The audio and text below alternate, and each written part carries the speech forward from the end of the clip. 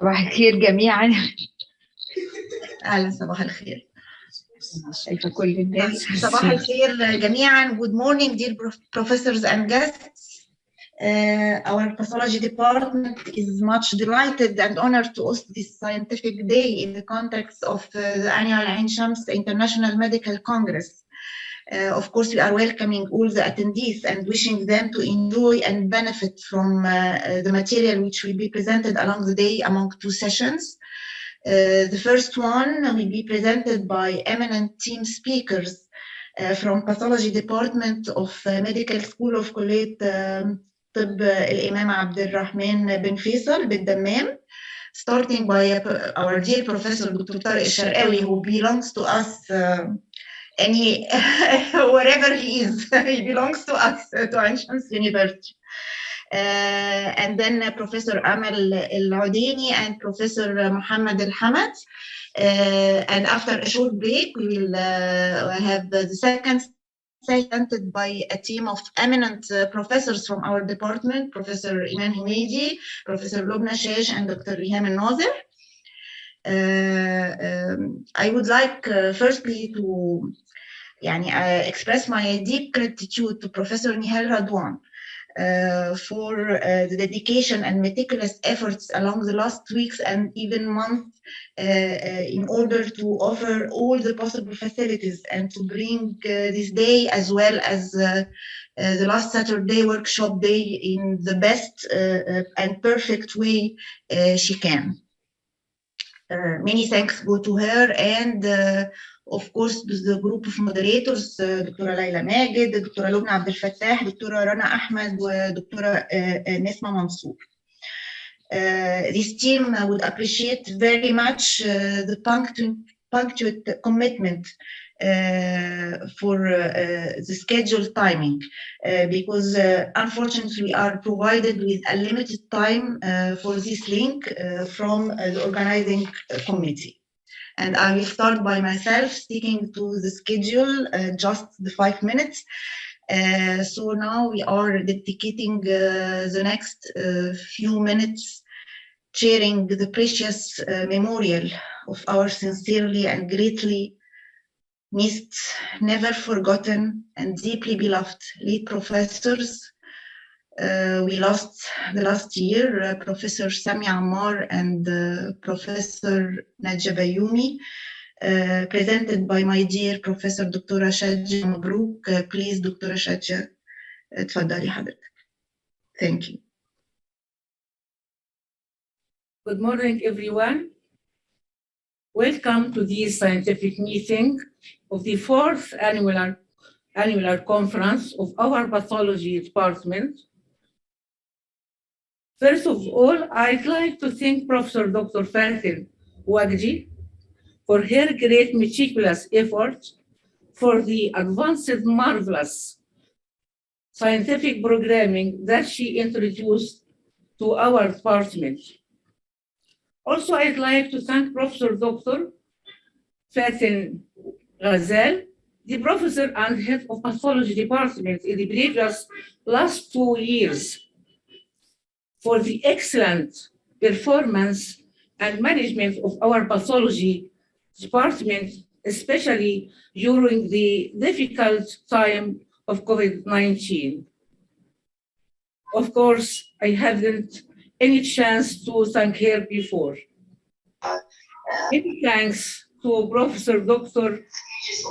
Nihal Radwan, the organizer of this scientific meeting.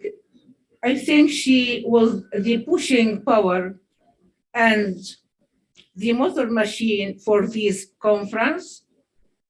She was taking care of everything about the conference.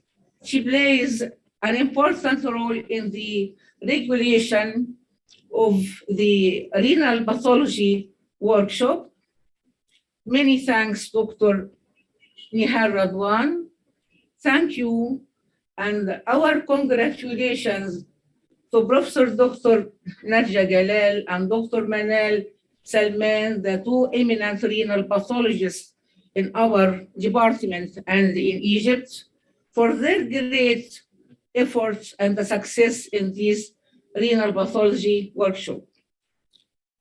الحقيقة يا جماعة أنا إن كنت بشكر الدكتورة فاتن وجدي والدكتورة نهال رضوان على المجهود العلمي العظيم اللي هم مقدمينه، أنا بشكرهم كمان على الشعور الجميل والإحساس الراقي والفكرة الجميلة اللي ادتنا التشانس to remember our professors، أعز الناس وأحب الناس إلينا، دكتورة سامية عمار والدكتورة نادية بيومي. أنا أعتقد إن ما فيش أي كلمات ممكن تديهم حقهم، لأنهم كانوا لينا القدوة طبعاً. الدكتورة سامية والدكتورة نادية كانوا الأم والأخت والصديقة لكل واحد فينا، كانوا بيحلوا لنا أي مشكلة، سواء مشكلة في الاسم أو مشكلة قابلتنا، بيحسسونا بالراحة والأمان. الحقيقة هم ادونا العلم وكمان ادونا الحب والحنان. ربنا يرحمهم إن شاء الله ويسكنهم أعلى درجات في الجنة بإذن الله. Thank you.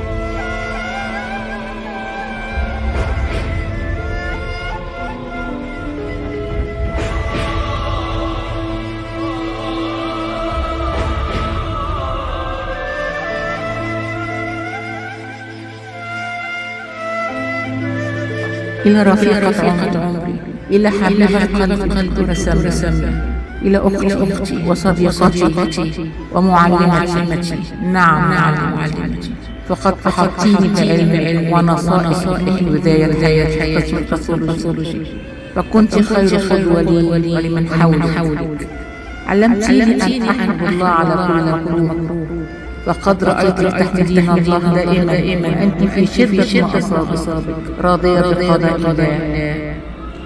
علمتيني أن الأستاذ هو من يتحمل المسؤولية ويخفف العبء على من حوله من زملائه، وليس عكس ما يحمل في هذه الأيام. صورتك لا تفرحني، ولكني مشتاق أراك، ولا أتخيل أن أذهب إلى قسم الباثولوجي ولا أجدك. وداعا توأم روحي، عزائي وصبري، إنك في أعلى درجات الجنة بإذن الله، وإنني سألتقي بك إن شاء الله. لا أعرف أين على ماذا أتحدث.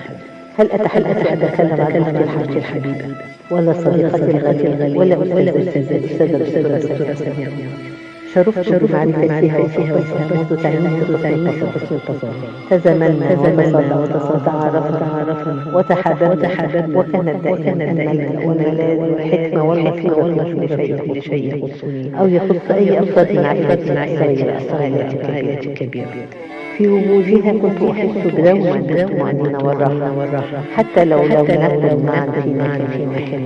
فهي دائما قريبة مني، ونصائحها عاقلة مخلصة كانت تشجعنا جميعا وتحثنا على فعل الخير بانتظام واستمرارية. كانت تشجعنا بكل الطرق ولا تمل من حثنا على ذلك. تركت صديقتي فراغا كبيرا بعد رحمي. لم يستطع أحد أن يملأ. جزاك الله عنها خير جزاء ورحم وغفر لك، وإلى اللقاء إن شاء الله.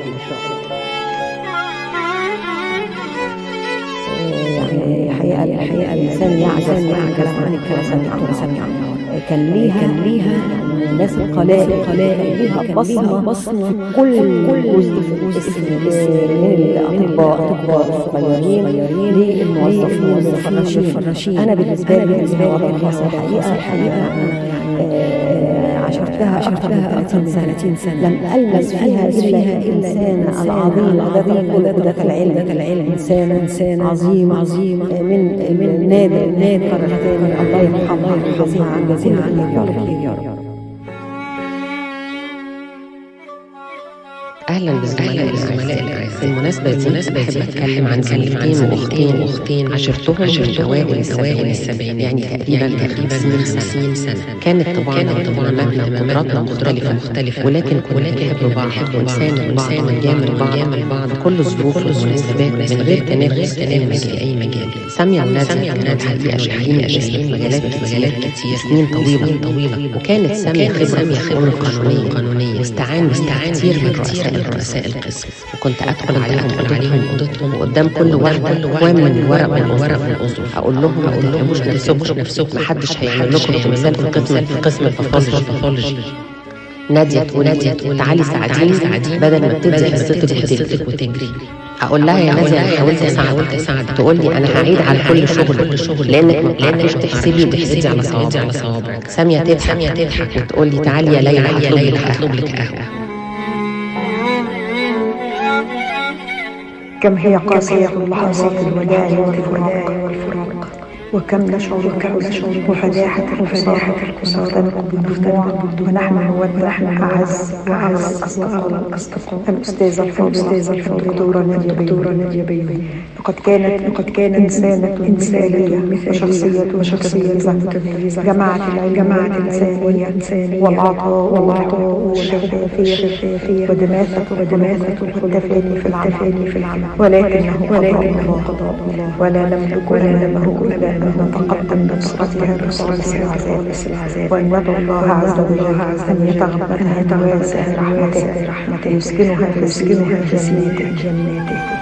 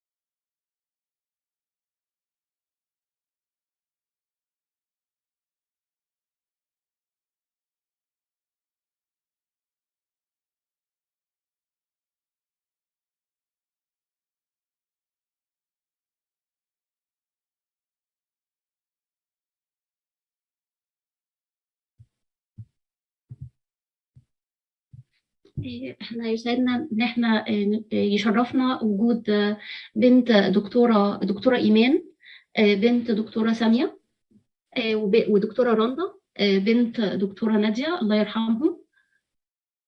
اهلا وسهلا دكتورة ايمان، واهلا وسهلا دكتورة رندا. اهلا وسهلا بحضرتك دكتورة نهال. مش عارفه اقول لحضرتك ايه، متشكره جدا جدا.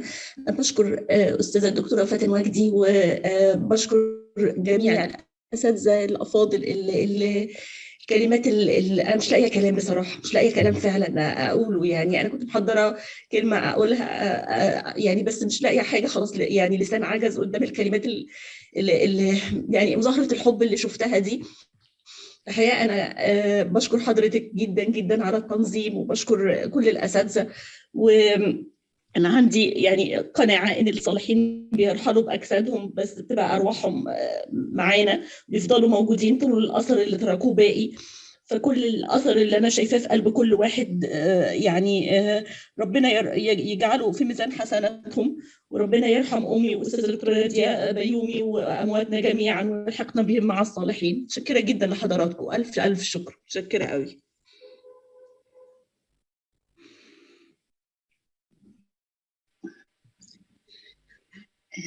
بسم الله الرحمن الرحيم. ووصينا الإنسان بوالديه حملته أمه وهنا على وهن وفصاله في عامين أن نشكر لي ولوالديك إلي المصير. صدق الله العظيم. أنا طبعا في الأول بحب أنا وإخواتي بنتوجه بالشكر للأستاذة الدكتورة فاتن وجدي رئيس قسم الباثولوجي وأعضاء هيئة التدريس جميعا. أول حاجة علشان عزونا في وفاة ماما حبيبتي، وعشان اللفتة الجميلة دي النهاردة. وطبعا أحب أشكر الدكتورة نهال رضوان، لأن بصراحة أنا عارفة طبعا ورا الكواليس هي عملت مجهود جبار كفايه الوقت اللي هي فرغته اللي هي تاخد تلم مننا الماتيريال اللي هي عملتها النهارده، فبشكرها جدا. هو طبعا الكلام النهارده صعب جدا بصراحه. الواحد لما حد من والديه بيتوفوا يعني بيمثل الحياه ماشيه تمام والدنيا كويسه، بس في الحقيقه لما يعني بتيجي سيرتهم او الواحد يشوف ناس من طرفهم او من ريحتهم زي ما بيقولوا، الموضوع بيبقى صعب جدا.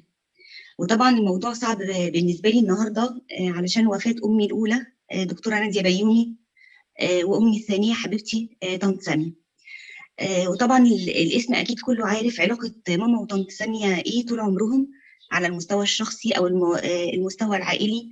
يعني انا بصراحه اتربيت انا واخواتي مع ايمان واحمد، فسبحان الله الصدفه برضو حتى اصدقاء في التأبين، فربنا يرحمهم يا رب ويرزقهم الجنه باذن الله.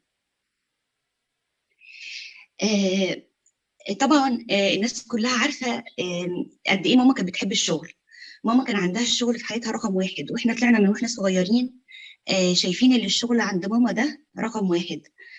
وهي حبيبتي اخر سنتين دول كان اكتر حاجه صعبان عليها فيها ليه ما بتروحش الشغل. وكنت كل ما اروح لها تقول لي وانا هخف واروح امتى، هخف امتى واروح الشغل. فربنا يجعله في ميزان حسناتها يا رب. واكبر ميراث بصراحه ماما سابته الحمد لله رب العالمين، اللي هي سابتني انا واخواتي احنا الثلاثه بنحب بعض وايد واحده، فربنا برضو يجعله في ميزان حسناتها ان شاء الله.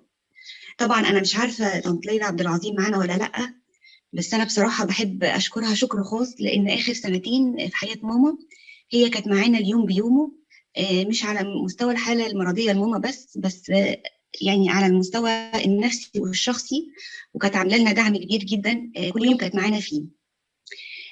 كمان عايزه اشكر دكتوره ميسه ودكتوره منال سلمان. بصراحه ماما تعبتكم كتير جدا وشغلتكم كتير جدا، ولما كنت بقول لها يا ماما اطلبي مني انا بلاش نتعب طنط ميسه ودكتوره منال، كانت بتقول لي هم بيحبوا يعملوا لي، مالكيش دعوه انت، هم بيحبوا يعملوا لي الحاجات دي. وبصراحه دكتوره منال سلمان زي ما يعني كل ام ساعات بيبقى ليها واحد من اولادها المفضلين، دايما بتكلفه اللي هو يعني يقدر لها طلباتها او يروح لها مشاورها والحاجات دي. والحمد لله ربنا كان منن عليا، وكان كانت امي مختاراني اللي انا اقضي لها مصالحها. كانت ماما برضو بنتها اللي في الشغل دكتوره منال سلمان، يعني بتحبها جدا جدا جدا، كانت دايما بتجيب سيرتها بالخير وتقول لي دي بنتي الرابعه. فانا بس حبيت اوصل لها يعني قد ايه ماما كانت بتحبها. وسبحان الله الناس كلها عارفه ماما روحها كانت فيا انا قد ايه، وانا روحي طبعا فيها. وزي ما قال سيدنا محمد صلى الله عليه وسلم: اذا مات ابن ادم انقطع عمله الا من ثلاث: صدقه جاريه، وعلم ينتفع به، وولد صالح يدعو له. وعهد علي يا ماما ان شاء الله انا واخواتي ان عملك ما ينقطعش ابدا ان شاء الله طول ما احنا على وش الدنيا وبعد الممات، والى لقاء قريب ان شاء الله باذن الله تعالى. وشكرا لكم كلكم على المجهود الرائع. ميرسي قوي.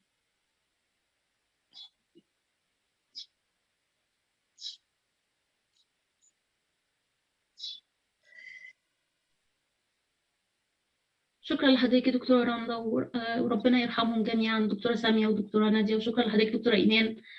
إن شاء الله نستكمل اللقاء بإذن الله. دكتورة سناء اتفضلي حضرتك.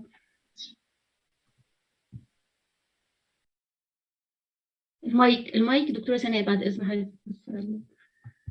صباح النور.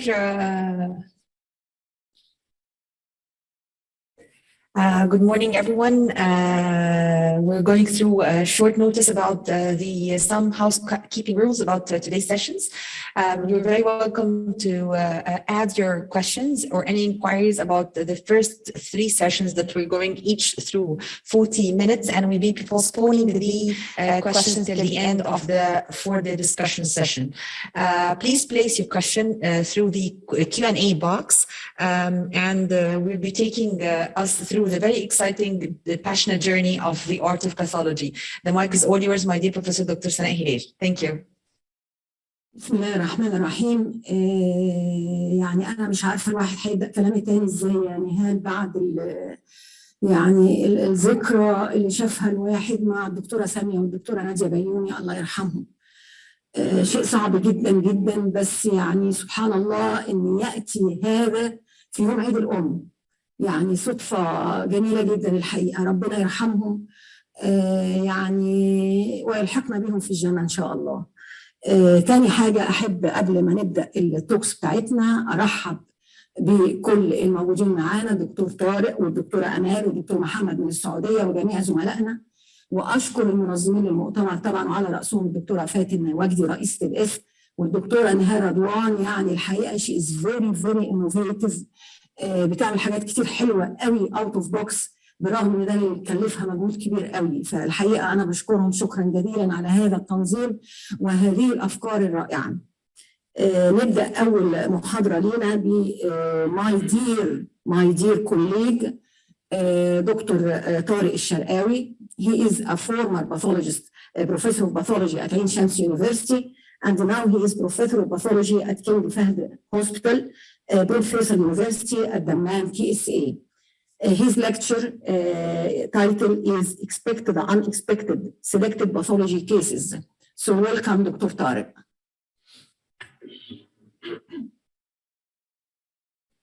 دكتور طارق. اهلا وسهلا دكتور سناء، شكرا جزيلا. Can I share screen?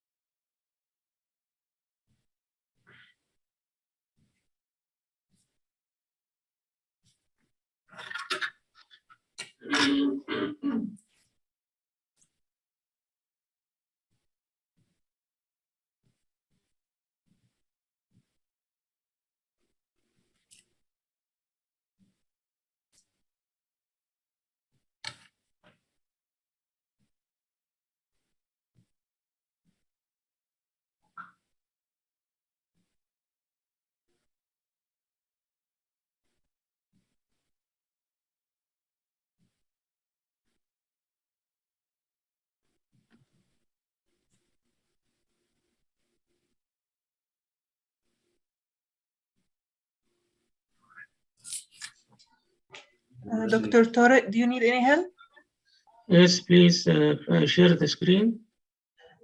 Yes, you can share. Okay.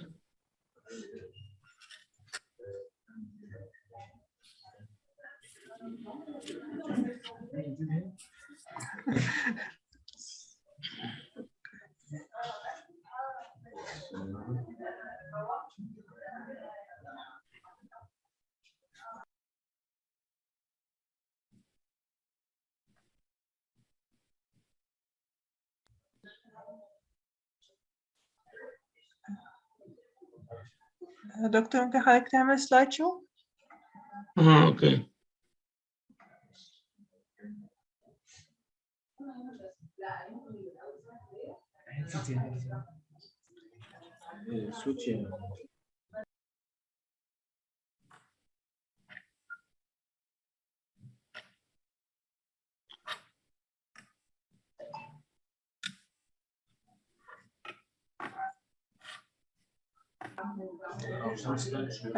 دكتور ممكن حضرتك تقفل البرزنتيشن وتفتحها تاني؟ اوكي. ستوب شيرنج الأول.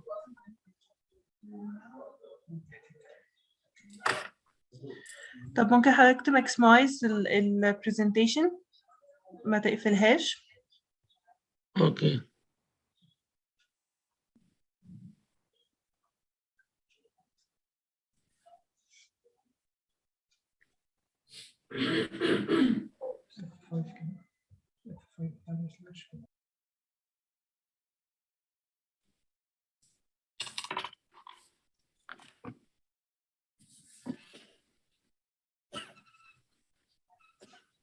تمام يا دكتور، ممكن بقى سلايد شو؟ تمام مظبوط، ممكن حضرتك تبتدي. اوكي. Assalamu alaikum. It's an honor to share in this 42nd Ancients International Medical Congress and the 4th Annual Conference of the Pathology Department, and representing a group of 3 pathologists from Imam Abdurrahman bin Faisal University within the framework of cooperation between the 2 universities. As a matter of fact, I consider myself a member or one of the members of Ancients Pathology Department, being worked for more than 30 years in this department.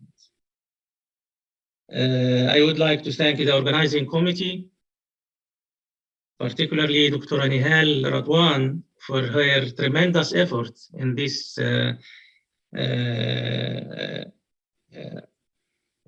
Congress, and also Dr. Fatin Wagdi, the head of the department, for her kind invitation.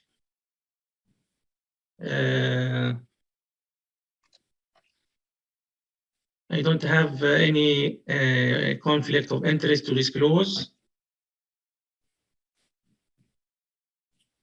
The idea of my work, of my presentation today, actually is directed to our residents and our junior pathologists, who I am always telling or teaching our postgraduate students that pathology is context, pathology is context. But today I will go out of box and show them some cases that are not related to context. We should expect sometimes unexpected results in our pathology reports. Yes. And we should tell the clinicians that they should expect unexpected things. I have to thank the members of my colleagues in the pathology department, because some of them supply me by a couple of cases of this presentation. This is our university campus, and this is the Faculty of Medicine in the campus, and this is our King Fahd Hospital of the University in Khobar, the university campus in Dammam and the hospital in Khobar. So the first case is a 19-year-old Saudi male with 2-month history of right lower quadrant abdominal pain with diarrhea and subjective weight loss. He has symptoms of anemia. CBC shows leukocytosis, and the important point here is eosinophilia. Peripheral eosinophilia, 40%. Radiology shows thickened ascending colon, marked thickening of the ascending colon, and the barium radiological study shows the so-called marked narrowing of the ascending colon. They call it in the radiology apple bite appearance, with impending intestinal obstruction. Colonoscopy shows marked thickening of the ascending colon, the entire ascending colon. So they have taken colonoscopic biopsy. Their clinical differential diagnosis was malignancy versus inflammatory bowel disease. They have taken colonoscopic biopsy, and it shows marked congestion and active inflammation with eosinophils, marked eosinophilic infiltration. So the colonoscopic biopsy diagnosis was chronic mucosal active colitis with tissue eosinophilia. The clinician here translated this diagnosis as eosinophilic colitis. And this is a big mistake, because tissue eosinophilia does not mean eosinophilic colitis. Tissue eosinophilia means eosinophils, increased eosinophils in the colon, which means so many things. Might be allergic, might be parasitic, might be anything, but that does not mean eosinophilic colitis. But the clinician here considered the case eosinophilic colitis, so he started a treatment of the patient with prednisolone with periods of remission and on and off symptoms. The patient readmitted after that and presented with aggravated right lower quadrant abdominal pain with distension and watery diarrhea. So the clinician increased the cortisone, increased it up to 40 milligram per day, and the condition is worsened with the leukocytosis increased more, ESR increased. Radiology shows marked thickening of the ascending colon, and even the left side of the colon started to be similar to the right side, start to be thickened, even the left side. The patient entered to impending intestinal obstruction. So they decided to go and do right hemicolectomy with primary ileocolic anastomosis. We received the specimen of the right hemicolectomy. This is the ileocecal junction. And this is the specimen, the right hemicolectomy with extensive thickened ascending colon with markedly infiltrating mass. So the differential here might be lymphoma, might be GIST, might be carcinoma.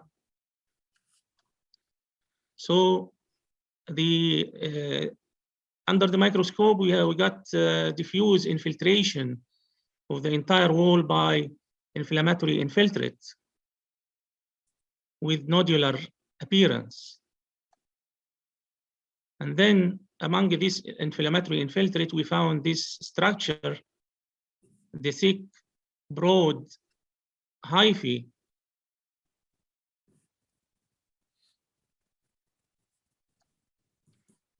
Thick, broad hyphae, and with some of them septated, and with this characteristic eosinophilic material radiated from this thick, broad hyphae. It has many shapes, rounded and elongated hyphae, together with multiple eosinophilic abscesses.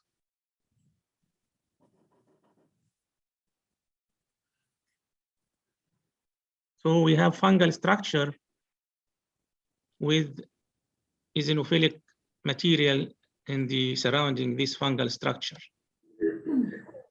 So this eosinophilic material, we call this Splendor-Hibley phenomenon. Splendor-Hibley phenomenon is actually a antigen antibody reaction of the host to the fungal structure present in the colon as a sort of allergic reaction, antigen antibody reaction, probably type 2 or type 3 reaction. Actually, it is not restricted to this type of infection or fungal infection. We might see it in so many types of infections, not only for this specific type of infection. You might see it even with bilharzial ova. Again, we see a lot of fungal hyphae with this specific type of fungal infection. Sometimes it is with branched hyphae, with obtuse angle or right angle. This is BS stain. So what we are dealing with here, the inflammation is extending to the pericolic fat. So the diagnosis was invasive, deep fungal infection consistent with colonic basidiobulomycosis. This is a specific type of fungal infection with this specific morphology. Of course, we have to make sure of this type of fungal infection. It is crucial to know this diagnosis because, as we are going to see, it needs a specific treatment. It does not respond to the conventional amphotericin B, to the conventional antifungal treatment. It responds to specific antifungal treatment that is the oral voriconazole. The patient, after taking this treatment, improved dramatically, and even the left side of the colon that was started to be thickened improved dramatically, and the patient is doing well till now. So the gastrointestinal basidiobulomycosis belong to the group of the zygomycetes. It is usually present in the soil, in the environment. Of course, it is rare, but it is present worldwide in the soil.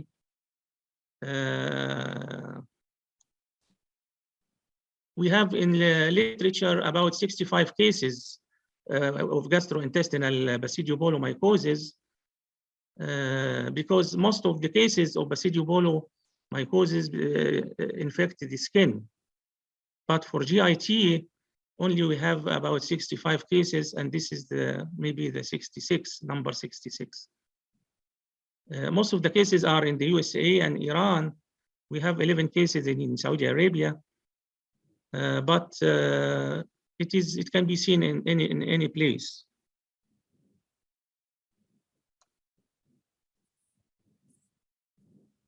Of course, any fungal infection can occur in the GIT, but this type we should be aware of because the treatment is totally different.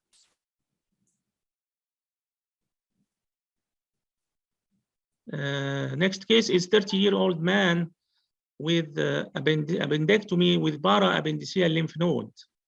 The clinician sent the appendix with attached para-appendiceal lymph nodes. So we have here the appendix, and he sent the appendix with thick capsule and attached to it the lymph node.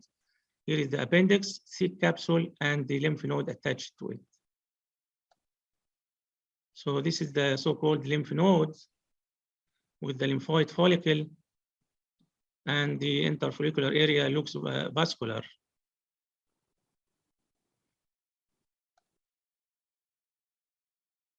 Germinal center,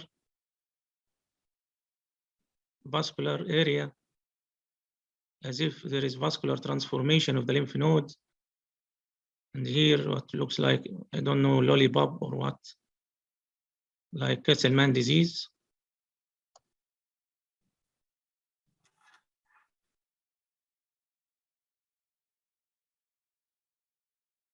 But we have to think about outside the box.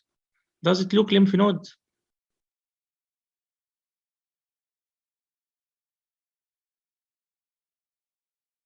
Why not to be something rather than lymph nodes?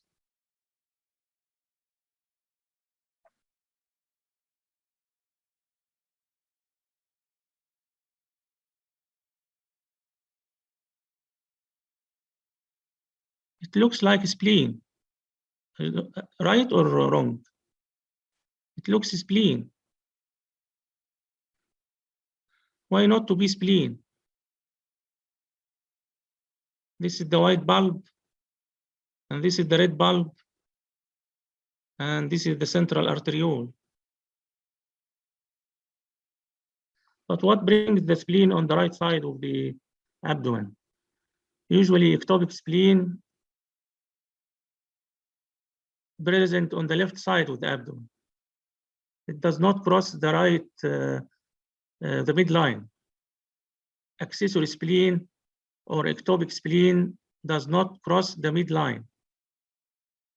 According to the embryology, it does not cross the midline. Usually on the left side of the abdomen. So in the beginning, we were about to write it lymph node with vascular transformation of the lymph node. And then we thought about it, why not spleen? But what brings the spleen on the right side of the abdomen? Embryologically, it doesn't fit. So we have 2 points. We need to prove that this is spleen, and we need to explain how the spleen comes to the right side of the abdomen. So how to prove that this is spleen? This is the red bulb of the case the case we have, and this is the magic stain that proves that this is spleen.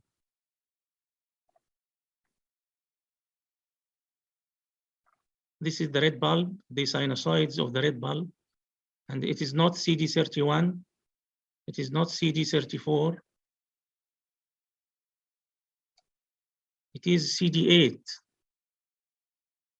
CD8 stain the red bulb of the spleen. CD8 stain the red bulb of the spleen. So this is definite evidence that we have what we have is the spleen.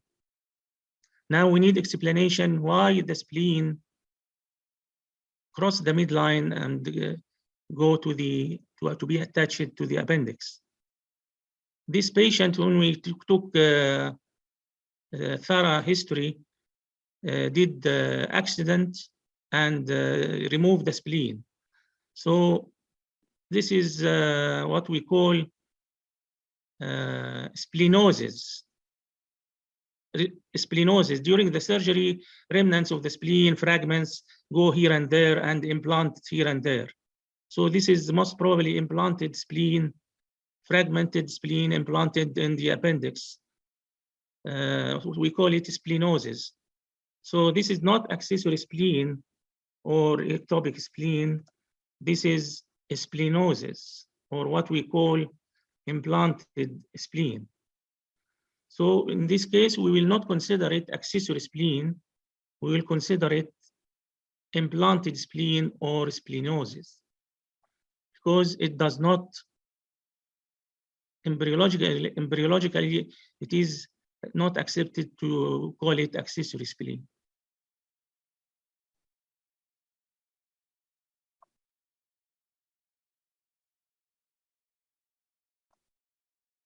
Case 3, 45-year-old man with huge intra-abdominal mass attached to the stomach, small bowel, and pancreas. And the clinical and radiological diagnosis is GIST. So this is what we have. The mass is infiltrating the pancreas.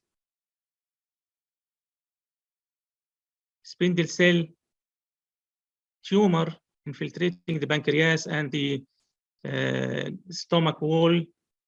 Spindle cell running in bundles and fascicles. c-KIT is positive. CD34 positive. DOG1 was not available at that time. Is it enough to diagnose GIST? My resident came to me and said, okay, we will write it as GIST. At that time, we don't have DOG1. So she came to me and said, okay, doctor, we will we'll put it as GIST. I told her, do beta-catenin. And this is beta-catenin, strong diffuse positivity nuclear stain.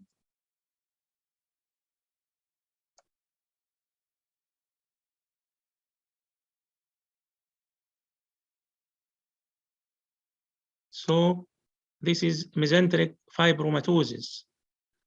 Mesenteric fibromatosis stained positive with CD34 and with with the c-KIT. But DOG1 is the differentiating point. And unfortunately, we don't have DOG1 at that time. So we were about to fall into a mistake and diagnose it as GIST. Mesenteric fibromatosis is positive in both c-KIT and CD34. So we should be cautious. If we don't have DOG1, in this case, we should go and do beta-catenin, which is negative in GIST and positive in mesenteric fibromatosis.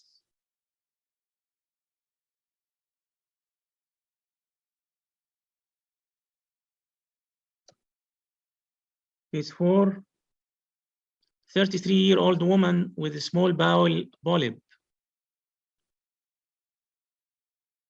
We have here no problem. We have hamartomatous polyp.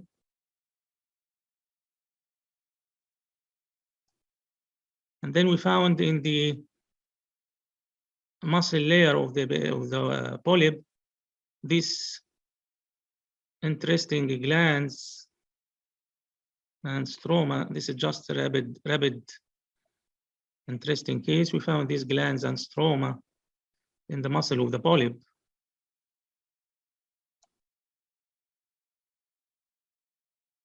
Not a big deal. Of course, this mass, these glands and stroma within the polyp, we stained the stroma with CD10 and turned to be positive. And these glands positive for ER, so it is a hamartomatous polyp with endometriosis. It is very rare to find this, unusual to find the polyp with endometriosis.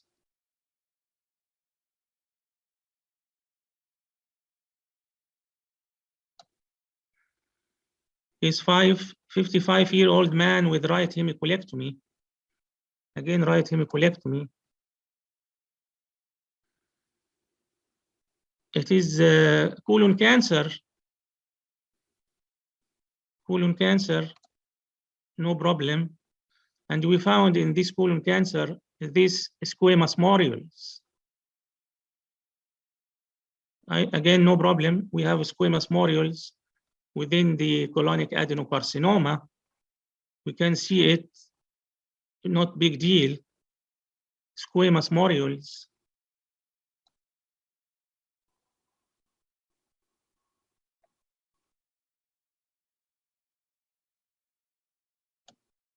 What bothers me here, this is squamous modules. We call it squamous modules, or what we call microcarcinoid. Microcarcinoid.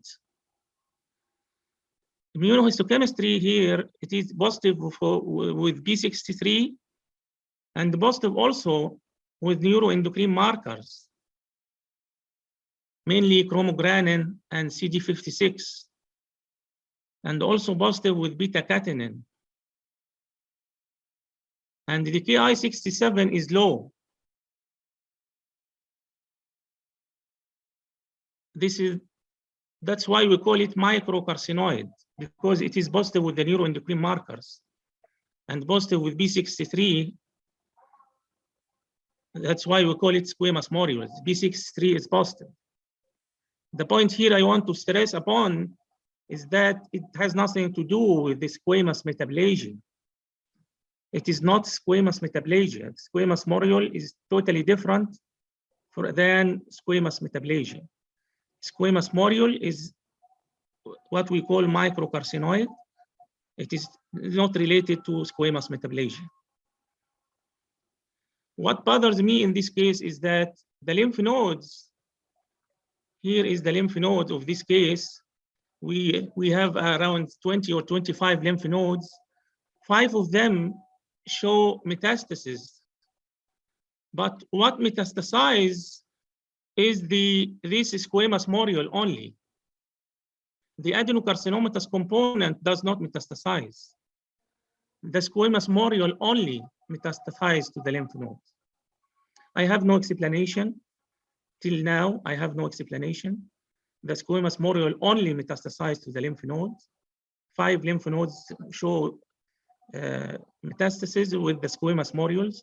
The adenocarcinoma component does not metastasize. I have contacted Dr. Elizabeth Montgomery with this case, and she doesn't have any explanation for that. She told me it is an interesting case. She has no explanation. And also I contacted Dr. Mahmoud Khalifa. He said he doesn't have explanation for this also. And we are working on this case to try to find explanation. why the memorial metastasize and the adenocarcinoma does not, although the reverse is the expected to happen. Case 6, 40-year-old woman with thyroidectomy. This is BTC, thyroid with papillary thyroid carcinoma. And then we found adjacent to it solid sheets of rounded cells. Solid sheets with rounded cells adjacent to the BTC. The solid sheets are formed of rounded to indented nuclei and together with eosinophils. Those solid sheets are positive for S100 and positive with CD1A. This is CD1A, nice membranous stain. And this is the BTC, positive for cytokeratin, and the solid sheets positive for S100 and CD1A. So we have here collision tumor, BTC with Langerhans cell histiocytosis. And what is the relation between both of them? Both lesions share the same BRAF mutations. When we have a macro dissection with my colleague, Dr. Muhammad Al-Hamad, he is going to present interesting presentation today. Macro dissection of the Langerhans cell histiocytosis from the slide and the BTC, we find that both of them have share the same BRAF mutation for both V600K and V600E, share the same BRAF mutation after doing the DNA extraction.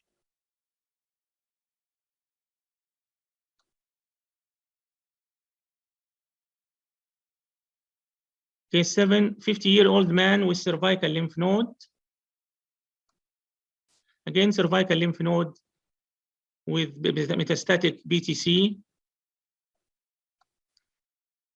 metastatic papillary thyroid carcinoma. But the lymph node also showed sheets of lymphoproliferative lesion.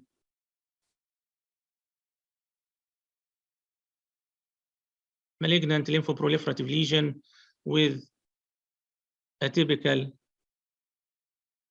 lymphocytes, large atypical lymphocytes, positive for CD20, CD79A. So we have here metastatic BTC within diffuse large B-cell lymphoma of the lymph nodes. So this is an example of tumor-to-tumor metastasis. Tumor-to-tumor metastasis, the BTC metastatic to the malignant lymph node. Last case is 65-year-old woman. This is a very fresh case, just a couple of days.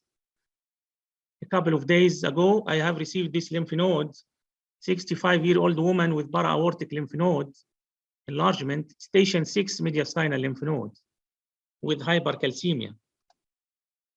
It is very pale lymph node with this proteinaceous material replacing the entire lymph node with multinucleated foreign body type giant cells.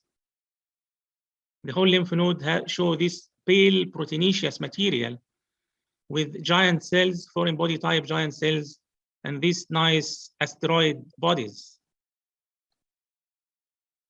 Most of the giant cells have these nice asteroid bodies. You see the asteroid bodies? Most of the giant cells have these asteroid bodies. This is the, you see, frequent number of asteroid bodies. I thought of cases of silicone-induced lymphadenopathy. I told the clinician to ask the patient whether she had breast augmentation or something like that. He asked the patient, she gave history of breast reduction, not augmentation, breast reduction and abdominal liposuction. So I went back to the literature. I found adverse reactions to injectable soft tissue fillers.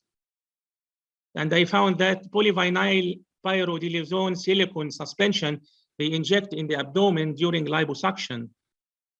So this might be a reason behind this proteinaceous lymphadenopathy.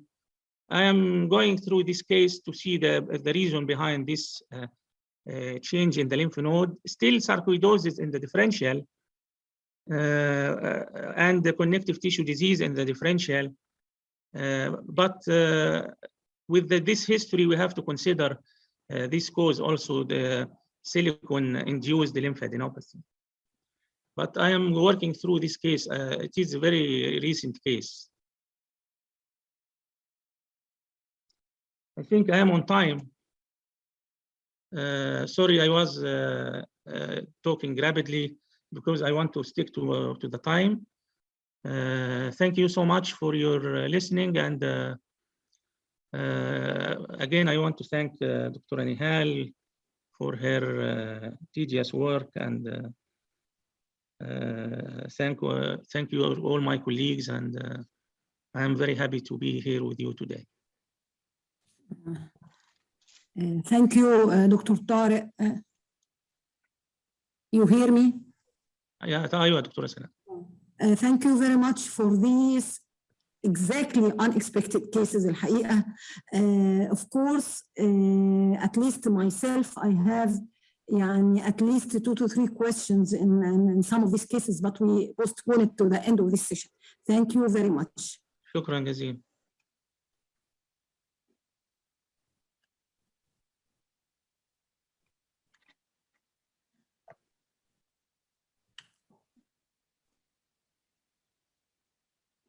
Thank you very much, Dr. Tariq Al-Sharqawi. شكرا دكتورة نهال. Very interesting cases, and also I have a lot of questions, but I will postpone them till the end of the session. Now we'll move to the other presentation by Dr. Amal El Aldeni, Assistant Professor of Pathology, Imam Abdurrahman bin Faisal University at Dammam, KSA. Thank you for joining us, Dr. Amal, and let me give you a short note about her rich CV, because I'm so proud to have you with us today. She is a pathology consultant, a fellow of the Royal College of Physicians of Canada, a consultant of pathology, and especially bone and soft tissue pathologist. And for my good luck that I'm interested in this sector also, which is the bone pathology, and I'm sure we'll have side talks about this topic. Also, she is Medical Laboratory Department Director, King Fahd University Hospital, and she holds a fellowship in soft tissue and bone pathology. Again, I will not miss this opportunity to talk with you. She is a member of United States and Canadian Academy of Pathologists, and also a member of Scientific Committee of Saudi Cancer Foundation. Okay, thank you again, Dr. Amal, for joining us. And the topic will be presented by Dr. Amal is soft tissue pathology, a pores of cases and updates. تفضلي دكتورة أمل. Thank you very much, Dr. Nahed, Prof. Nahed, for this kind word and nice introduction. It is my pleasure to be with all these esteemed panelists and members of the pathology department at the prestigious Ain Shams University. Thank you very much. I'm gonna share my screen. I hope you can see it now. Please confirm if you do.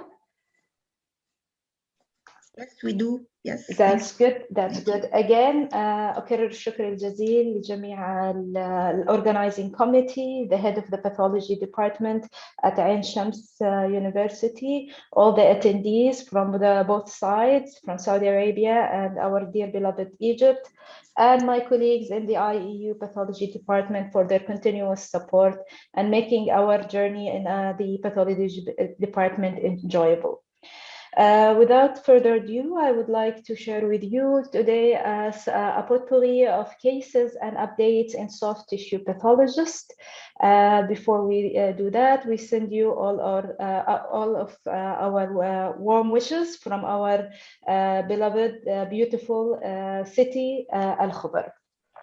The cases that were chosen today, they were chosen based on either they're new entities in the pathology of soft tissue, or they are existing entity with updates in the management or the genetic makeup of it, or it has a new updates in the clinical implication and the clinical treatment of these diseases.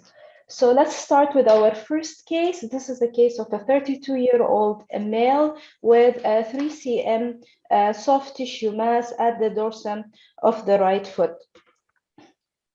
An incision, this is a section from excisional biopsy.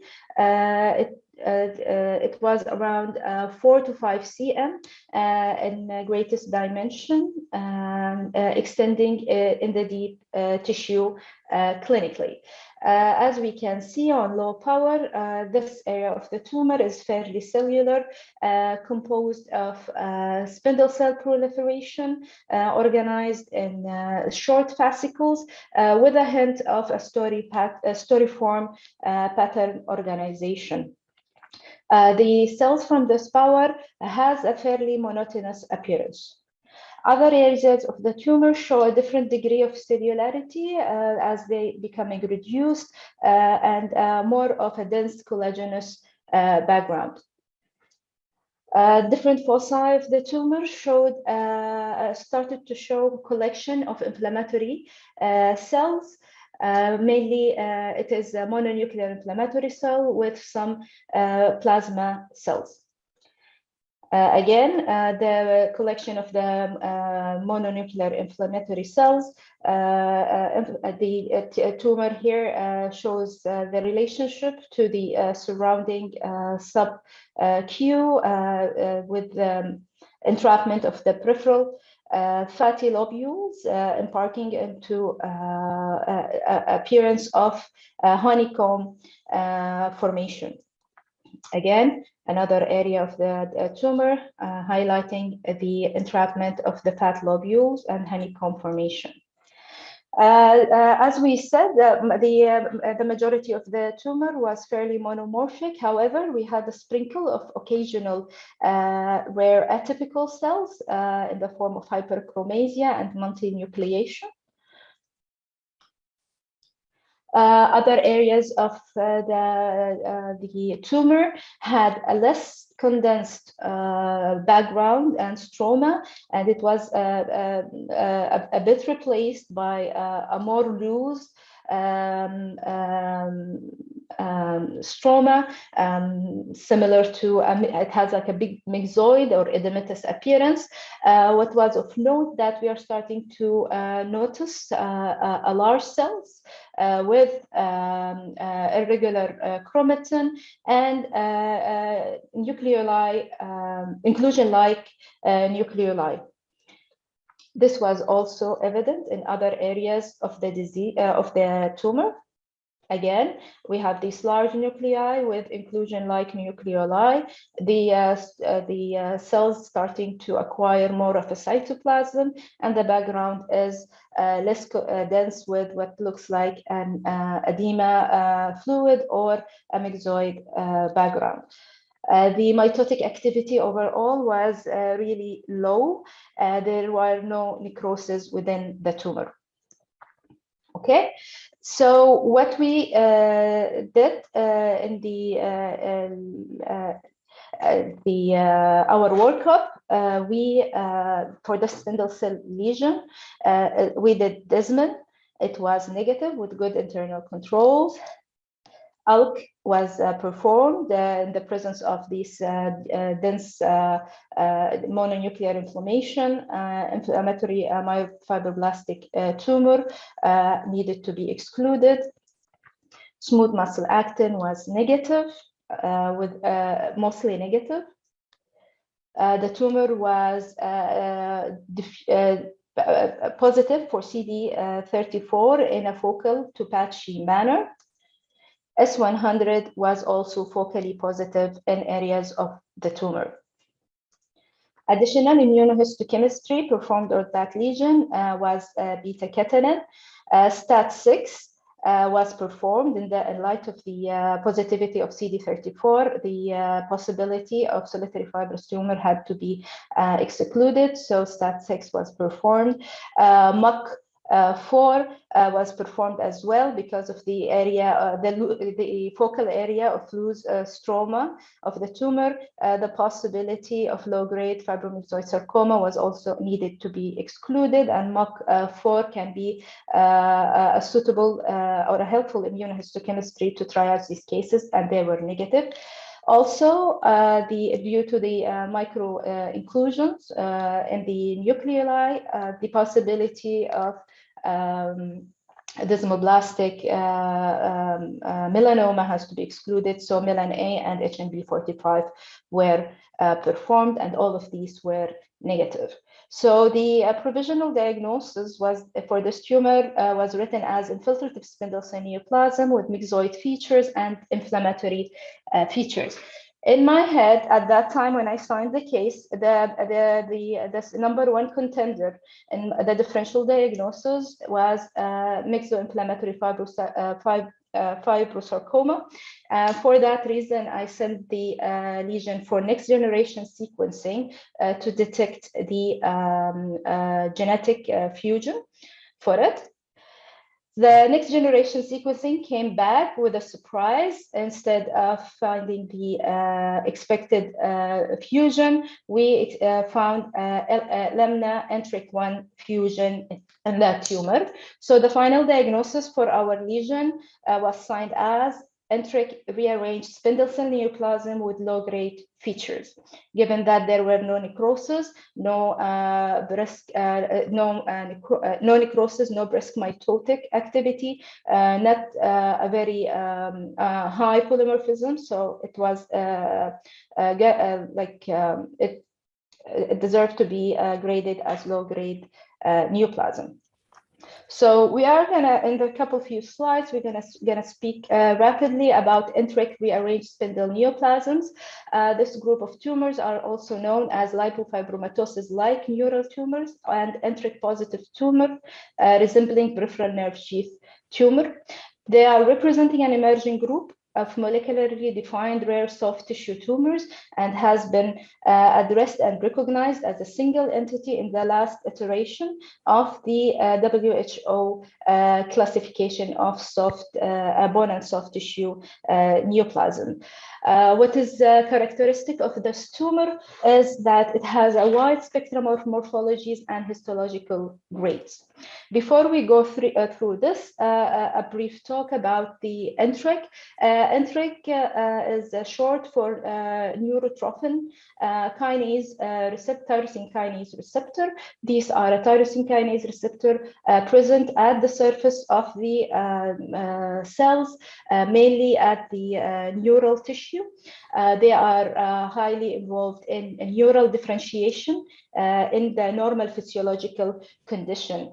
The genes, they are NTRK1, 2, 3, and 1, 2, and 3, and they codes for 3 receptors, which are TRK A, B, and C, and their ligands are neurotrophin 3, 4, and the others mentioned here. Usually, upon activation of these receptors, downstream activation of different pathways starts, mainly the RAS-RAF-MEK the pathway, the PI3K mTOR pathway, and PLC gamma pathway. All of these pathways will result into a transcription activation at the nucleus to help mainly to differentiation and survival of the neural tissue. Recently, more and more data are emerging about the enteric involvement in the oncogenesis in different tumor. Here we can have a diagrammatic representation of the distribution and frequency of enteric fusion in adult and pediatric tumor. In the adult tumor, the prototype for enteric fusion with more than 90% frequency is at the mammary analog secretory carcinoma of the salivary gland and the secretory breast carcinoma. However, in the pediatric age group, it is highly frequent in the secretory breast carcinoma, infantile fibrosarcoma, and cellular and mixed congenital mesoplastic lymphoma. The other tumors that have enteric fusion, reported enteric fusion, are really a lot, but it has a different frequencies. The moderate frequency happens with thyroid cancer, gastrointestinal tumor and spitzoid tumors in the adult, and papillary thyroid cancer in the pediatric. All other tumors are reported to have less than 5% frequency of enteric fusion, including sarcomas in the adults and high-grade gliomas in the pediatric age group. Since 2016, there were literature started to emerge reporting recurrent enteric 1 fusion in the domain of soft tissue tumors.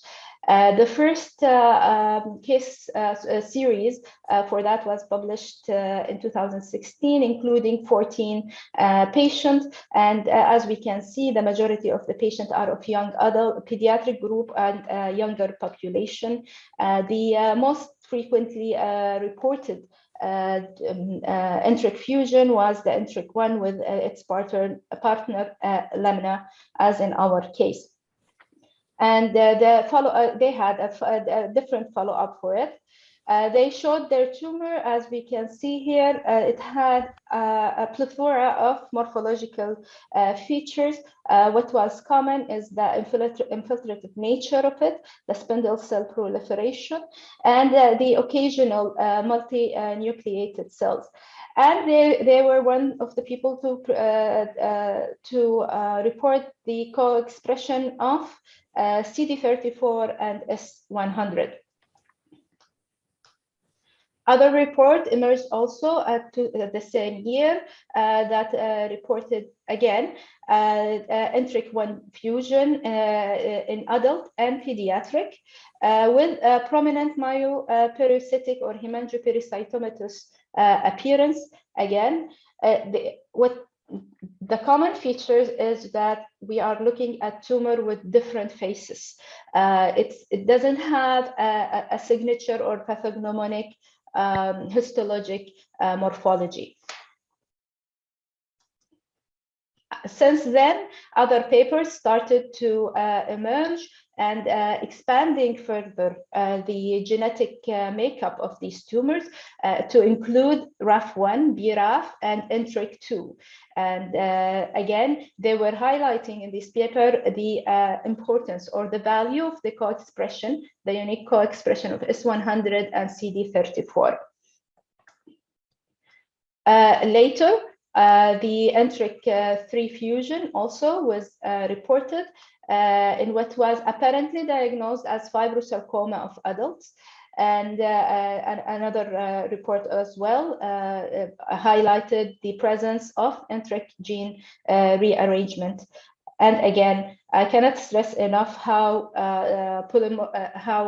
non-specific is the morphologic appearance on H&E. Most of these reports highlighted that the most common enteric fusion is enteric 1, and they have multiple partners, but the most common one is the partnership with lamina gene. But all of these are the ones shown here are potential partners for these fusions. Clinically, how they present, most of these tumors occur in the first 2 decades of life. They can present as superficial or deep tumors in the extremity or trunk. Histopathologically, as we saw, it's a morphological spectrum. Immunohistochemistry is non-specific and very variable, I have to say, but most of these reported the co-expression of S100 and CD34 in the absence of other neurological markers like SOX10, and of course H3K, 27ME3, histone methylation and expression is retained in this tumor, which exclude the possibility of low-grade malignant peripheral nerve sheath tumor. Even the co-expression of the S100 and 34, it's reported to be variable among the reports. What is specific immuno for it when it is present is that the majority of these tumor express pan-TRK positivity by immunohistochemistry. What about the prognosis? The data are still emerging, and but so far what we know that the prognosis at this time is related to the histologic grade. If it is low-grade tumor, there is a propensity for local recurrence if incompletely excised, but none reported to be metastasizing to other parts of the body. If it has a high-grade tumor, may show aggressive clinical behavior with metastatic spread to lung and other organs.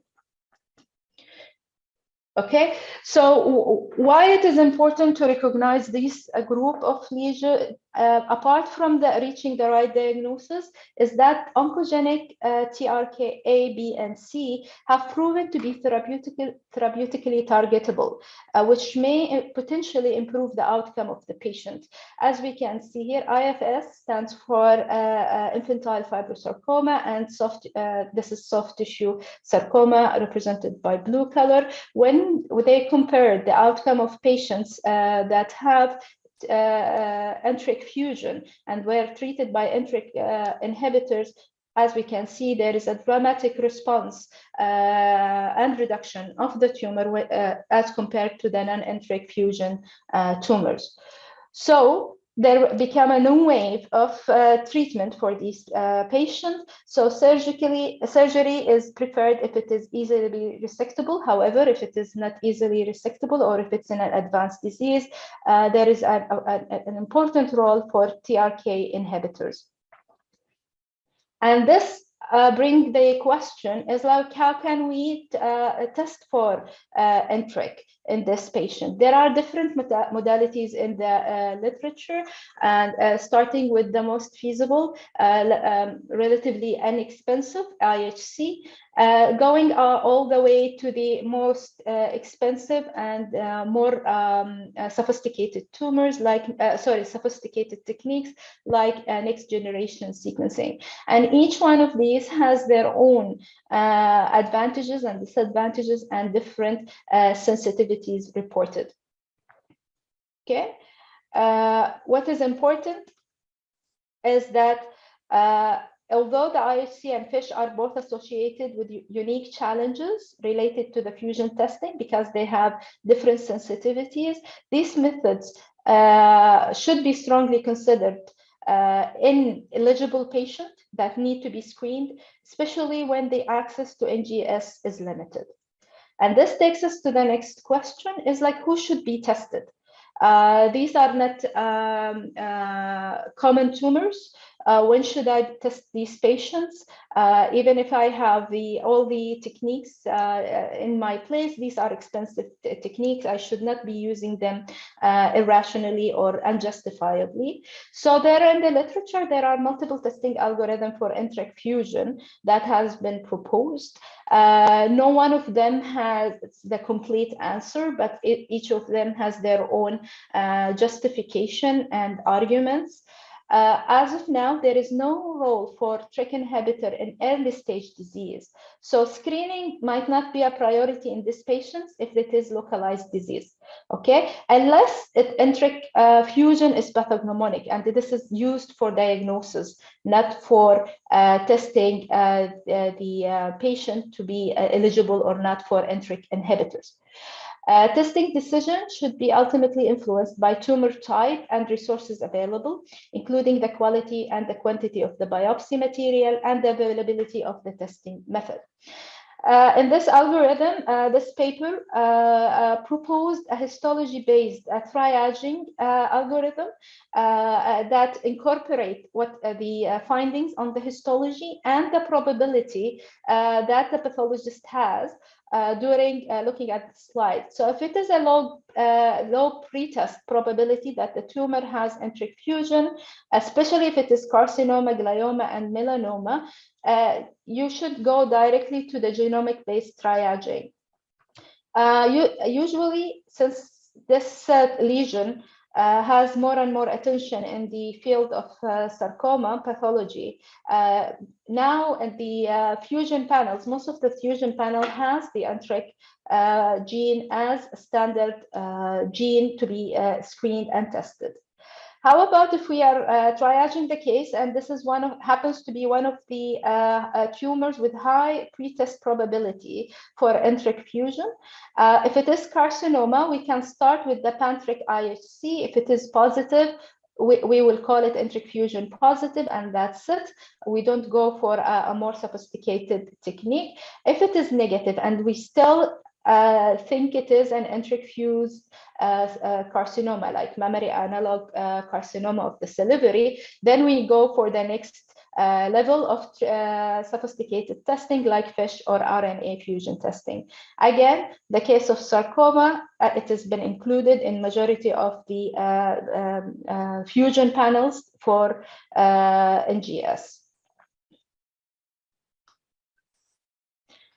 Just before we leave the subject, this is just it's a non-comprehensive list of spindle cell tumors that are reported to have NTRK rearrangement, and I'm sure if we meet again later, this list will be increasing as the more and more reports are being published. So we have the lymphofibromatosis like neural tumor, adult fibrosarcoma, infantile fibrosarcoma, infantile NTRK-associated mesenchymal tumors.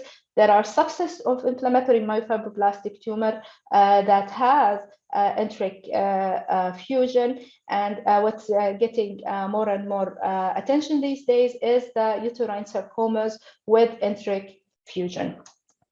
So in conclusion, NTRK rearranged mesenchymal tumor is an emerging entity with wide morphologic spectrum. A clue is a frequent co-expression of S100 and CD34 by IHC. It has a variable clinical behavior, and it has a targeted therapy.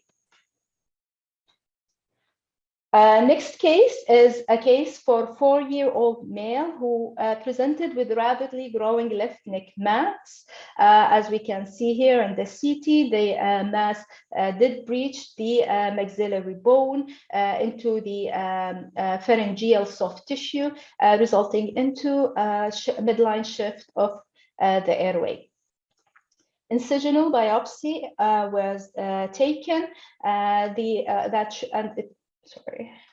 It showed moderately cellular spindle cell neoplasm with the fascicle, let's say like variable length fascicle. On higher intermediate power, we again appreciate the bland appearing spindle cell proliferation, arranging themselves in fascicles. certain areas of microcyst formation, and the very evident RBC extravasation. And this proliferation happened on a background of dense collagenous stroma. In this field, we also appreciate what looks like a multinucleated giant cell. So this is a case that we approach morphologically in the box or in the realm of head and neck spindle cell lesion in the pediatric age group.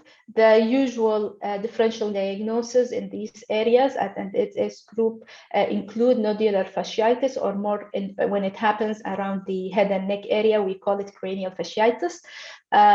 We need to think about spindle cell rhabdomyosarcoma, inflammatory myofibroblastic tumor, solitary fibrous tumor, although morphologically it's less likely, and desmoid type fibromatosis.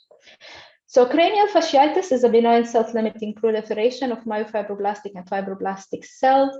Usually it presents the first 2 years of life with a male predominance, arise from deep facial layers of scalp and underlying periosteum, and involves the soft tissue of scalp and underlying skull. As we can see, it had this microcystic areas and some multinucleated giant cell with extravasation of RBCs. And they are usually SMA positive and Desmin negative. Sorry. Usually, this lesion has recurrent translocation involving USP gene with MYH9.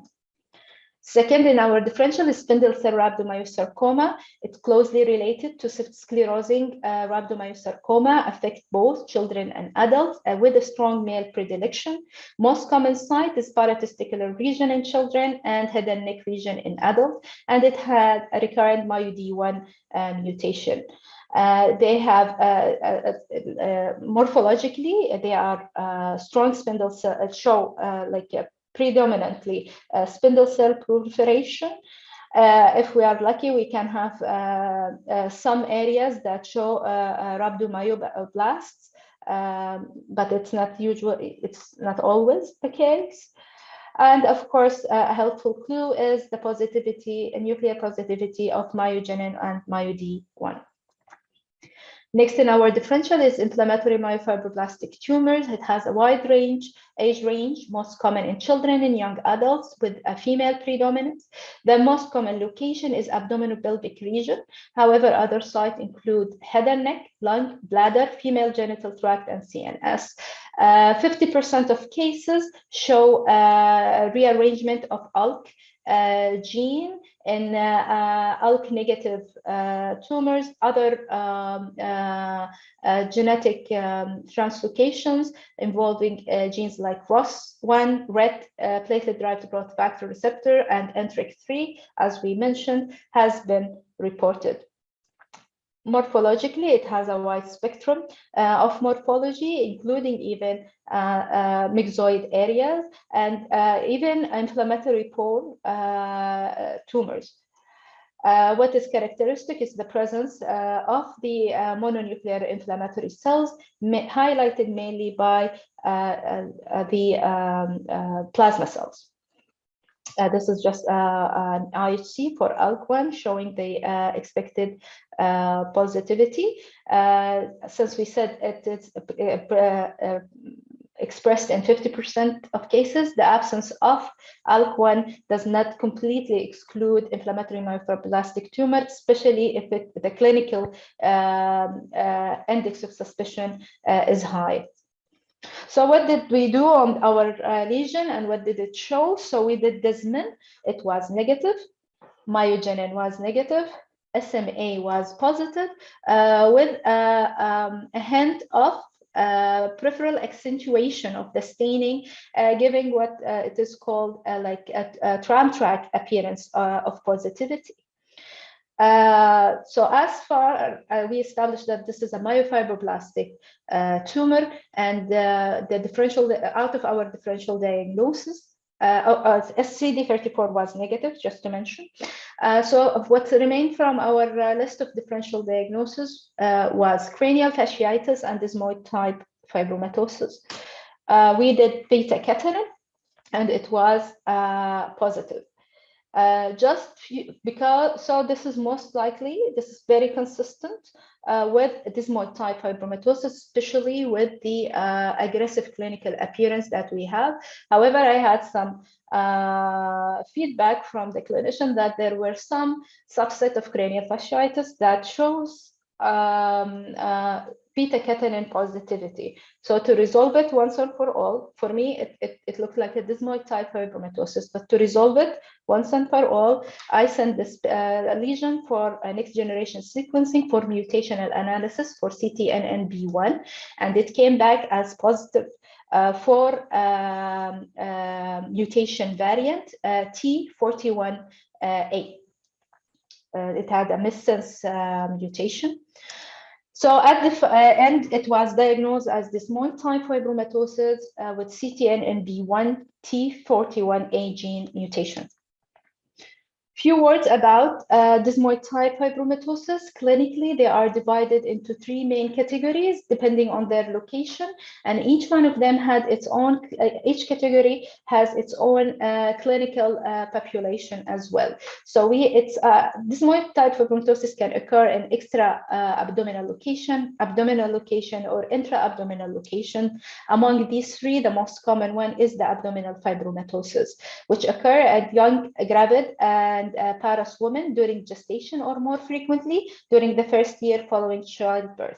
Rare example of abdominal fibromatosis has been reported in children and both genders and adult men. The second most common is extra-abdominal fibromatosis, which affects the deep soft tissue of muscles, usually at the shoulder, pelvic girdle, and thigh, and it's mainly occurring in adolescent and young adults. So our patients fall at this category. The final category is, and the least common category, is the intra-abdominal fibromatosis, also known as pelvic fibromatosis or mesenteric fibromatosis. These usually are associated with familial adenomatous polyposis and Gardner syndrome. Excuse me. Just before we go to the clinical presentation and the pathological presentation, a quick overview at the clinical molecular pathogenesis of desmoid. It is a result of activation, abnormal activation or oncogenic activation of the Wnt signaling pathway in the fibroblast. In the right side of the picture, this is what this is the situation when the receptor, beta catenin receptor, is not activated. So the both receptors are away from each other. The component of the receptors are away from each other. That results to the binding of catenin to the inhibiting complex and its phosphorylation. And this will mark it for degradation intracellularly, so it gets proteolized and prevented from going to the nucleus to stimulate the transcription. In case of activation of the tumor of the receptor upon binding of Wnt to the receptor, and the pathway will be activated to inhibit the inhibiting molecule. Thus, it will release the beta catenin, and the free beta catenin then can translocate to the nucleus and bind the transcription factor and initiate the gene transcription.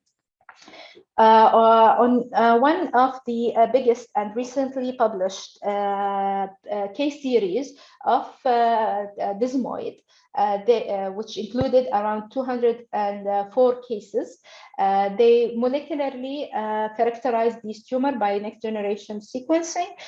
Still, the CTNNB1 is the represent the majority of the mutations in fibromatosis, more than 80% of it. Out of these mutations, the mutation at the locus T41A is the most common, followed by S45 and F and S45B. Of note that the prevalence of mutation of CTNNB1 mutation is higher in the adult age group compared to the pediatric age group. And what they also showed that the immunohistochemistry staining is a good non-expensive surrogate marker for the mutation status, as it was correctly positively expressed in most of the mutated CTNNB. Also, what was interesting is that the beta-catenin was also positive, even in the cases that were reported to be wild type with no mutation in the CTNNB1. So, which implicate that there is another methods or other pathways that are involved in the activation of the beta-catenin other than the Wnt signaling pathway.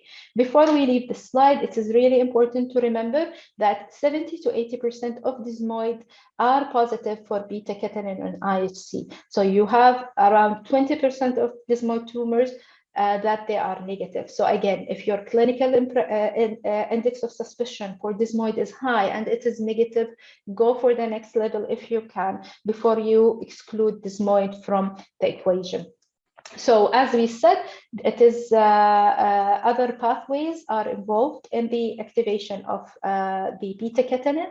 The list is really long, including Hedgehog signaling pathway, Notch, JAK-STAT, PI3, TGF-beta growth regulatory signal, and estrogen-driven pathway.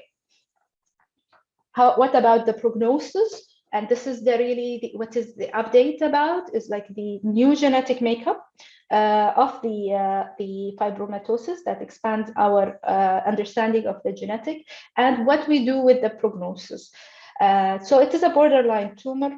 Although the mortality rate of the desmoid is very low, the unpredictable nature of the disease still brings challenges to the clinical treatment for our treating surgeon.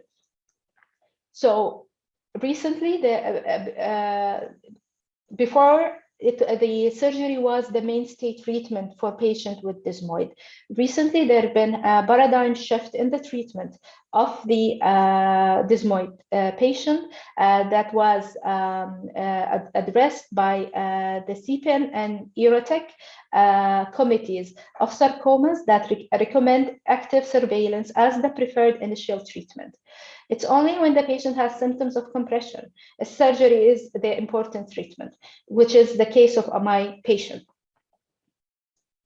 So now the algorithm of treatment of the desmoid after the initial treatment and core needle biopsy is to perform active surveillance for 1 or 2 years. A good number of cases stabilize or even regress upon active surveillance, and this would be at the end of the story. In case of progression, clinically, consider if clinically possible to wait until 3 subsequent progression before you go for a definitive treatment, because this has been advised because of the first unpredictable behavior. Second, that the surgery itself, even with negative margin, does not reduce the risk of recurrence if the recurrence is going to happen. So it is not uncommon that we have patients with negative margin that recur after surgery. And the third thing is tumors after surgery become more aggressive, as if they're coming with revenge to the patient. Okay, and the treatment has a good number of modalities. Besides surgery, we can have chemotherapy or radiation therapy. And this is beyond the scope of our presentation. This is mainly for the clinical colleagues. So what are the, knowing the molecular of the disease helped a lot in introducing targeted therapy for these lesions that involve different steps onto the pathway. This is some of the targeted therapy that involves the Wnt signaling pathway, which is the most common. However, other targeted therapy, including the estrogen receptor, for example, like tamoxifen, has been developed, and the list is really long. Many trials are there. So the question was, the pressing question is like, can we predict its course? This is where our where we can help in the patient management beside diagnosing it. Can we predict the outcome for the patient? So to answer this question, one of the first groups, or the biggest group to answer this question in their paper was a group from Memorial Sloan Kettering, where they studied around 500 patients with desmoid tumor in an attempt to identify possible risk factor and a predicting system. Out of all the clinical parameter that they tested, they found that the age, the size of the tumor, and the location are the most statistically significant predictive elements in patients with fibromatosis. It is really has a low rate of recurrence-free survival if the patient is young, if it is the tumor is more than 10 cm in size, and if it occurs at the extremity. Based on their findings, they proposed this nomogram, which has a point accumulation system for these three parameters. At the end, you have the final score, and you will can predict if you drop the line to the 3-year, 5-year, and 7-year survival. Many years later, actually in 2021, another group, this time from China, tried to see if this is still applicable and if there is a value for that. They had a testing group, and they had a testing cohort and a validating cohort. The total of the both groups were around 400 patients. Contrary to what the Sloan Memorial Kettering found, they did not, their statistics were not significant for the tumor site, but the tumor number, and they agreed with the previous nomogram on the age and the diameter. And they did propose also their nomogram with the same technique. And actually, they also presented this free website with people can go to it and calculate the risk for the patient. Okay, so all of these proposed nomogram were based on clinical features. We are in the era of molecular. Of course, some people will try to see if there is if the molecular differences result into different outcome in the patient. One of the first papers were the ones published in 2016, where they tested pediatric and adult desmoid. They reported that usually the wild type desmoid tumors do better than the CTNNB mutation patient. And if they look at the different mutation and try to categorize it, they found that patients with T41 mutation do relatively better than patients with S45 mutation. When they studied the wild group and did more genetic testing, they found that there is some incidence of BRAF and ACT1 mutation in the patient, and when it is present, the patient behave better than patient with no mutations in these two genes. Of notice, they did not. They did not notice the same the presence of BRAF and mutation and ACT1 mutation in any of their adult patient cohort. As such, the European group, they acknowledge that there is a prognostic relevance of beta-catenin mutation, and taken together, the findings strongly encourage mutation analysis for beta-catenin. Okay. A more recent publication, the same bigger publication for the 204. This is from a Finnish group. The ACT group was Italian group, and this is a Finnish group. They tested a bigger panel of genes, both in pediatric and adults. And what was interesting, that they showed the expected things. This is the beta-catenin mutated desmoid, and we can see it constitute the majority of the mutation.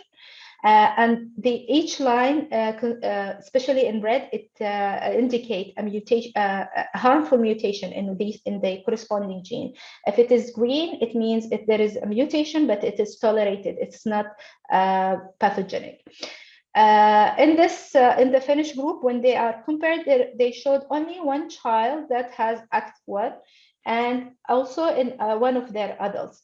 None of this cohort showed BRAF mutation at all, whether in the adult or in the pediatric age group. So this brings the question is, like, apart from the usual pathognomonic beta-catenin mutation or CTNB1 mutation, the remaining, what it looks like that there is ethnic variation in this mutation and their implication. And this is really bring the question of what do we know about our ethnic variation in the Middle East, and how, and it is the time to explore this area, since now we are going more and more toward personalized medicine and targeted therapy. Professor Dr. Amal, well, it's really been a very interesting talk with that, and we cannot get enough of. Sure, this is my last. Yes. Thank you. Soft tissue is amazing. We'll go through the conclusion. Yes.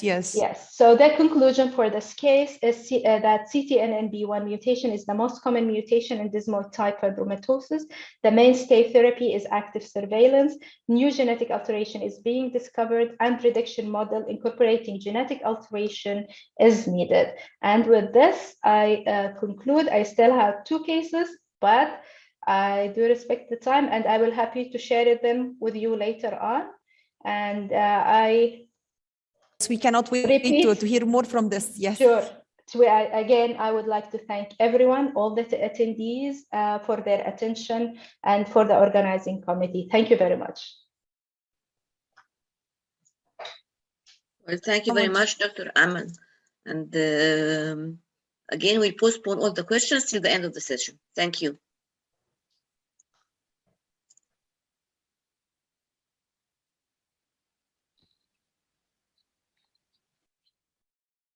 Dear Professor Dr. Magda, the mic is all yours for now. Yes. Yes. Can you hear me, Dr. Laila? Yes, my dear Professor, you all were heard. Yes. Dear colleagues and respectable attendants, it's a pleasure for me to be among you in this very rich scientific day.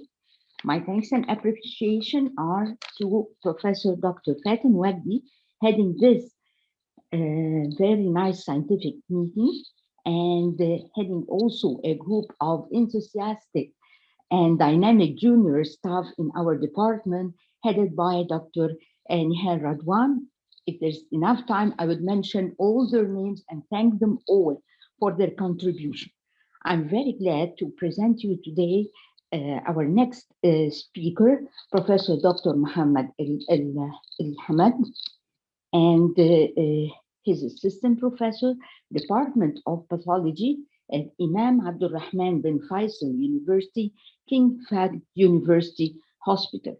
Professor Dr. Muhammad El Hamad is at the moment the head of the QC in the Laboratory Medicine Department at King Faisal University Hospital, section head of molecular and cytogenetic laboratories, and he's also the CAP inspector of molecular pathology and cytogenetics today. He has so wide contributions to scientific conferences and symposia in many places all around, whether in Arab countries or abroad, including Dubai, Dead Sea in Jordan, including in Italy, Dammam, in Holland, in Switzerland. He is really having also very wide teaching activities. We're really glad to have you with us, Dr. Muhammad, at the moment, and we will start our session with you today. And your nice lecture, we'll be very glad to hear from you updates on the molecular biology.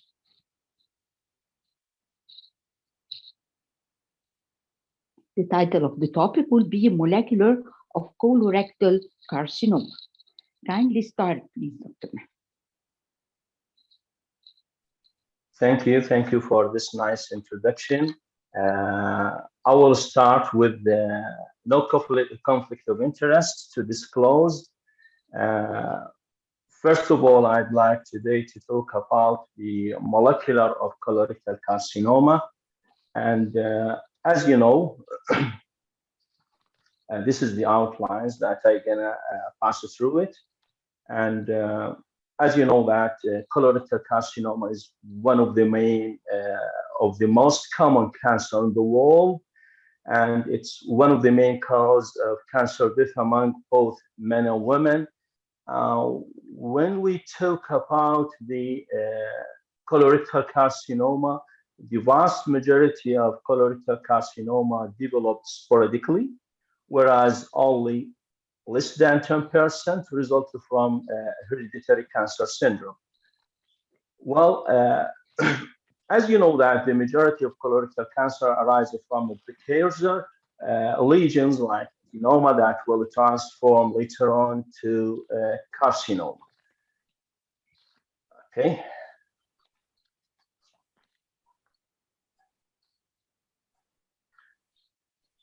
Cancer is really a genetic disease, and this is really discovered after deciphering the whole genome sequencing of the human 2003. They then realized that cancer is a genetic disease. And really the only certain way to avoid cancer is not to be born. As to live is to incur risk. So when we talk about the etiology, it could be either inherited or it could be acquired. Once we talk about inherited, it means certain defect in genes that are transmitted from parents to offspring. And this could be occur at the fertilizing stage or before fertilizing. And for the acquired, it again could be occur spontaneously in the germline cell and also occur in somatic mutation as a somatic mutation in the tumor cell itself. So, and this is the somatic mutation that developed during the patient's lifetime depend on the number of hits that the gene or certain genes receive. And this is really contribute about 65% of colorectal carcinoma.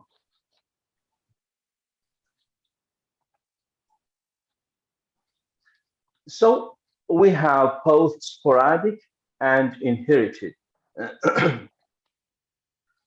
So for the sporadic, it's no family history and it's common above age of 50. Why? Because with lifetime and with the patient becoming and the people becoming aging, and this leads to start to accumulate abnormality in the gene makeup of the patient, because the cell cycle that regulate the reproduction of the cells regulated by many genes, many factors.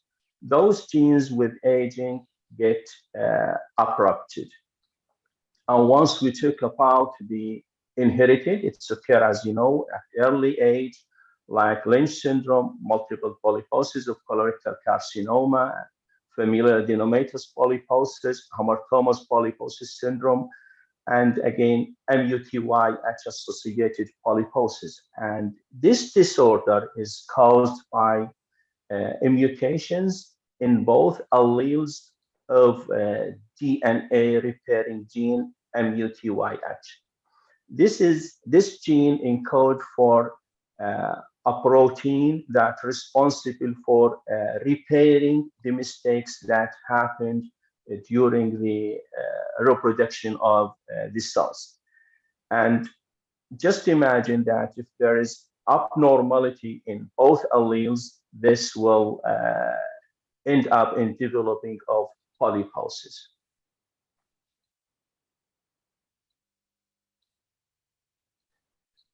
The type of colorectal carcinomas, as we mentioned, that it could be familial colorectal carcinoma that reach up to 25%. And here we need just to differentiate between the familial and inherited. Both looks like similar, but the familial, there is a less risk of developing cancer in familial rather than in inherited. Why? Because there is a defect in genes that pass from parents to offspring that is not directly involved in transforming benign to malignant. And this slide shows the distribution of cancer in column, which is, as you know,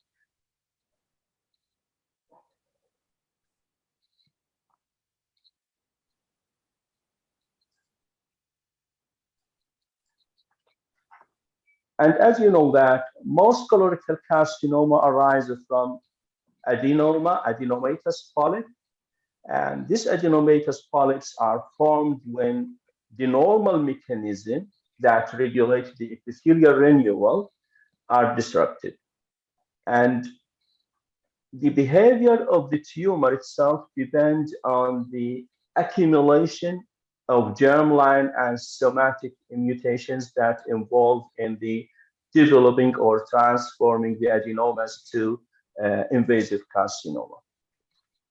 Every day during the cell cycle or the cells that reproduce in our body, that we receive many hits, and those hits are fixed by the repairing mechanisms, and there are regulators in these cell cycles that involve in regulating the cell cycle and prevent the cell cycle from continuous proceeding on.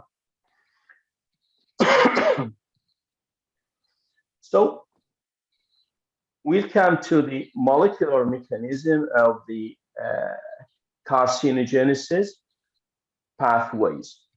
In colorectal carcinoma really arise in more than one molecular pathway. These molecular pathways are chromosomal instability, mismatch repairing pathway, epigenetic silencing. So let's move on to talk about the chromosomal instability. When we talk about chromosomal instability, so we are talking about a gross chromosomal abnormality. And the chromosomal instability really represents or contributes in about 85% of colorectal carcinoma. Those gross abnormality could be aneuploidy, and what we mean by aneuploidy, there is a change in number of the chromosomes. And there is a gross chromosomal rearrangement, like gain of multiple chromosomes, as you see here, 1q, 7p, 20p, 20q, and again, loss of heterozygosity of tumor suppressor genes. What does it mean, loss of heterozygosity? The normal chromosomes have two alleles. If the patient receives or if the patient has a defective allele that passes from parents, this means this gene is heterozygous. During the patient lifetime, the patient may receive a second hit that leaves this tumor suppressor gene, for example, non-functional. So this is what we call it loss of heterozygosity.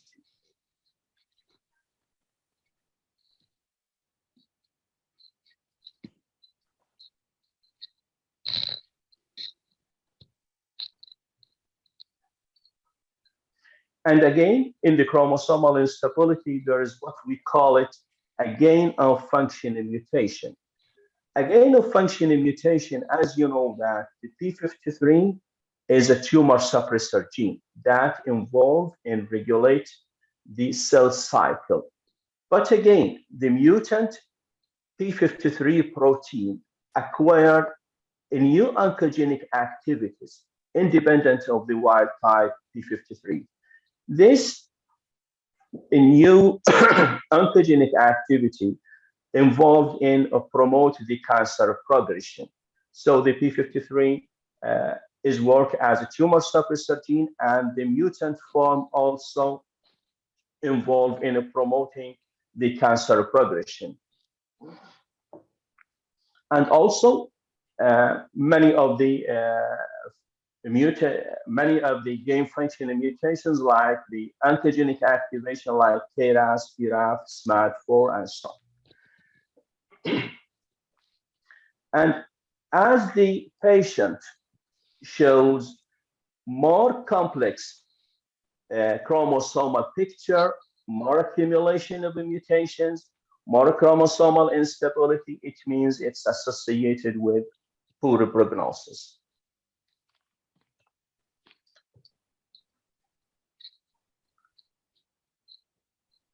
This is the WNT MAP kinase pathway that's involved in developing colorectal carcinoma.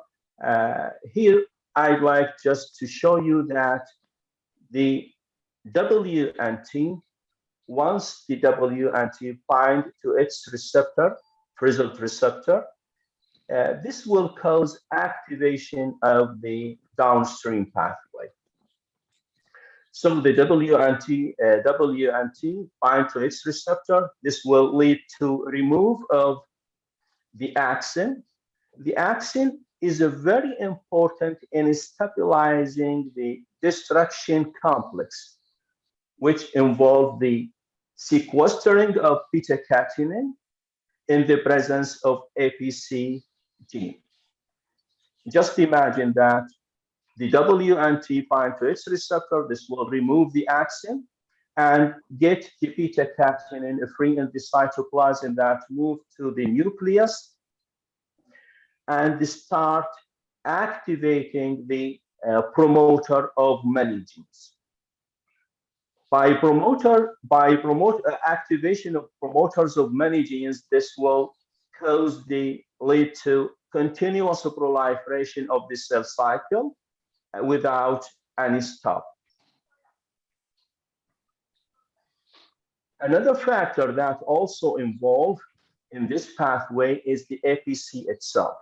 If the APC is intact, so this will involve in the forming of the destruction complex. And just imagine that there is a mutated form of APC, so the destruction complex is not stable anymore. It will not destruct the beta-catenin, and the beta-catenin again move to the nucleus and start to activate many genes in uncontrolled way.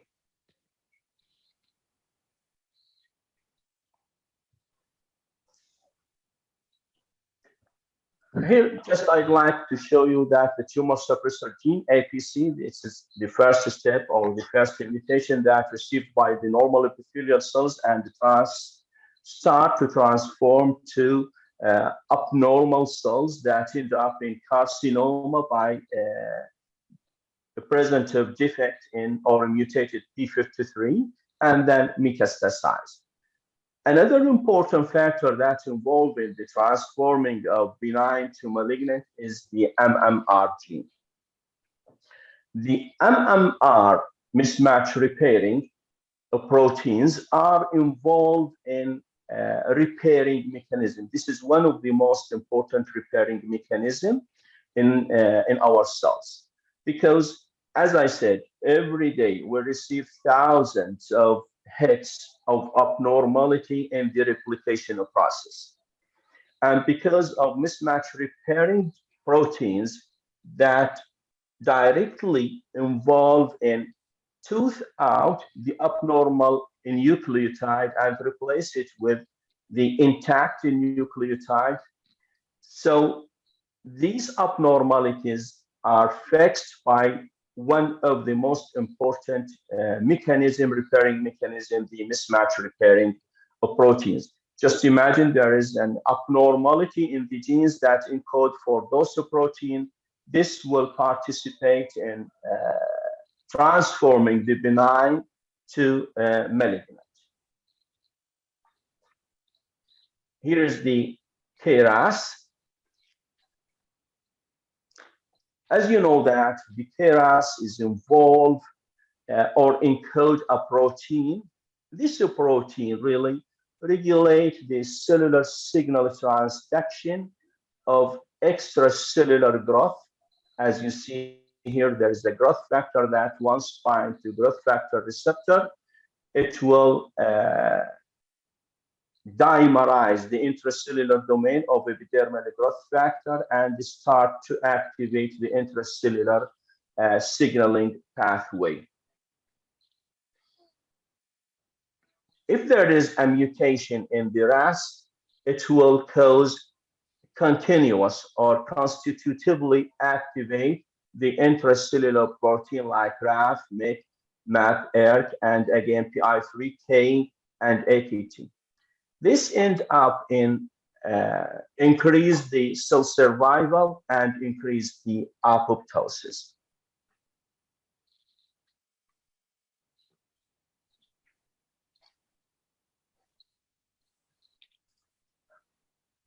KRAS mutation, it's present in about 50% of sporadic colorectal carcinoma and also present in about 50% of colonic adenoma larger than 1 centimeter.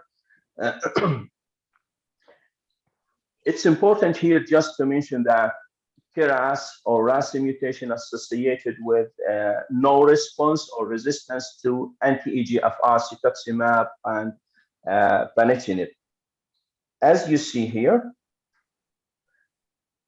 that mainly the cetuximab bind to EGFR receptor and stop the intracellular activation. And because of RAS mutation, so the RAS mutation continuously activate the intracellular mutation, the intracellular signaling pathway, independent of binding growth factor or cetuximab, which is a humanized monoclonal antibody to the EGFR. So the KRAS mutation or the RAS mutation is associated with no response to cetuximab or anti-EGFR drug.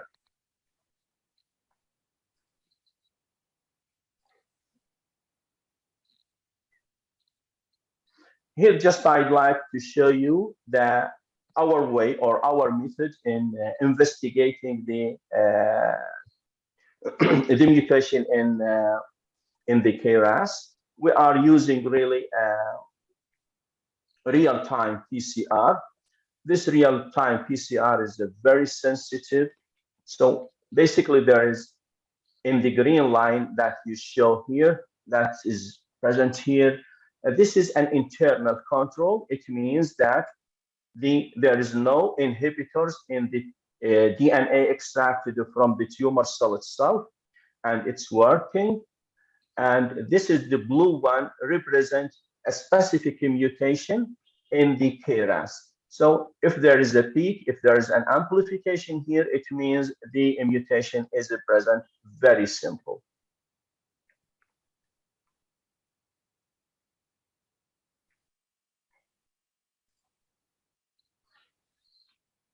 This is another gene mutation that we use to investigate, and the BRAF gene mutation, and the most common mutation in BRAF is V600E mutation. So it's a very important here just to know that this mutation is not present in hereditary non-polyposis colorectal tumor. If it's present, so it's sporadic, it's not hereditary. This is a straightforward, and this is a very important. And another important thing is that approximately 12% of colorectal carcinoma have this type of mutation, which is mutually exclusive of KRAS mutation. And again, the BRAF for the same, the BRAF mutation for the same reason of KRAS mutation, it's predictive marker for anti-EGFR therapy.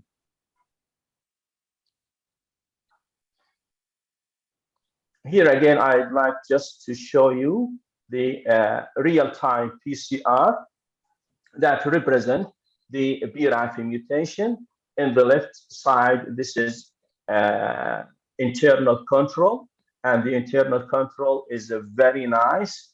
And in this case, there is no BRAF mutation. On the right side, I can see both the internal control and the mutated form of V600E. It's a very clear, very important, very clear curve. A very important thing here is need to just to mention is the fixation and the type of fixation for the tissue. So it's highly recommended just to use a buffer formalin 10% rather than formalin, because you know the buffer resists the change in pH, and the change in pH will affect the extracted nucleic acid. So it's highly recommended to use a buffer formalin, and it's very important to write down the fixation time.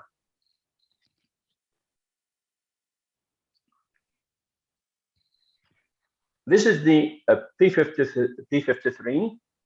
As you know that once there is a DNA damage, so the first step that the cell cycle and the process that will start in the cell cycle is activating of ARF.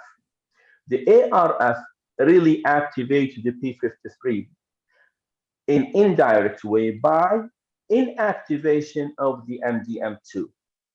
Really, the MDM2 normal function here is to sequester the P53, and it will bind to the P53 and prevent it from doing its work.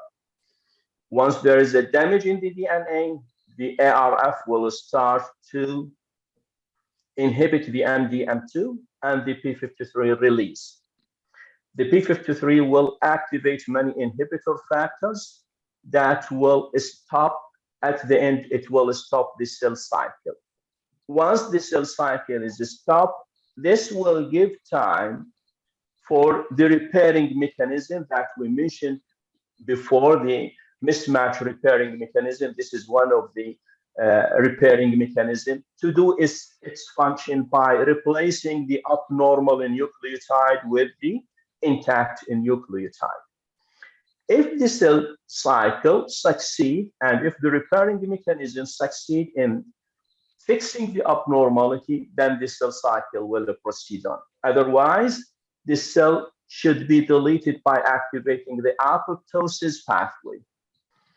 Just imagine that if there is abnormality in the P53, it's not wild type, it's mutated. So this will affect this pathway, and there will be accumulated of abnormal cells, accumulation of the mutation in the cells, and end up in transforming the normal cell to abnormal cell. Let's move on to the story of the mismatch repairing. The mismatch repairing mechanisms, it's involved in the fixing the abnormality that happened during the replication of the cell. First of all, the MSH2, MSH6 form a heterodimer. These two proteins form what we call it endonuclease. this endonuclease cut the abnormal strand, and then after that, the MLH1 just form a dimer with MS2, and these two proteins then digest the defected strand. And this gives time for the polymerase to replace it with a new intact nucleotide. So this is the main function of mismatch repair, and if it's not functional, this will cause abnormality. Again, let's move to the microsatellite instability and its relation with the mismatch repairing mechanism. The microsatellite is really a randomly repeated short sequence of DNA. It's about 1 to 6 nucleotide. And this microsatellite regions or DNA, it's a ubiquitous in the human genome. And the most common dinucleotide, repetitive dinucleotide is cytosine followed by adenine, cytosine, adenine. And due to their repetitive nature, maybe there are prone to what we call it backward slippage during the DNA replication, as you see here. And what fixed this abnormality, or what fixed this backward slippage in the DNA, is the mismatch repairing the proteins. The mismatch repairing the protein, as I said, tooth out the abnormal nucleotide that added, tooth out the abnormal nucleotide, come on.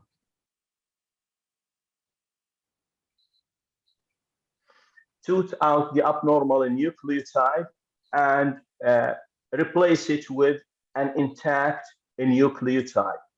But if there is abnormality in the mismatch repairing, this will end up in shuffling of the nucleotides and present of many instability of microsatellite region.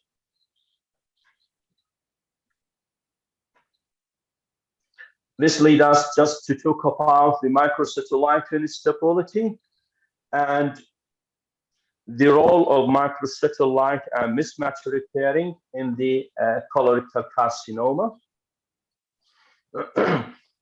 As I said, that the defect in the genes that encode the mismatch repairing system involved in what we call it microsatellite instability, and again it will be involved in defect in the repairing mechanism. Microsatellite instability implicated or contributed in about 50 to 60% of inherited hereditary non-polyposis colorectal carcinoma village syndrome that occur at the germline. So in order to investigate the gene abnormality, we need to investigate it in the germline, not in the tumor cell itself.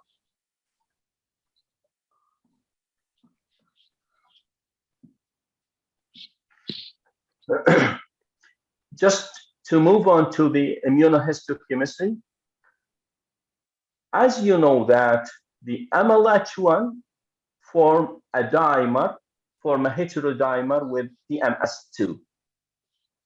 And really, MLH1, in order to do its function as endonuclease, it forms a dimer with PMS2.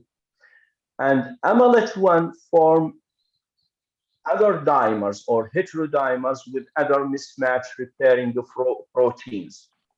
But the PMS2, it's only form a heterodimer with MLH1 only. So if there is a defect in the MLH1, this will automatically lead to loss of PMS2 staining. So if there is a defect in MLH1, I'm not expected to see nuclear stain for the PMS2. Okay, And this is the same for the MSH2. MSH2 again form a heterodimer with MSH6. But again, the MSH6 form a heterodimer with other mismatch repairing protein. But MSH6 only form a heterodimer with MSH2. So if there is a defect or loss of function of MSH2, it means there will be loss of nuclear staining for MSH6. As you see here, this is the normal MLH1, and nuclear stain is very clear here. And this is the abnormal loss of a nuclear stain of the mismatch repairing protein.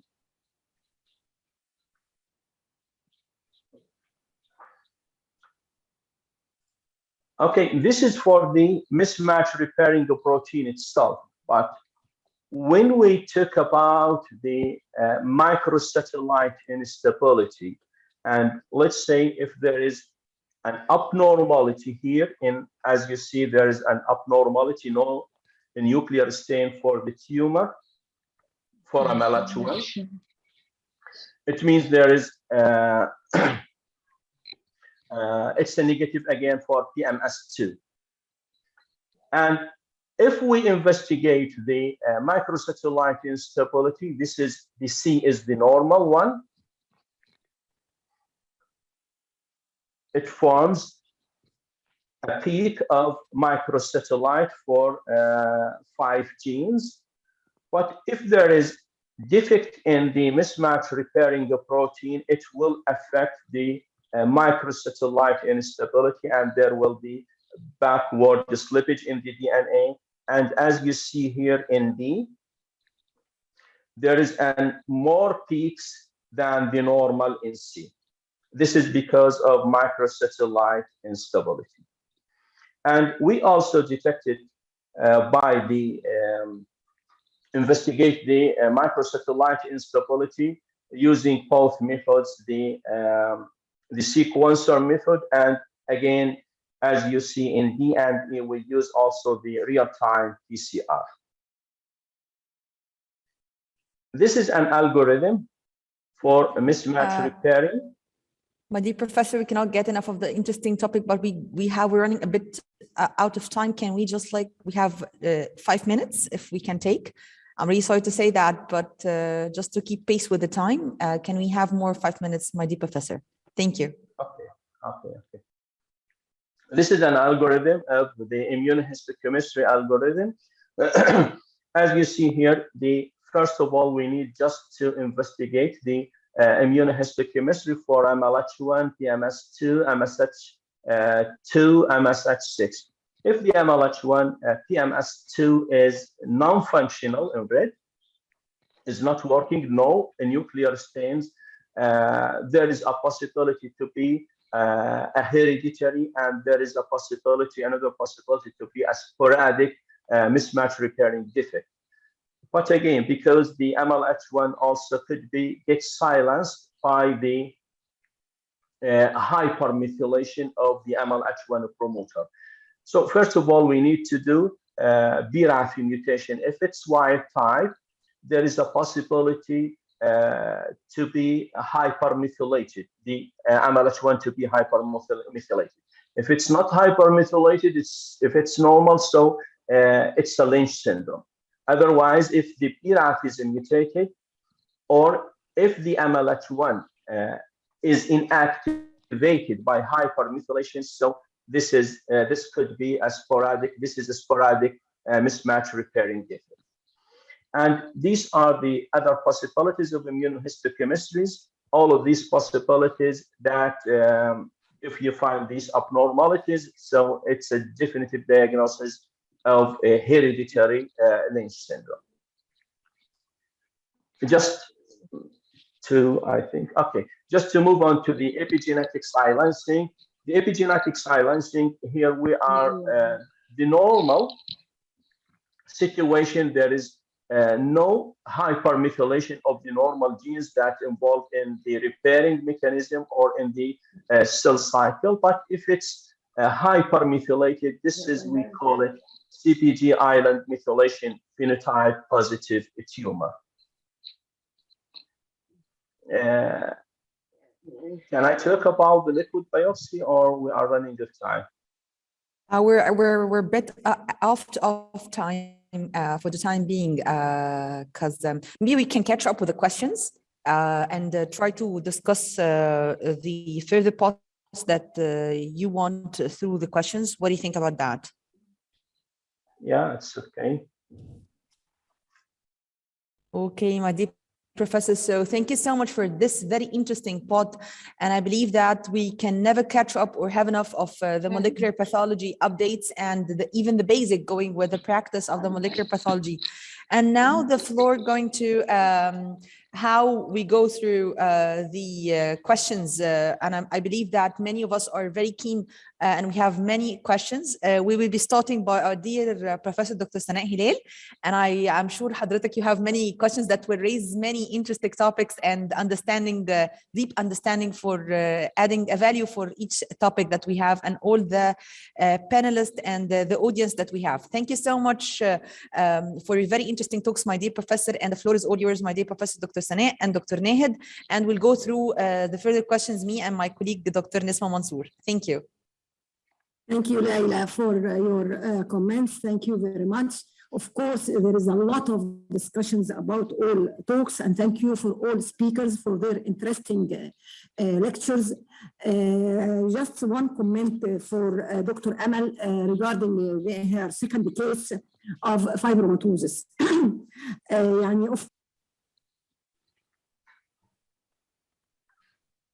Prof. Sana, you are muted. I cannot hear you. افتحي المايك دكتورة سناء.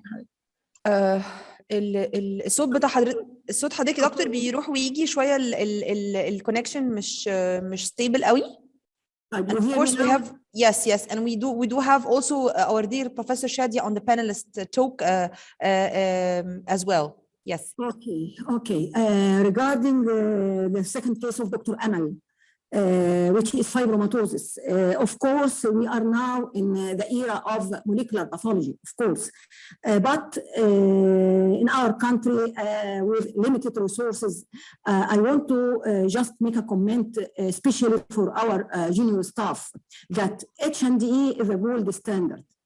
H&E is very, very important. So in this case, in my opinion, that I cannot suggest for the first as a cranial fasciitis or inflammatory myofibroblastic tumor, because in these two lesions, inflammatory element is a constant feature. And in this case, there is no prominent inflammation whatsoever. So I think the first possibility in this case is fibromatosis. The age, the site, and the histology is going with. So I think this can be considered as the first differential rather than cranial fasciitis or inflammatory myofibroblastic. This is just my comment on the case of Dr. Amal. If she has any comment, to move to Dr. Tariq with a lot of questions. Thank you very much, Dr. Tana. Your comment is well taken and it is extremely valid. Histologically, especially in bone and soft tissue, the morphology is the first and the most important cornerstone for diagnosis. It's not uncommon that also, despite some immunohistochemistry being negative or absent in some tumors, that we still go ahead with the diagnosis and call it. So it is not inclusive or exclusive tool. It is a supportive tool when the morphology suggested. So the thing is the cranial fasciitis and the IMT was suggested from another colleague. I have seen cranial fasciitis حقيقة was out of the context for me. Clinically, it is very destructive. It is very infiltrative. This is opposite, so clinically. But actually, one of the cases, this is the real scenario. It got refuted. That on the basis of few reported case reports that some cranial fasciitis showed beta-catenin, and that was the true, and that the surgeon was in a puzzle. So that's why I went the extra length Yes. That's why I went the extra length to it's like, you know what? I don't care where it's going to be seen or this is fibromatosis. If IMT, I do understand that the inflammatory component is an important component. In the majority of cases, let's say 99% of cases, it is always there. But I have seen cases that it was negative, absolutely no inflammatory whatsoever, and it got sequenced to rule out other things. At that time, we ruled out morphologically IMT, but it came back positive for the inflammation. That's why we are trying to raise the awareness that even if the inflammation is not there, it does not exclude it. This being said, this is extremely rare finding. But that's why I put IMT just from my experience of seeing some IMTs with no inflammation. Some IMTs I've seen, it's just a spindle cell myxoid neoplasm with no inflammation, not a single cell. But your points are well taken. I cannot stress on your points that morphology in soft tissue has قصب السبق في a differential formulation. But that's a real scenario of what happened, and the case was back and forth. And the clinician had, he was puzzled to the point that it was delaying the patient management. Just to finish this point, usually we teach our junior that when you find the description of the lesion is present in its title, so you have to find it. What I mean is the lesion is inflammatory myofibroblastic, so its name is inflammatory. So I have to find the inflammatory element. And the same in cranial fasciitis, itis, whatever it is, nodular fasciitis or whatever, there is an itis element, inflammatory element. So when I don't find inflammation, I have to be very reluctant in diagnosis. Thank you very much for your comment. Well taken, Victoria. Just if I may add to that point, that's true. But now with the era of the molecular, all this fasciitis, they will be lumped soon into USP rearranged tumors, including nodular fasciitis. So because the name is misleading at the current point, as you mentioned. Thank you very much. Okay, thank you. Thank you. Dr. Torre, please. As regarding your it seems difficult case, first case, you diagnose it as chronic colitis with tissue eosinophilia. Can you tell us that on an H&E slide, when we write this is colitis with tissue eosinophilia and when we write this is eosinophilic colitis, what's the difference on a histologic basis only?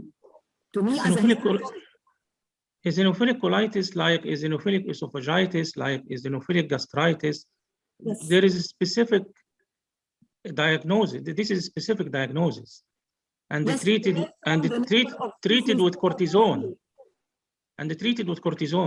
Yes. There should be collections of eosinophils, like in eosinophilic esophagitis.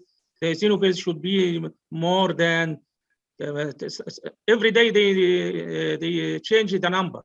Yes. There should be more than 20 or 25 eosinophils in one high power field and so on. So this is the same in the eosinophilic colitis. Okay. There should be collections of eosinophils more than say something number معين يعني. لكن وجود eosinophils distributed here and there in the colon biopsy, this is tissue eosinophilia. So in any allergic, in the parasite, in allergic disease, in anything. So can I conclude your comment now that I diagnose eosinophilic colitis when the eosinophils count cut off is more than written, which is, I think it is 30 per high power field. But I write with tissue eosinophilia when I found the prominent eosinophils, but not cross this cut off. Not clustering, not in clusters, distributed all through the submucosa here and there. Not more than the cut off. Yes.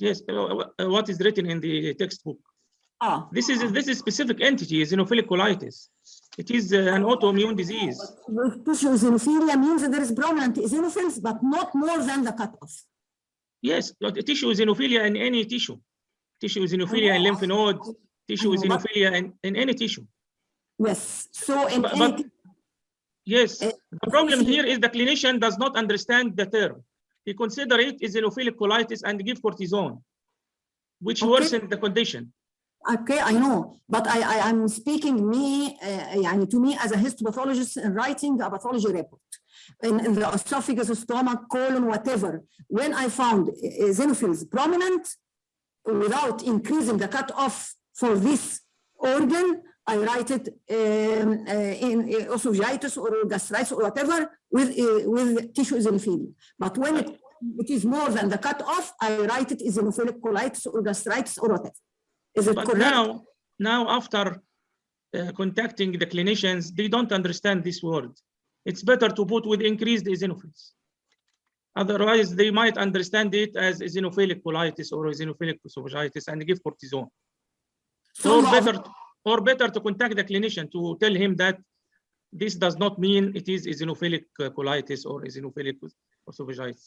Because my experience with this case, the patient took high doses of cortisone, and in fungal infection, the condition got worsened, and this is the scenario of this case. Okay, so this means that you usually avoid writing eosinophilic colitis or eosinophilic gastritis. You write it usually with tissue eosinophilia. Yeah, I put it tissue eosinophilia, but there was a misunderstanding from the clinician. No, I mean in usual, in routine work, when you find eosinophils increased, you write tissue eosinophilia. You don't write eosinophilic colitis or eosinophilic gastritis or whatever. Yes, eosinophilic colitis, this is a specific term, a specific diagnosis that needs cortisone. I know, yeah, Dr. Tariq, I know, but I want to ask when I write this and when I write this. Tissue eosinophilia, when I see increased eosinophils in the biopsy distributed in the lamina propria and submucosa, haphazardly. Yes. Yes. And the eosinophilic colitis? It has a specific distribution, collection of eosinophils with increased number, specific number of eosinophils. The textbook mentioned number under higher power field. It's always a pleasure hearing this amazing discussion between our two towers, really, in the pathology and how the discussion goes on. Can we have a question from our dear Professor Dr. Shadia Mabrouk, and we'll go back to more questions. And Dr. Ragos as well. Dr. Shadia, yes, please, the mic is all yours, please. My question is to Dr. Tariq about the first case about tissue eosinophilia or eosinophilic colitis. I think I prefer the term eosinophilic rich colitis instead of tissue eosinophilia. The pathologist must direct the attention of the clinician. I write in my diagnosis, this is, for example, chronic active eosinophilic rich colitis, and I comment, correlate with clinical data for a possibility of drug or food or a possibility of parasitic infection or even autoimmune diseases or even connective tissue disease. So the pathologist must direct the attention of the clinician about the nature to exclude causes of eosinophilic rich colitis before considering the possibility of eosinophilic colitis. So in the first case, if I write this comment to the clinician cannot give the patient the cortisone, because before giving the cortisone, he must exclude these other possibilities: food, drug, parasitic, inflammatory bowel disease, or even connective tissue disease. The problem here, Dr. Shadia, the problem here, the patient has mass and entering into intestinal obstruction, and the fungal infection here is deep. It cannot be picked up with the superficial colonoscopic biopsy. Of All course, the cases reported are diagnosed after hemicolectomy. Of course, Dr. Tariq, but if I tell the clinician about to excluding this data, he cannot give him cortisone, and the condition aggravated by cortisone, I must attract his attention for about. I must attract his attention to exclude all these possibilities, including the fungal infection. There is no way to exclude fungal infection except after the surgery. No, a pan-fungal infection PCR is recommended in this condition. Also, I can advise the clinician, please, pan-fungal PCR is recommended to exclude fungal infection. يعني المفروض في الحالات دهيت ان انا اقول my comment للكلينيشن and ask about serological tests also. Yeah, but with this, have you seen the mass, Dr. Shadia? The surgeon was directed towards carcinoma or lymphoma. But have you seen the gross? Pathology report must include this recommendation to clinician. هو حر بقى بعد كده بس must recommend this in our pathology report. بعد كده الكلينيشن هو حر يعمل الانفستيجيشن اللي انا قلت عليها ما يعملهاش، لكن في حاله زي كده لازم انا تو ريكومند كل الداتا، هل هي فود، هل هي دراج، هل هي بارازيتيك، هل هي inflammatory bowel disease. It may be mass related to Crohn's disease, for example. It can be. Yeah, could be. Yeah. We really cannot have enough of this discussion from our dear Professor Dr. Shadia and Dr. Tariq. Can we have another question from Professor Dr. Raga Salem and Dr. Nahid, if the floor is either for to choose Dr. Raga or Dr. Nahid Khamis, Dr. Raga Salem, our dear Professor, and Dr. Nahid Khamis?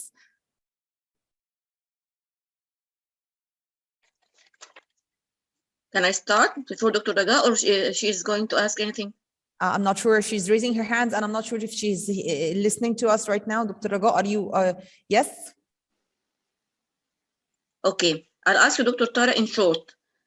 The same case, which is the fungal infection. I think you have answered most of my questions I was asking about, and I want to stress on that the definition of the eosinophilic gastritis, enteritis, whatever, yani, depends actually on the number of the eosinophils per high power field. And this should be mentioned, I think, in our report. Secondly, the failure of endoscopic biopsy to reach the diagnosis. I think you answered in my question that the fungus is deep, is seated deep. Is it the usual side tattoo? It is deep, that it is very difficult to be diagnosed, even if the stricture is not so extended and the colonoscopy cannot pass through? Yeah, this is deep fungal infection. It is mentioned in literature. Most of the cases reported are diagnosed after surgery, not after colonoscopic biopsy. Yes. What about the blood? Blood eosinophilia, Dr. Tariq. The patient has peripheral eosinophilia. Yes, has peripheral eosinophilia. Yes. Is there a connection between peripheral eosinophilia and tissue eosinophilia in this condition? Yes, of course, there is a relation. The eosinophils were 40% in the peripheral blood. Peripheral blood. Yes. Yes. My second question is in case number 2, in case of splenosis. Just I want to make that I understand good that you diagnose it depending on the anatomical site of the lesion. That it is not a common site, or it is not normal site to find the splenic tissue on the right side. Yes. I'm right? We were about to consider it lymph node with the vascular transformation. Yes, but you think actually about it because the patient has a history of splenectomy. No, we did know about splenectomy after we asked about it. After we proved that this is spleen. after we proved that this is spleen. We were not happy that this is a lymph node. And the tissue we stained the CD8 and we proved that this is spleen. Yes, and the tissue got the same anatomically and histochemically as the normal spleen. Yes. Yes, okay.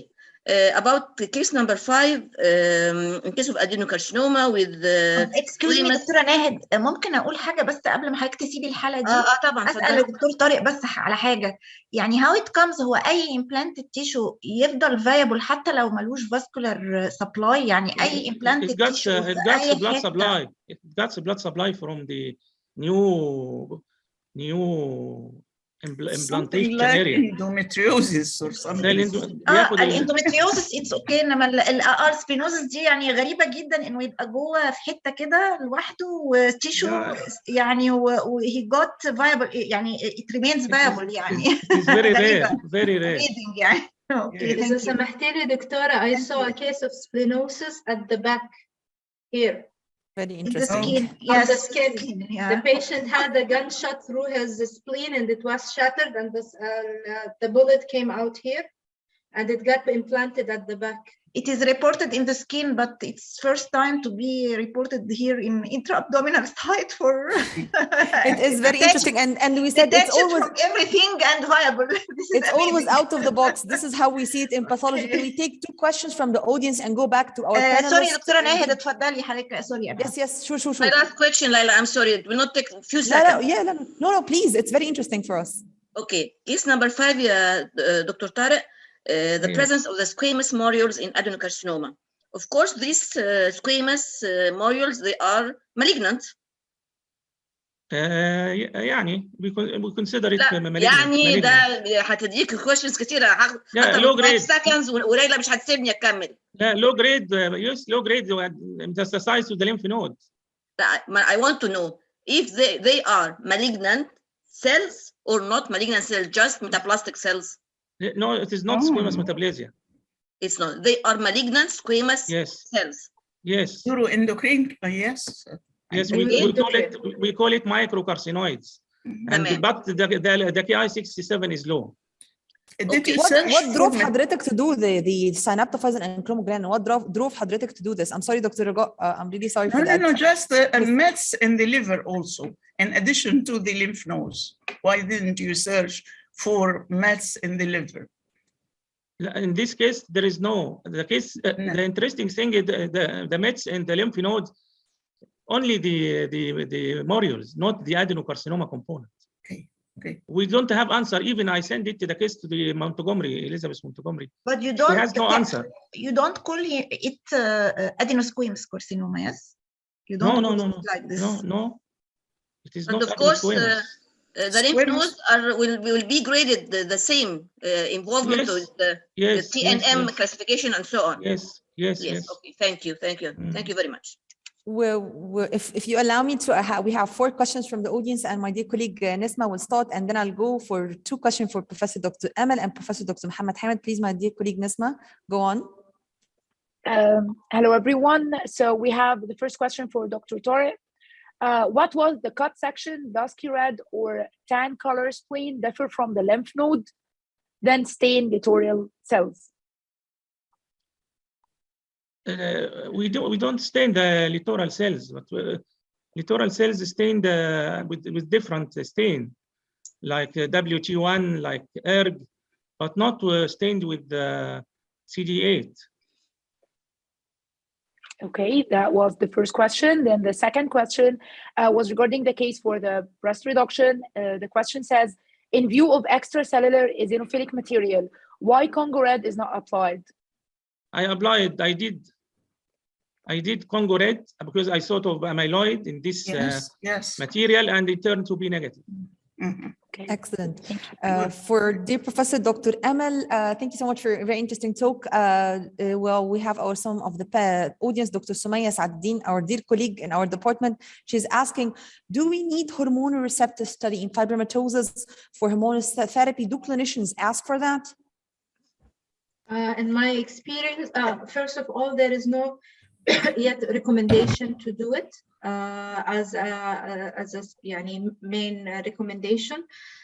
Plus, the studies has showed that even with ER negative, the one that they're tested, they are negative on IHC when they were treated with tamoxifen or selective estrogen inhibitors. They also responded. So at that point, it's like, if I'm doing it, if it is negative or positive and still the patient is responding, what is the point I'm doing it? But it's known treatment. What about the role of the NTRK immunohistochemistry? Do we have a chance for that or not yet? What do you mean? The NTRK, the fusion that you were talking about, do you have an IHC immunomarker for that, or still the gene level? Yes. We No, have that. No, we have. How significant is that? How significant is that for the diagnosis? How specific and sensitive is that one? Great question. I'm happy that you asked. So we have an immunohistochemistry for each gene, and then we have what is called PanTrack. So PanTrack, yeah, it's not specific for the definite one, but it still give us an idea. But if it's if it is negative, it does not exclude the diagnosis still, right? Especially in carcinoma. If it is negative in carcinoma, it does, and it is one of the group, as I showed in the diagram, it is the highly suspicious for NTRK mutation, and it is negative on IHC. Yes, you need to go for the FISH or the next generation sequencing. Thank you so much. There is a different reported sensitivity, but overall they have a good sensitivity. We cannot keep up with the soft tissue, really. The updates are tremendous. For the dear Professor Dr. Mohammed Hamid, we have a question here. Do we have you on the panelist talk? Yes. Our dear Dr. Sumaya is asking another question, is that do we need to do both real-time PCR and DNA sequencing for genetic study? In each case, are they're adding information or the same information? And for myself, I have an additional question, which is, you were talking about using the buffered formalin for preserving the cases. So do we have an optimal time for to preserve the cases or the formalin fixation to have the best results with the real-time PCR or not? Do we have just like a guidelines for this, or you are applying this from your practice? This is my second question. Yeah, I will start with your question. Yeah, the buffer formalin is well known that it will, as I said, it will resist the change in pH, and if there is a change in the pH, this will affect the nucleic acid extraction. So it's highly recommended to use the buffer formalin. Regarding to the time of fixation, there is a cap recommendation for the time for the fixation time. It should not exceed, let's say, in a breast cancer, 72 hours, but the earliest the better. The earliest the better, because if the sample just quenched in formalin for long time, it will be very difficult to reach to the nucleic acid and to extract the DNA. And again, once we extract it, the more fixation, the more fragmented DNA and RNA we get. The earliest, the better. And according to the breast cancer, it should not exceed 72 hours according to CAP. Yes, the breast is well known, but I mean for the other tissues, the from your practice for the colorectal cancer, do we have a guidelines for that? Because I've been looking for that a lot and I cannot find specific fixation time for each. Do you have this? Recommendation? We have a 72 hours, yes, for the breast, but for the other organs, well, you're from your practice or just based on guidelines that were being used for the nucleic acid? Yeah, there is no guidelines for the other tissue, but as I said that the earliest the better. But depend if you are dealing with the small biopsy. So I think the small biopsy, it will be processed directly. Shorter time, yes. And again, it will be keep quenched in the processor for extra 2 hours during the processing time. So the earliest the better because low surface area, it means more penetration of the formalin. Yes, definitely. So, and this is what we noticed, that the earliest the better for the practice-based with no guidelines, agreeable or consensus on that. Thank you so much, my dear professor. Yes, we have a question from our dear, back to our panelists, and we have a question from our dear Professor Dr. Shadia. We're back. The floor is all yours, my dear Professor Dr. Shadia. Excuse me, what? There's another question regarding to the PCR and. Oh yeah. I thought you were just like enough with the question. I thought you didn't. Okay. No. I'm sorry. So would you please just repeat want me the to question? repeat the question again? Yes, sure. Do we need both real-time PCR and DNA sequencing for genetic study in each case? And are there adding information or the same information if we're doing both? Yeah, it's the same information, but just for the sequencing, you're gonna find an unexpected mutation.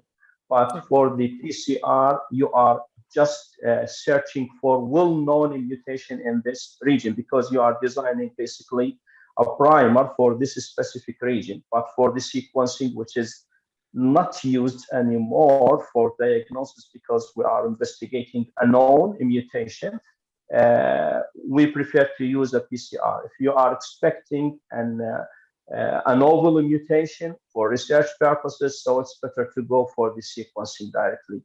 But again, nowadays there are panels in NGS, so maybe you're gonna find the new mutations and as well-known mutations or a novel. We just like we cannot get enough of keep up with the soft tissue, and we cannot get enough of the molecular, how deep the understanding of the disease gets us. Do you mind if I add something? Yes, sure. Genetic testing, since we're talking about fixation and such, and how important it is to have it in a buffered solution, just to draw your attention that when you have a decalcified, and this is again from my experience, decalcification destroy your DNA, and you might have a negative result, but they are falsely negative. You don't know. Yeah, so attention must be paid for decalcified tissue. You mean for the bone, right? You mean for the result. So what's the recommended preserving the material do you use for the other than No, there is none, because what we do sometimes we scoop the soft tissue. Yes, this is what we do. Fix it normally in formalin, and we yes, don't. This is what we do by the guidance of our dear Professor Dr. Nahid and Dr. Huda, and they are really going through this. And so let's go to the panelists for our deal, because we're really running out of time, and even we ate up the break, but we cannot get enough of the pathology. So we go back to our panelists and our dean, Professor Dr. Shadia, and the pathologists are really very enthusiastic about how they do the work that we couldn't even have a break. So because we have to start at 1. So my dear Professor Dr. Shadia, the mic is all yours, my dear. Thank you, Dr. Amal. Thank you, Dr. Mohammed, for your answering. And of course, our dear belonging Dr. Tariq, Dr. Shadia. Yes. Please, my question to Dr. Amal about inflammatory myofibroblastic tumor.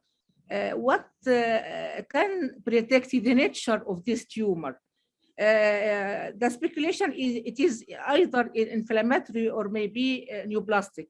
But when I examine the slide, usually we see sheets of plasma cells, lymphocyte, and the myofibroblastic proliferation. What can predict the nature of this inflammatory pseudotumor? What I can tell the clinician to do about this lesion. For example, I had a case of inflammatory myofibroblastic tumor in the liver, and the size of tumor is 17 centimeters, but it is benign nature. What marker can I use, or what can I recommend to predict the nature of this tumor?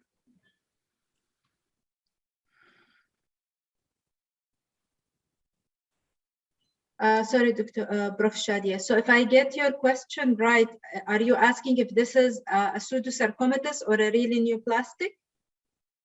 Yes. No, it is a neoplastic tumor, because there is a specific genetic, defining genetic alteration that produces it. So this is a signature of a neoplastic process. It's not a reactive inflammatory lesion. So when I describe in my report, this is a neoplastic lesion formed of sheets of plasma cell and myofibroblastic proliferation. It's a neoplastic, or this is a inflammatory lesion, and the nature could be predicted according to other circumstances. No, the inflammatory cell. Any marker to predict the behavior Not for now, not to my knowledge. Not to my knowledge that there is a marker, but we can think of these the inflammatory cell like a bystander. Probably the tumor is secreting some kind of a cytokine that are withdrawing or attracting this inflammation. It's akin to the Hodgkin lymphoma. We have the background inflammatory cells, but they are not the neoplastic cell. The neoplastic cell are Reed-Sternberg. The same goes with MIFS, for example, mixed-inflammatory fibrosarcoma. The inflammation is there, but it is not the neoplastic part.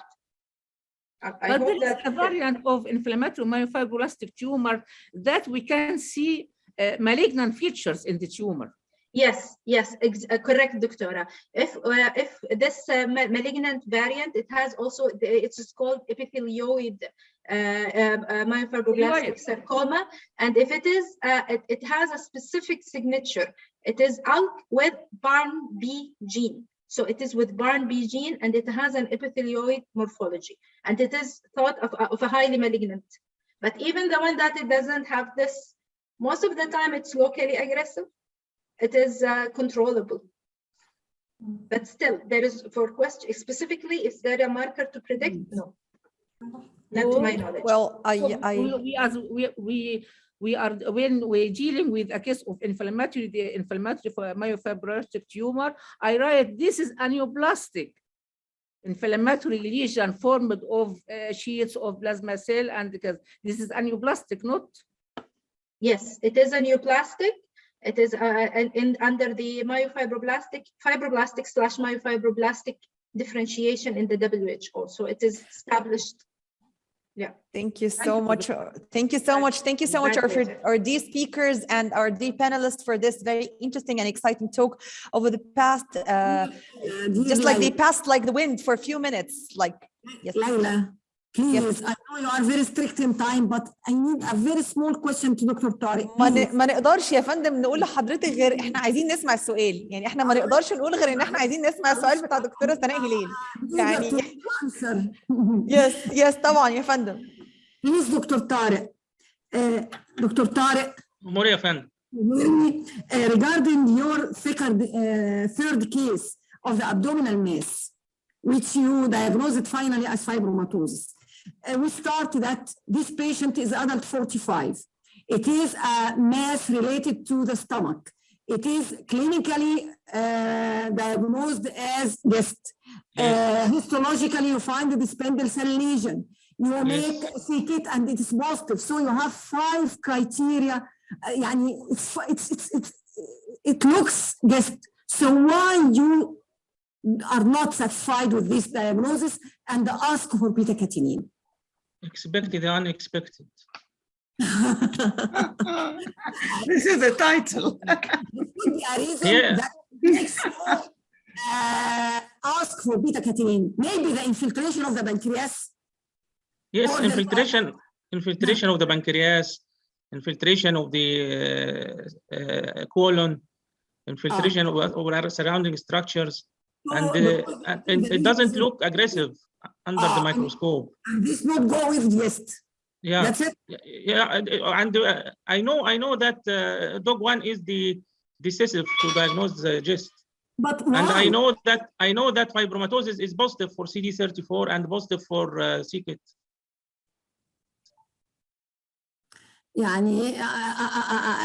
This is an excellent way. Be a routine, I think, in this condition should be a routine. If not, dog 1 is available, and I have CKIT positive, and all other the H&D and the clinical goes with GIST, so I will write it GIST. So thank you very much for this. Thank you so much for this. I wanted to ask that question myself, my dear Professor Dr. Sanae. Thank you for asking that for all of us. And again, from all the audience and myself and everyone, we're very thankful for our dear Professor Dr. Tariq, who really belongs to us, for our dear Professor Dr. Amal and Dr. Muhammad Hamid. We're very honored to have you here from our dear KSA, and hope to see you soon in person. And the floor goes back down to our next panel. panelists and our dear taking us to the exciting journey from the CNS to the IBD. And I believe that the upcoming session is very close to my heart because it goes from my dear professors and colleagues, Dr. Iman Hamid, Dr. Lubna Shesh, and my dear Dr. Riham. So the floor is all now for our dear colleague, Dr. Lubna Abdel Fattah and Dr. Rana Ghandokli. Thank you so much. It's been a pleasure. With no break, we're going up to the rocket, going through the very exciting and journey of the pathology. Thank you so much. The session 1 is over. Now it goes to session 2. Thank you so much, Dr. Laila. Good evening, dear all. This is Lubna Abdel Fattah, lecturer of pathology at Ain Shams University. I'm glad and honored to be one of the moderators of session 2, which comprises 2 talks, 40 minutes each. The discussion will be at the end, and you are welcome to leave your questions at the Q&A box. I'd like now to ask my dear professor, Dr. Raga Salim, to introduce our next eminent speaker. Please, Dr. Raga, the mic is yours. Okay. Thank you very much, Lubna Abdel Fattah. It's a great pleasure to share in this great meeting, scientific meeting, of course. And thanks to Dr. Fatin Wagdi, the head of the pathology department at Ain Shams University. In fact, she did a lot regarding the scientific activities in the department. Thanks to Dr. Nihal Radwan, and thanks to all colleagues. Of course, a great welcome to Dr. Tariq, our sincere colleague, and to Dr. Amal and Dr. Muhammad. You are all welcome. Now I'm going to introduce Dr. Iman Huwaidi. She's a colleague, a professor in Faculty of Medicine at Ain Shams University, Egypt. She has been affiliated to the pathology department since 2000, where she completed her postgraduate studies and currently posted as a pathology professor. She was assigned twice as a visiting resident at the neuropathology division, pathology department, Mayo Clinic, Minnesota, USA in 2000 and 2005. Additionally, she served as a visiting scholar at Neuropathology Department, University of California, San Francisco, USA in 2016. Dr. Huwaidi has a special interest in neuropathology, diagnostics, and research, and had lung transplantation and also lung transplantation pathology. Welcome, Dr. Iman, and please start sharing us her talk about the voyage from 2016 to 2021 WHO classification of CNS tumors. تفضلي دكتورة إيمان. Thank you, Dr. Raga, for introducing me. I would like first to thank Professor Dr. Fatin Wagdi and Professor Dr. Nihal Radwan for organizing this scientific meeting, and thanks for all the organizing committee. And also I would like to thank Professor Dr. Tariq Sharqawi and his colleagues, Dr. Amal and Dr. Muhammad, for joining us in our scientific day from Imam Abdurrahman bin Faisal University. Thank you so much. I will start my talk right now. Can you see the screen? Yes. Okay, great. Okay. Doctor, we see a presenter view. حضرتك غريب من فوق. Use slideshow. You want to close the slideshow? Okay. Share screen. Okay. Yeah, it refused actually to go. Just give me a second. I was just with this presentation. I can share actually. ممكن حضرتك تشاري زي الأول؟ ما هي البروبلم that and I was presenting this and it doesn't want to go back يعني it doesn't want to go to close علشان أقدر أعمل لها I'm trying right now. Okay, so now we can do it. Just a second. So now we have this one. Yeah. Then when I use share, it goes to this screen. Sharing has failed to start. And share. Okay.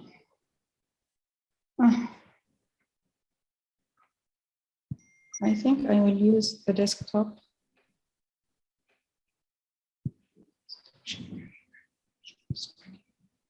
Just give me 1 minute to overcome this.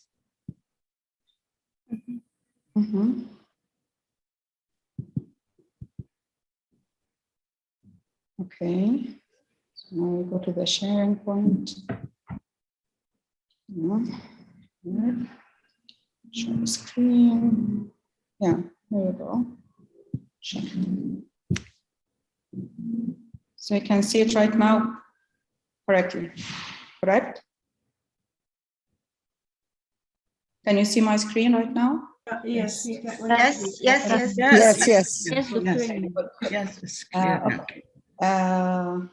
My talk will be entitled Voyage of the WHO Cns Classification, starting from 2016 to 2021 classification, and I will try to be on time. I have no disclosure to announce. No one paying me, of course.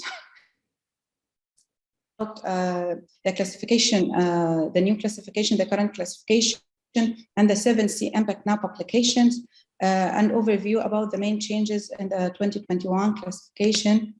And I like actually to talk about the history of the CNS classification because we cannot understand what is going on right now without like looking the reasons behind this classification or the reason behind the changes occurring in the classification.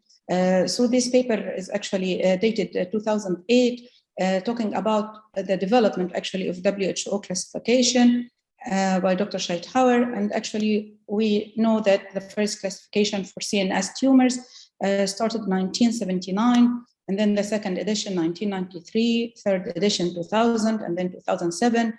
And the previous one was 2016, and you can note that there is almost a decade between the fourth edition and the fourth,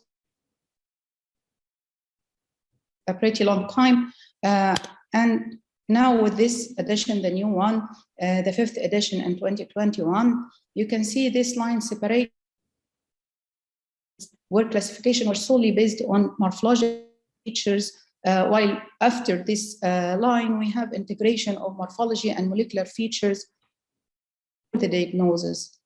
I think that this edition 2016 was actually devastating for all of us, more than the new edition, because it was like a shock to change 100 years century method diagnosing depending only on the morphology and the immunostains to use the molecular in our diagnosis. So going back before 2016, actually, this changes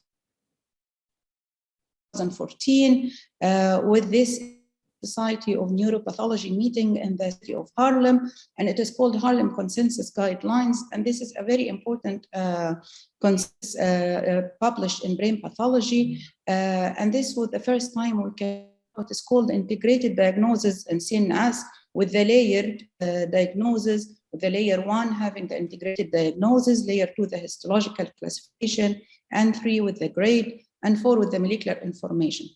Before 2016, this consensus was released, and they recommend determination for each tumor entity what is needed and what is molecular, and if molecular is needed or not at all. So this was important actually recommendation. And starting 2004 recommend, which is like 8 years right now, they recommend that pediatrics should be separated from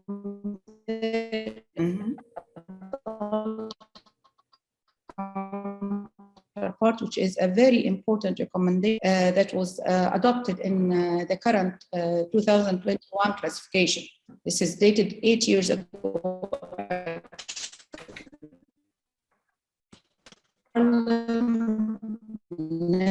Netherlands, and with the release of the 2000, as I told you, it breaks essentially all the principles of diagnosis, and this was a shock for the neuropathologists all over the world, especially في مشكلة في الصوت يا جماعة دكتورة إيمان، دكتورة إيمان، أنت جنب راوتر أو حاجة يعني؟ أو موبايل أو موبايلها. 16, there was announcement of announcement. هي مش سامعانا يمكن. دكتورة إيمان. دكتورة إيمان. دكتورة إيمان. Call CM now, and the CM. دكتورة إيمان أنت سامعانا؟ دكتورة إيمان الصوت بس الإنترنت أعتقد إنه أنستيبل شوية. سامعني؟ لا الصوت وحش قوي يا دكتورة إيمان. عندك أي مشكلة؟ أنا سامعك. أيوه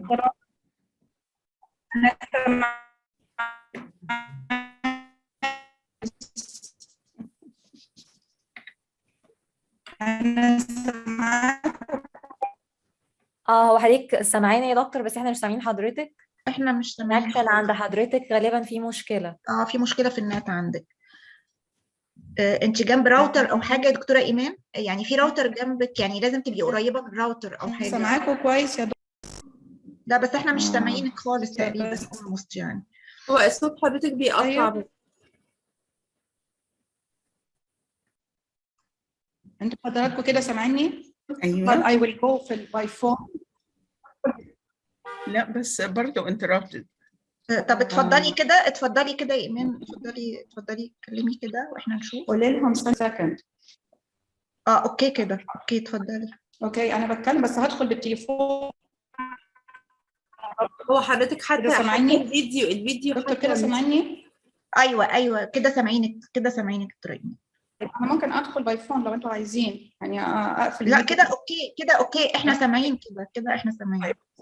اوكي طيب انا عارفه انتوا سمعتوا لغايه فين، بس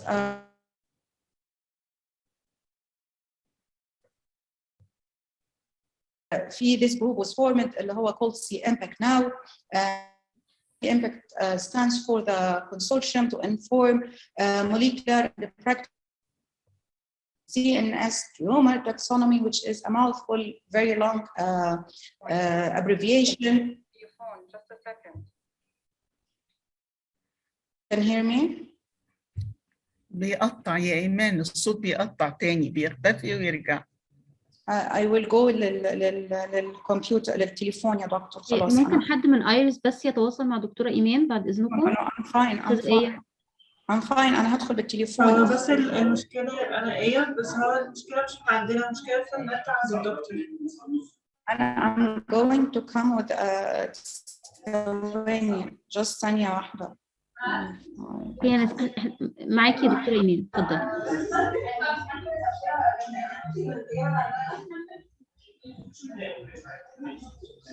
انتوا كده حضراتكم سامعيني؟ سامعينك يا دكتور. Just go to the speaker. Speaker, just a second. انت كده سامعيني يا I can mute this one. احنا سامعين حضرتك. نعمل كده صدى صوت لما بنفتح. كده سامعيني كويس؟ ايوه كده تمام تمام. انا دخلت بالتليفون. I'm sorry يعني for this technical. أنا في مستشفى الأطفال الحقيقة. Anyway, talking about that after the classification of 2016, there was an announcement of what is called C-Impact now, which is a group of very professional, eminent neuropathologists, and actually now was standing for can do this. Is it moving right now? Yeah. And now actually is standing for not official WHO, but if you look to the names, you're going to find that the names forming this group is actually the same editor of the WHO, so it is ironic because all the recommendation was actually and embedded in the new classification in the 2021 classification. So this group was sponsored again by International Society of Neuropathology. All their publications were published in the Acta Neuropathologica and the Brain Pathology, and these are free publication. And then, as I told you, it's not WHO. The reason for this group is actually to bridge the gap between the classification in order not to shock the neuropathologists all over the world the same way in 2016 with a 5 or 10 year gap between the two WHOs or the two publications. So now you can catch up going on in like more official way. So my message is actually that the 2021 is not was expected. All the changes was expected because this 7 publication by C-Impact was already there before publishing the book. So anyway, we can see here that the people, as I told you, the 12 people behind the WHO classification, 10 neuropathologists and 2 clinicians, neuro-oncologists, actually one for pediatric neuro-oncologist, Dr. Stefan and Dr. Ricardo for pediatric and adult neuro-oncology. These are the people in the C-Impact, so they accept all the recommendation. And actually the 7 publications in the of the C-Impact are actually summarized in some papers here. You can see this paper summarizing the 7 published C-Impact publications with a summary for what they have recommended at that time. And actually all this recommendation is already in the 2021 classification, as I told you. So we'll go into this one by one, and you can see that the first publication was actually a nice one, easy one to understand.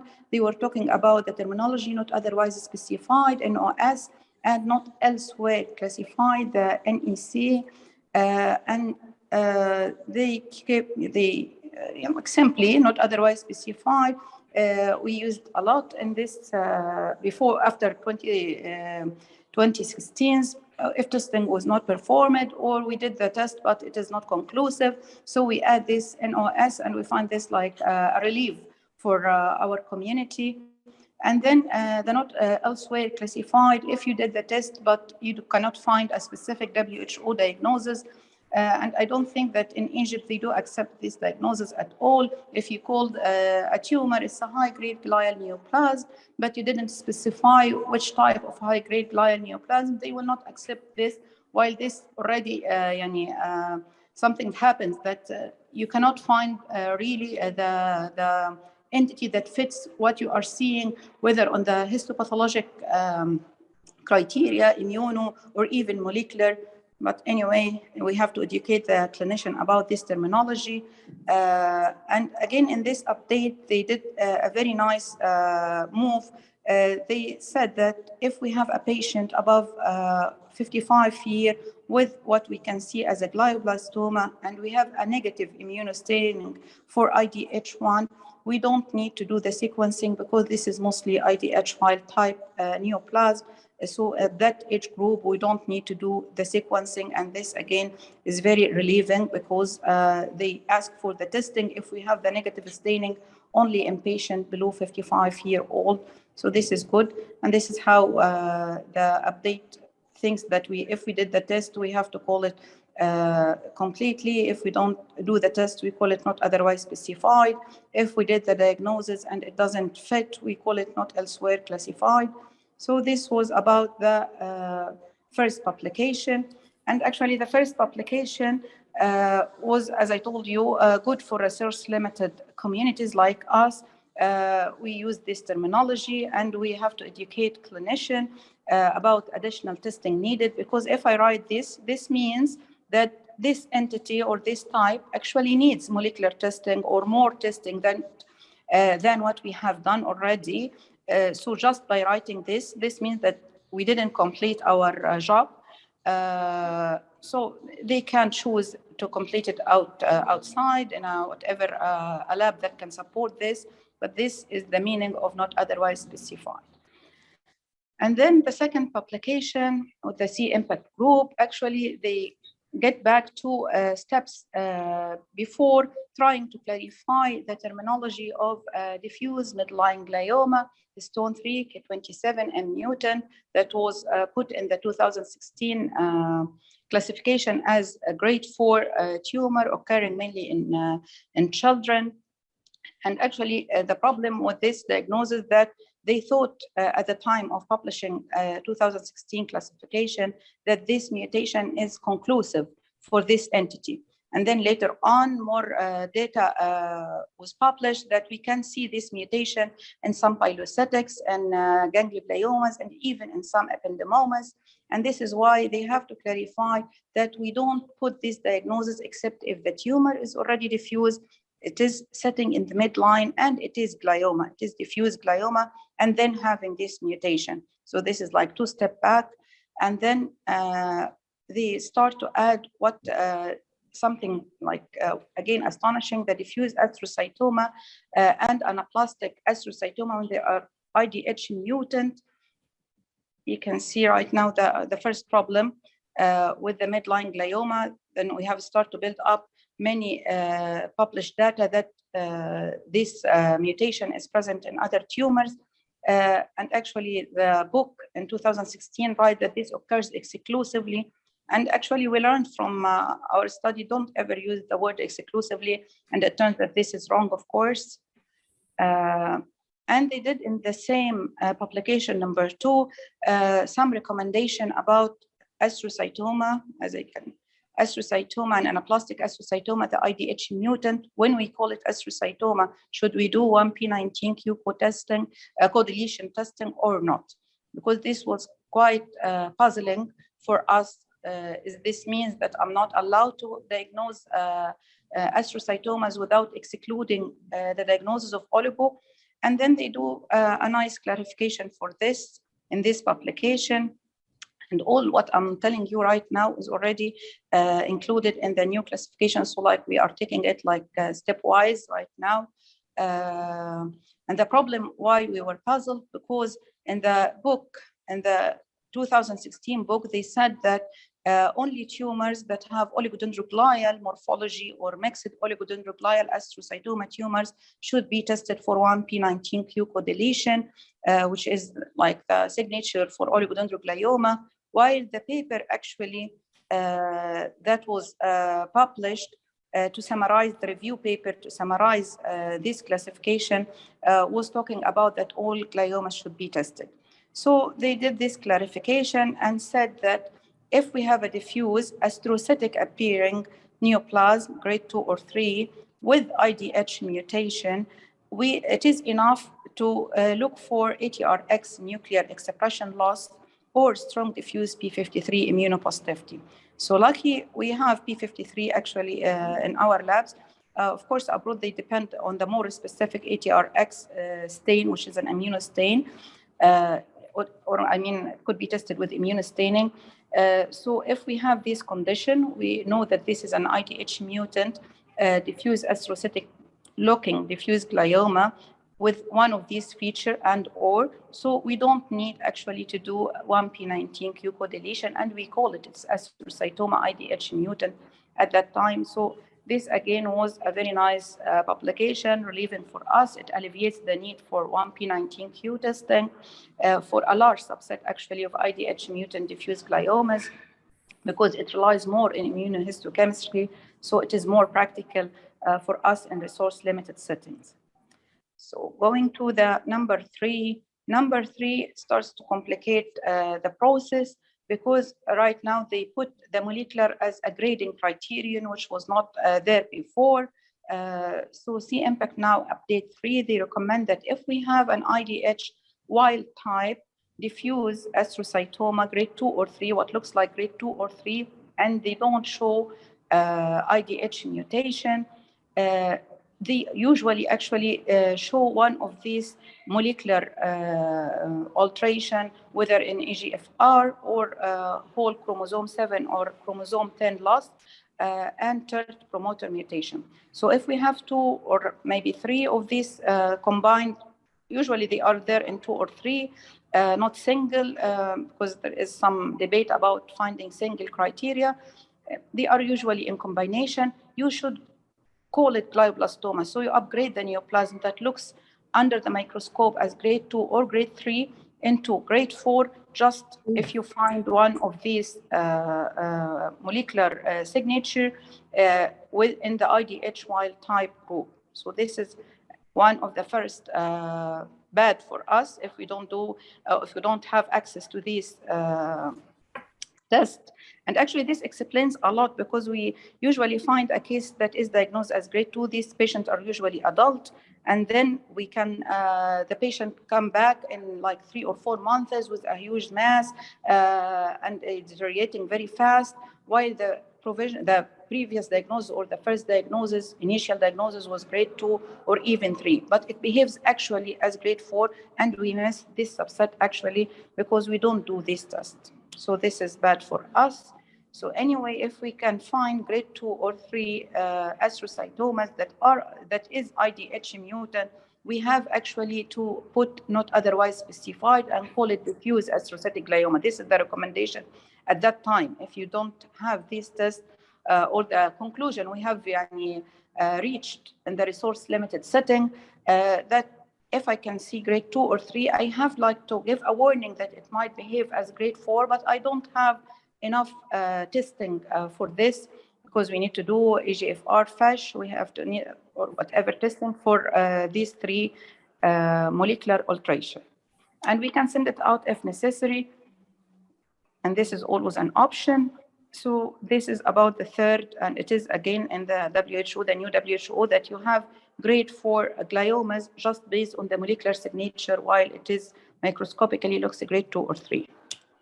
So more complication occurs in the 4th publication of C-Impact, because it talks about actually the pediatric gliomas. And the pediatric gliomas, these diffuse gliomas in young patients, actually characterized by a completely different molecular pathways, including what is called MEB and MEB-L1, or alteration in FGFR1, or alteration in BRAF, which is a mutation in V600E. And this occurs in diffuse gliomas in kids or in children when they have IDH wild type, and actually IDH wild type and histone 3 wild type. We thought that this is a bad gliomas because we think that IDH wild type is always bad. This is what originally we think about, but this is completely wrong in the children situation, because they have other pathways that actually these tumors behave in a very indolent fashion, and they actually graded as 1 or maximum 2, as you can see. In this grade 4, in this publication 4, they said we have to do integrated diagnosis again, MEB altered, and at that time there was no grade assigned to this entity, and we call it is IDH wild type and histone 3 wild type. This is actually by definition. And the C-impact update comes out with 6 diffuse gliomas in pediatric patients, and lucky have been lumped these 2 in the new classification. They said MEP1 altered or MEP-L1 altered because they are quite related. And then the 4 other tumors were again lumped in MAPK pathway alteration, because again, they are quite related. This one was graded as grade 1, and the other one still doesn't have a grade. It may be 1 or 2 later on.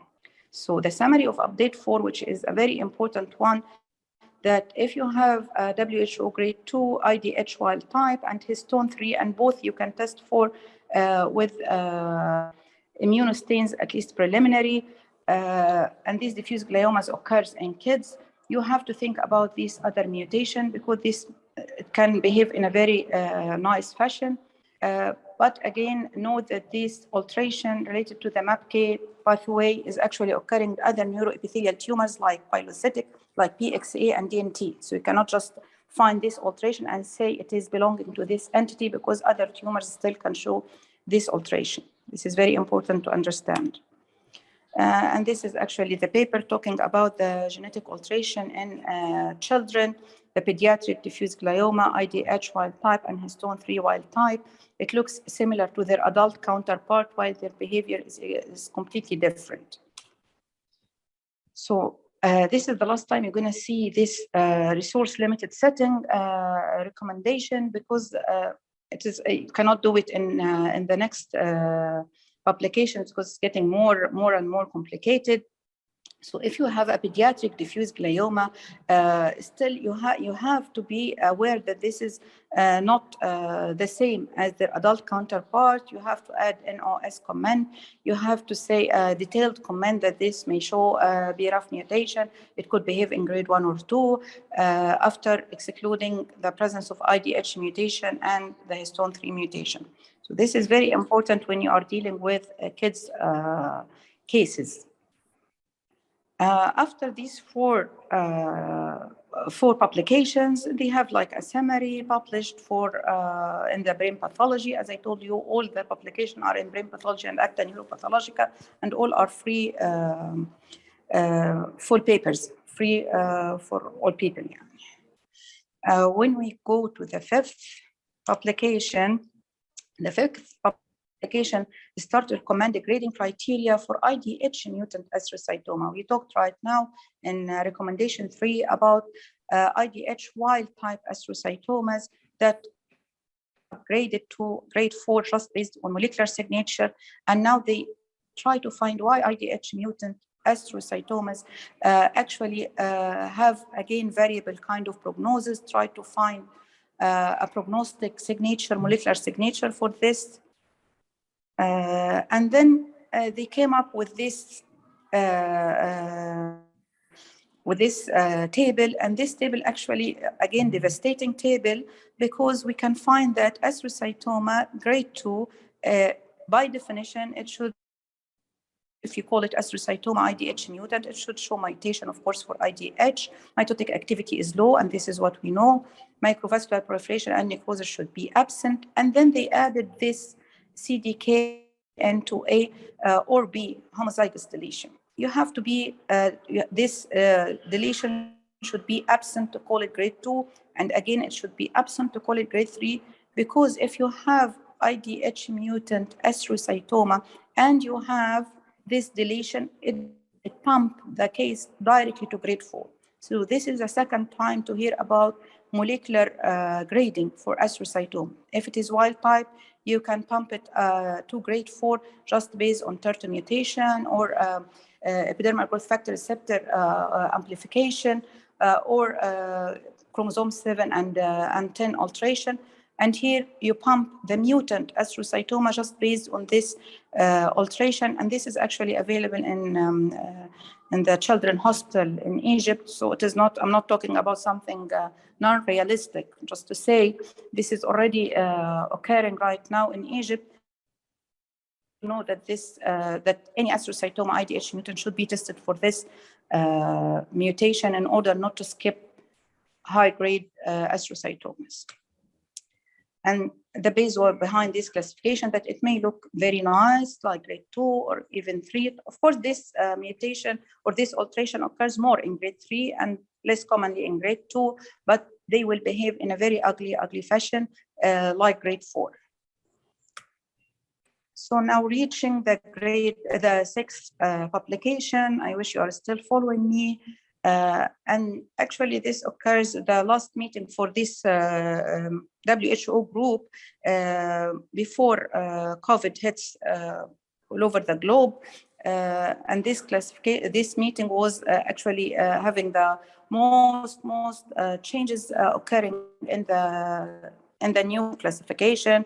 They published this in the meeting of Utrecht, again in Holland. They like Holland so much anyway, because this is a very nice city, actually. You can see the city where they have met and do this publication. And this publication actually talking about the changes.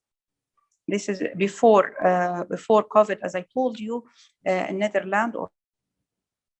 And then they put the diagnostic principles for tumor, the nomenclature, they revised the nomenclature. They start to acknowledge, this is very devastating again for us in resource-limited community, because they start to acknowledge the utility of a new, it's not a new technique, which is called methylome profiling, whole methylome profiling, that was published actually in Nature in 2018, looking for a signature for each tumor. And this is now added in the WHO, are only diagnosed by methylome profiling. And then, of course, they accepted the update in the recommendation update 3 about the glioblastoma IDH wild type, based only on the molecular signature we have talked about. And again, they accept the recommendation in the update 5 related to the CDKN2A that elevates the grade to grade 4 in IDH mutant astrocytomas. They put it like one step to grade 4, just based on this alteration, which is accepted. It is expected that way they will accept their own recommendation. And they have multiple emerging new entities. At that time, they were 16, while in the published classification, in the final published classification, there are 22 new entities actually in the new classification compared to the 2016. And many of which can be accurately characterized actually by specific molecular features. For example, histone 3, J34 mutant, diffuse glioma, spinal ependymoma with MECN. So this is 2 entities that need molecular features actually. They did some alteration in nomenclature. Now I'm like talking what is happening in 2021 classification, but this was published in this before the book in the C-Impact 6 publication. They removed the name choroid glioma of the 3rd ventricle because we don't need to put the location. Actually, you don't put a location for medulloblastoma, which is a very specific location for the medulloblastoma, and we don't add the locations, move the location for choroid glioma. For supratentorial ependymoma RELA fusion, they do changes for the RELA because they find that the counter gene actually on chromosome 11, the open read fragment 95, the other gene is the one responsible for this ependymoma. So they changed the name actually twice. Once to this CR11 ORF 95, and then a new name comes after this, and it's called ZFTA. It's the name for the gene. I'm sorry, but if we pronounce it like one word, it will mean something bad in Arabic. It's not called RELA fusion anymore. We don't have this RELA fusion. It is called ZFTA fusion positive ependymoma, which is the same, but they found that this gene is more important than RELA because other fusions or other other fusions actually present in this type of ependymoma. They do this. This actually, they put a list for a recommended recommended entities that will be added later on. I expect that it will be added on. So right now you can look at this list and think that this may be added, like myxopapillary ependymoma with anaplastic features. So this may enter in the next classification, but right now they are not there. Dr. Iman, I apologize for interrupting this interesting talk, but unfortunately we are limited by time. Okay, I'm reaching so 7. May I ask you, I'm reaching 7, خلاص. Okay, Don't worry. Okay. So the 7th one was actually talking about the molecular classification of ependymal tumors. And you can see right now that for ependymal tumors, you need actually to put the location of the tumor as supratentorial ependymomas, posterior fossa, and spinal ependymoma before doing the diagnosis, because this compartmental location gives different molecular signature and different prognosis. So this is very important because it looks ependymoma everywhere, but they don't behave the same way. And you can see this new entity entering the diagnosis depending only in MEC and amplification in the spinal ependymoma and behave in a very bad fashion. You can see the behavior. This is from the new book. The red one is the red one is with the bad prognosis, the worst prognosis. The green one is the best prognosis, and the yellow are in between. You can see that this spinal with MEC N1 is very ugly in prognosis, and the posterior fossa type A is again bad in prognosis. This is how the methylome occurs. You can see the clustering in different colors, and this is how they do the classification right now. Just this book, this is from 2016. You can see that this classification was already mentioned in a very in the book. So it is like a voyage, it's a journey. It's not starting 2016 and like it will continue actually, yeah. And this is what I like in the new recommendations and the new book actually, that they have table for each tumor with essential data to diagnose. Whatever is for this is for the ZFT fusion. You have to see this, and then desirable criteria. We don't have time for this. So these are the 7 actually magnificent 7 publication that was adopted in this new book. Just let me go fast. This the list of the 22 new entities in the new book. 7 in gliomas, 4 ependymomas, 4 embryonal, 3 sarcomas, and 1 pituitary. Actually, the idea of splatter versus lumping, you can see that all these lists in 2016 were lumped in 3 categories for adult tumors, and now you can see adult tumors are separate completely from pediatric tumors. And the only pediatric tumor here in 2016 was expanded to all these lists as low grade and high grade, as we mentioned in number 4 publication. And this is more of the list. This is from the new book. They added a new entity in the embryonal tumors. And again, it's related to the methylome profiling. You can see the clustering of tumors. These are the medulloblastoma. They do more sub-classification for ependymoma, medulloblastoma. Don't need, this is the new cranite, the cribriform neuroepithelial tumor. We don't have time for this. So let me finish with some general changes in CNS WHO classification just in a couple of minutes. That now we have pediatric and adult gliomas completely separate. We have grading changed to Arabic numerals. So right now we have 1, 2, 3, 4 instead of the Roman 1, 2, 3, and 4. This is for decreasing the typo error. And this is actually like other systems and other body systems. And now we have grading within each tumor group, which is very important. So we now have diffuse astrocytoma or astrocytoma, and then we call it grade 2 or 3 or 4. We don't use the term anaplastic anymore for ependymoma, for astros, for oligodendrogliomas. We just kept the term anaplastic for meningiomas. Now methylome profile is a desirable criteria now in some entities. And we have to appreciate the NEC. And actually, we have to do the recommendation again in 2014, the recommendation of integrated diagnosis. This is the DNA methylation, how it works. I just want to tell you, it doesn't work anymore. It refused to work, actually. Okay. I will go through, yeah, this is how it can change the diagnosis, upgrade the diagnosis just using this technique. And this is where it is done in the Center of Cancer Center in Germany, how they do report it. So we have to be aware that there is now a new method of classification using just the methylation profile.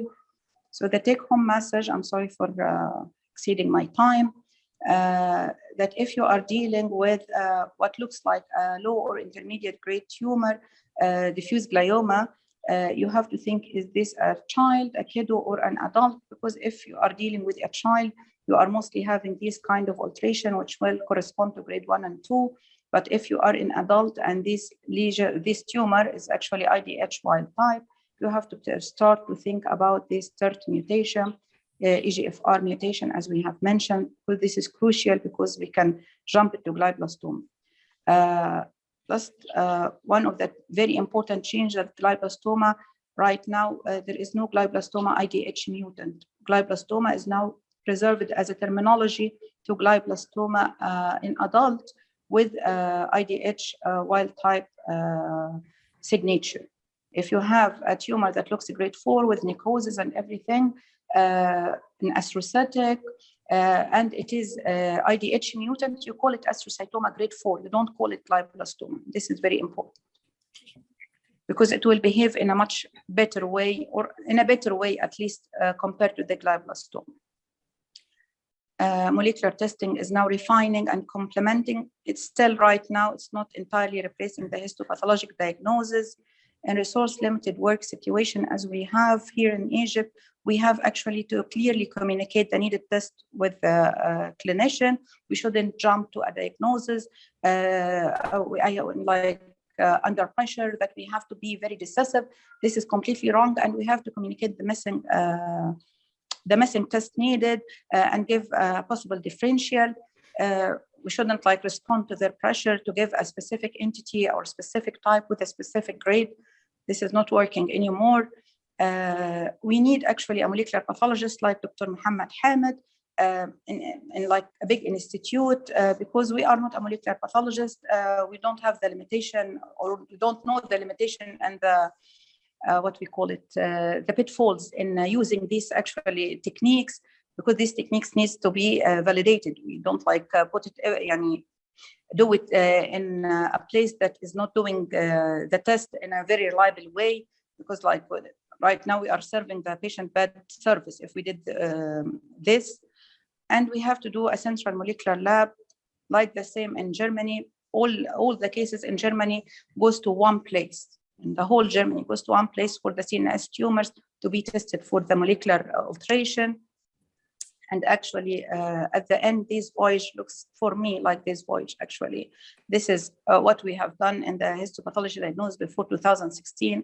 And this is how the classification right now with the 2016 and 2021 with the molecular features, it refines the diagnosis. Actually, the prognosis is now, the groups are very well-defined with different prognosis, with different treatment. So we have to do our best to follow the molecular classification right now. We shouldn't stick to the histopathology alone, because this is bad for our patient. And I'm sorry if this is boring or disappointing. I'm just a messenger. I'm not the one who is doing these changes. Thank you so much.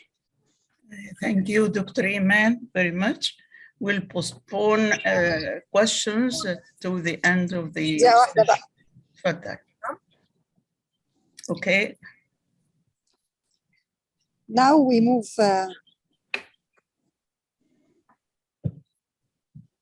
Now we move to our next speaker, our dear colleague,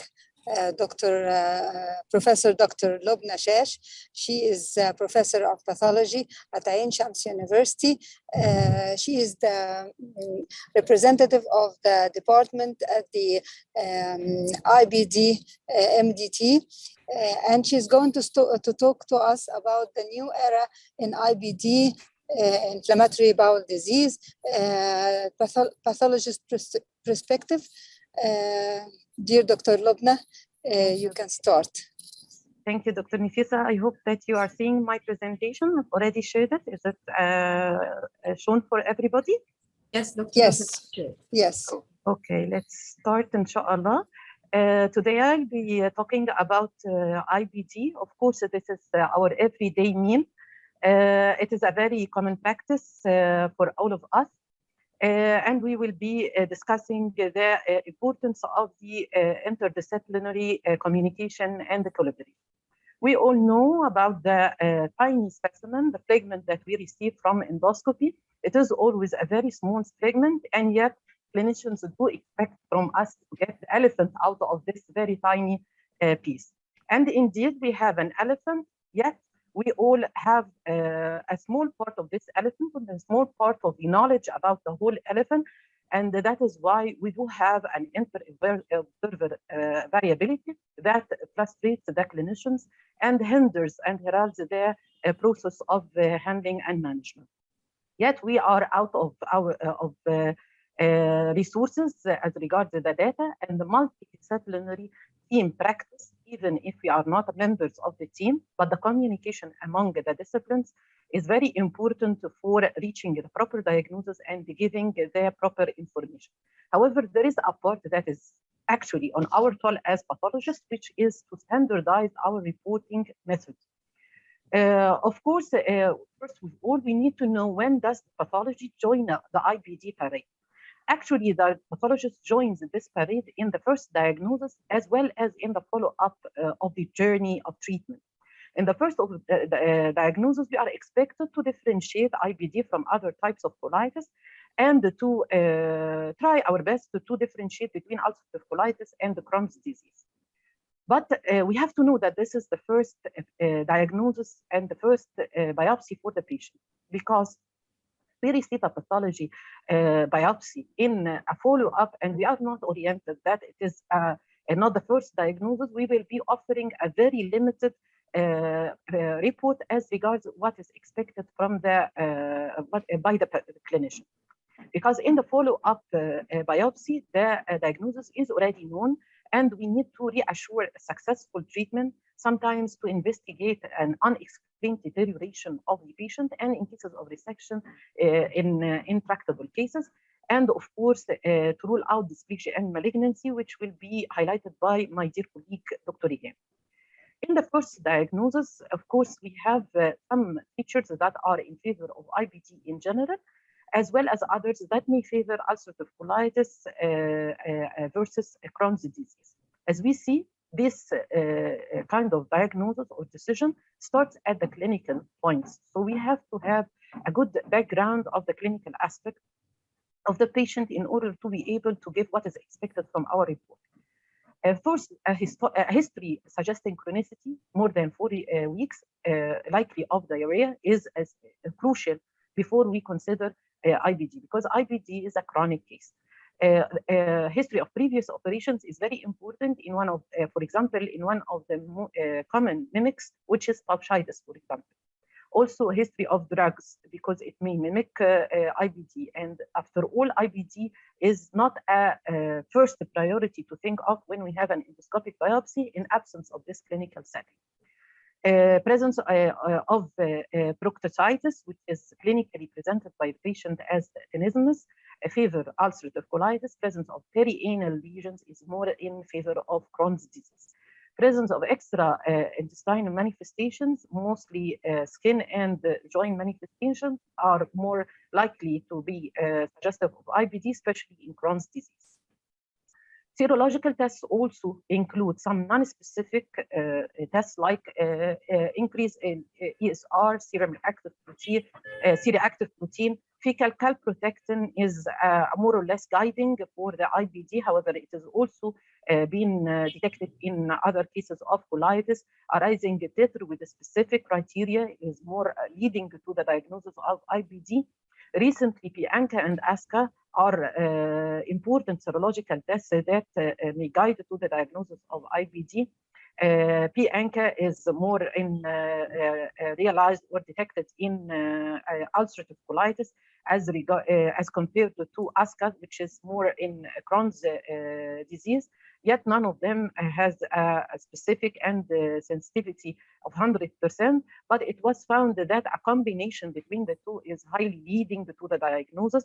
For example, a profile of negative P-ANCA and a positive ASCA is found to reflect Crohn's disease by 90 to 95% accuracy.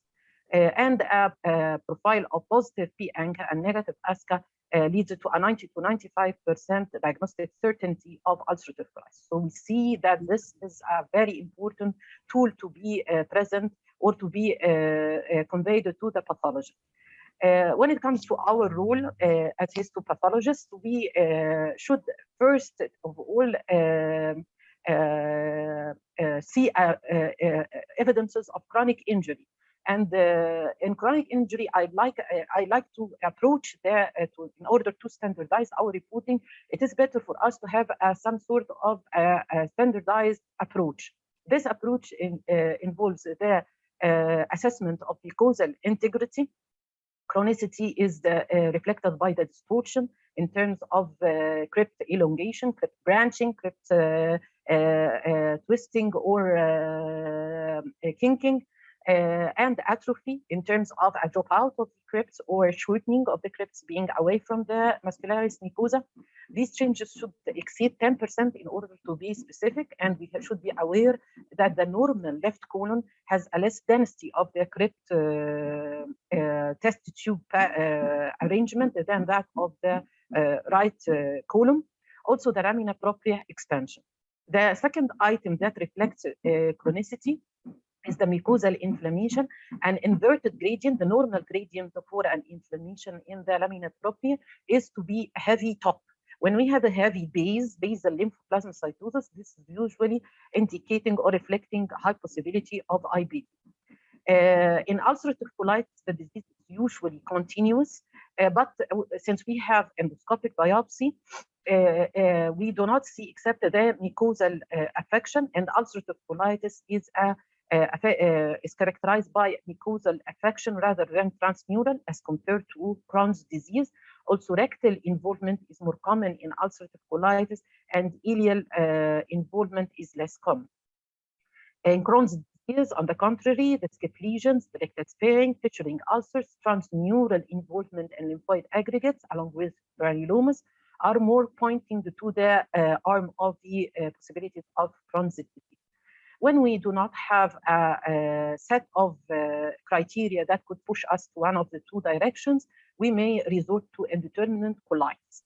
I wouldn't go through this very familiar table. It's very basic, but overall, the ulcerative colitis is a disease that is more horizontally affecting the colon rather than depth. And also it tends to compromise the integrity rather than proliferate within the lamina propria. In the contrast, the Crohn's disease is more proliferative and more to the depth rather than continuous horizontally. In order to offer a standardized report for IBD, we all know the knowledge. It is very basic and every pathologist can report. However, you would be surprised by the differences in the interpretation of the clinician to our individual reports. And I was glad for actually grateful for Dr. Tariq's first case, Dr. Tariq Shar'awi, because he highlighted this, that the clinician hears it differently than what we articulate or what we express in our reports. It is important to be more simple and to be standardized in our reporting in a way that clinicians do read what we actually are saying, what we are actually saying. So I suggest, and it is a very comprehensive and concise way of reporting, to direct our reporting to the pattern of distribution and the pattern of inflammation. By the pattern of distribution, we express it in terms of diffuse injury versus focal. When we have endoscopic biopsies, we do mean that we have a fragment that is entirely involved and another that is actually spared. By this, we can express it as focal or segmental or skip injury. The pattern of inflammation with regard to two items or two arms, the activity and the chronicity. And by the activity, and each of them, we should report about the epithelial involvement or affection and the lamina propria cellularity. In activity arm, as regard the activity arm, the effect on the epithelium is reflected in the form of ulcerations, erosions, and some reparative changes. And the effect of the lamina propria cellularity is, of course, reflected by the crepititis and the crypt abscess formation. Of course, none of these is specific for IBD, as we all know. In terms of chronicity, also, we should report the effect on epithelium and the lamina propria cellularity. In epithelial affection, in the form of the distortion in crypt atrophy, fibrosis of the lamina propria, ilealization of the colonic mucosa, which means that it acquires a more or less papillary form, Paneth cell metaplasia, pseudopyloric metaplasia, and of course dysplasia and the goblet cell depletion. All of these are effects on the epithelium by the virtue of the chronic injury. On the lamina propria, the presence of a high dense chronic inflammatory infiltrate, especially with basal predilection, the presence of granulomas that are more common with Crohn's disease. Yet I will draw your attention to a very important fact about the granulomas. First, they are not that common. Second, they may be very subtle. I have already revised some of the biopsies that were reported as being absent for the granulomas, and I will show you these granulomas could be very, very subtle and very actually deceiving to catch by microscope. Lymphoid aggregates and intraepithelial lymphocytes, these are some of the features of chronicity, and they can be seen in IBD. But it is important to notice that before seeing them or before putting them as a priority, we should have all the rest of the factors. When we have lymphoid aggregates and intraepithelial lymphocytes as taking the upper hand in absence of the other features of chronicity, this should raise our attention to the possibility of microscopic colitis, for example, lymphocytic colitis, rather than IBD. In IBD, these are not the first to manifest. They are not prompt to our eyes before the other features like the crypt distortion, the basal plasma lymphocytosis, and so on. Let us see some of the examples of the granuloma. As you see here, they might be very subtle. They may not be strikingly catching our eyes. It may be missed in many of the cases. These are the cases showing Paneth cell metaplasia. Of course, it is very important to highlight that Paneth cell metaplasia is an item that we search for in biopsies of left colon, because they normally by default in histology, the Paneth cell may be detected in the right colon. Ilealization of the large bowel, in which there is some sort of villus or papillary form transformation of the mucosal appearance, and pseudopyloric metaplasia, which is usually seen in the ileum, in which the crypts take the pseudopyloric appearance. All of these are features of chronic injury for the epithelium. Very important to try to look for inclusions or other features that may suggest infection, and despite we may not be able to confirm such infection, especially in viral inclusions, because it is not certainly assessed except by a specified immunohistochemistry. Yet we should raise this possibility whenever we see something that may be alarming, like the viral cytopathic effect, which shows as inclusions. Actually, they are not that striking as well. They may appear just like some sort of nuclear atypia. Yet when present, we must raise, especially in two situations. Actually, it is a good differential diagnosis of IBD and a good and a common associate with IBD, especially when the clinician has reported that there is some sort of unexpected flare in the clinical course or unexpected resistance for the treatment that he is giving. There are some broken rules. I'm sure that we are aware of some of them. That ulcerative colitis is a transmucosal. However, it may extend a little bit to the submucosal. So, especially in the endoscopic biopsies, it's quite difficult to exclude that the inflammation is extending deeper to suggest Crohn's disease as compared for ulcerative colitis. Also, ulcerative colitis could be discontinuous, and this is a common incidence in the in the healing course or after treatment. So again, this brings us to the importance of the info that this is an initial diagnosis for this patient, or is it a biopsy along the run of the follow-up course. Pediatric age groups also patchiness of ulcerative colitis is common. Ulcerative colitis may affect the ileum, as we all know, in the backwash uveitis, and it may show granulomas. Although in this kind, in ulcerative colitis, it is a cryptolytic granuloma, which is related to a base of a broken crypt or a destructed crypt. So, in summary, for the first diagnostic specimen, it is nothing is pathognomonic for IBD, nothing is pathognomonic for ulcerative colitis versus Crohn's. All of the features that we are describing are rather suggesting or favoring. So we have to formulate our report in this way. And we also have to cover all the items that we have just said to have a standardized way of reporting.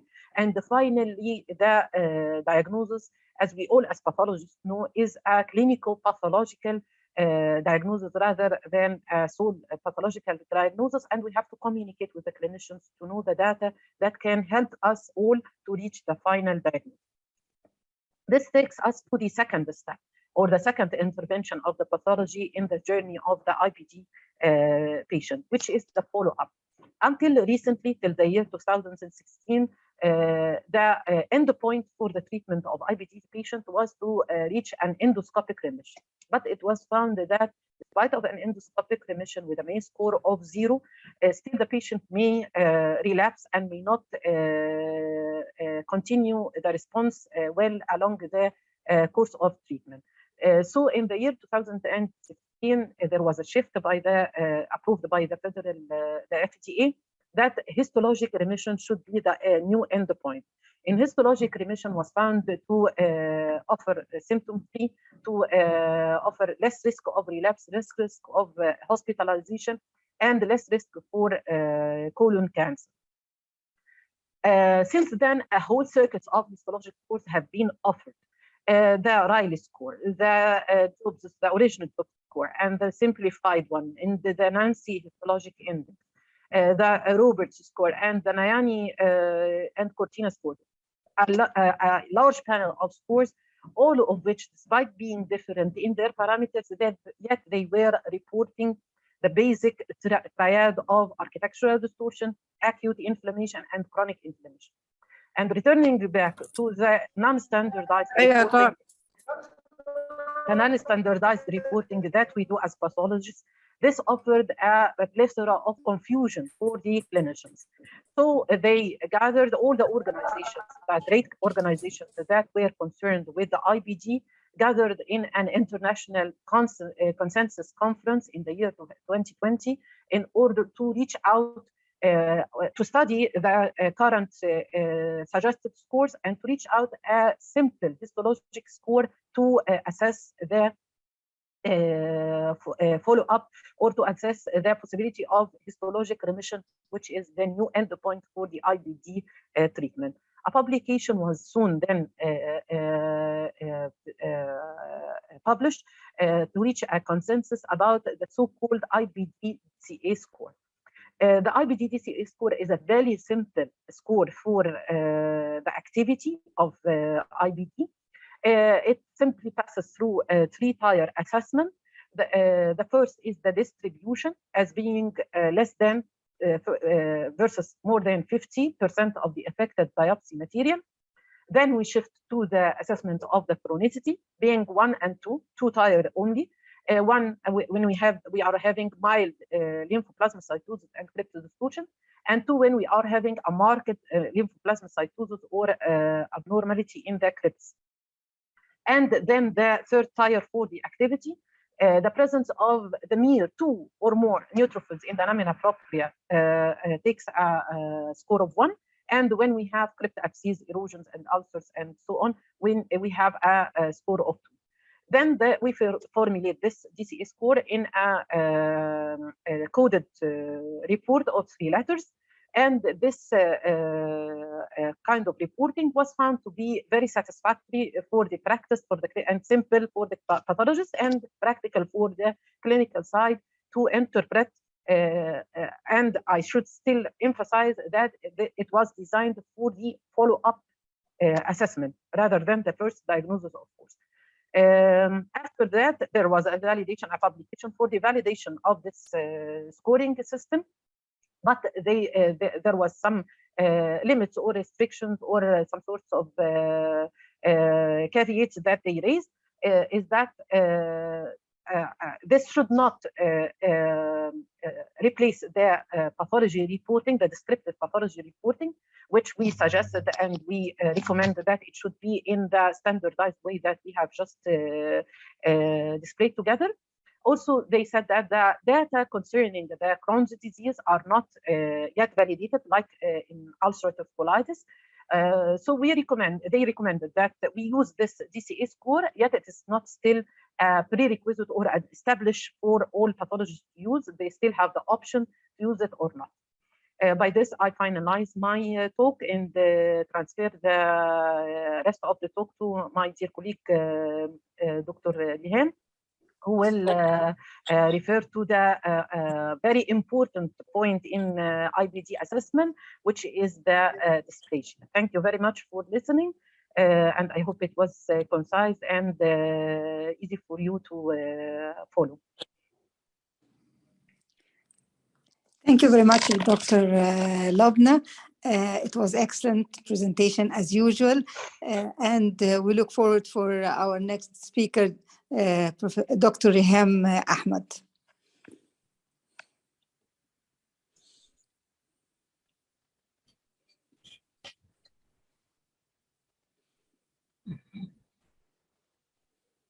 Good afternoon.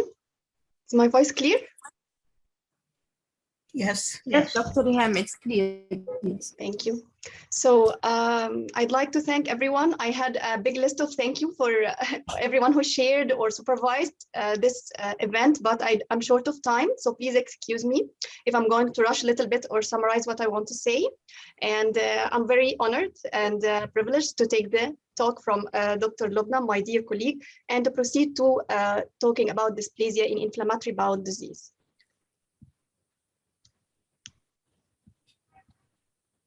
So the outlines of this talk are centered around 3 main points. We will revise some of the endoscopic features and how to handle the specimens of dysplastic lesions grossly. And we will talk about types of IBD-associated dysplasia, and finally, how to report IBD-associated dysplasia. So for endoscopic features and specimen handling, this is a terminology that is proposed and already in action by the Cns classification system. So they were dividing the dysplasia previously into different historic terminology, such as polyps or DALM, which was an abbreviation for dysplasia-associated lesion or mass, or even flat dysplasia. Now there is a new classification by endoscopists that we need to understand so we can get their language well. So dysplasia now by endoscopy is separated into visible dysplasia and invisible dysplasia.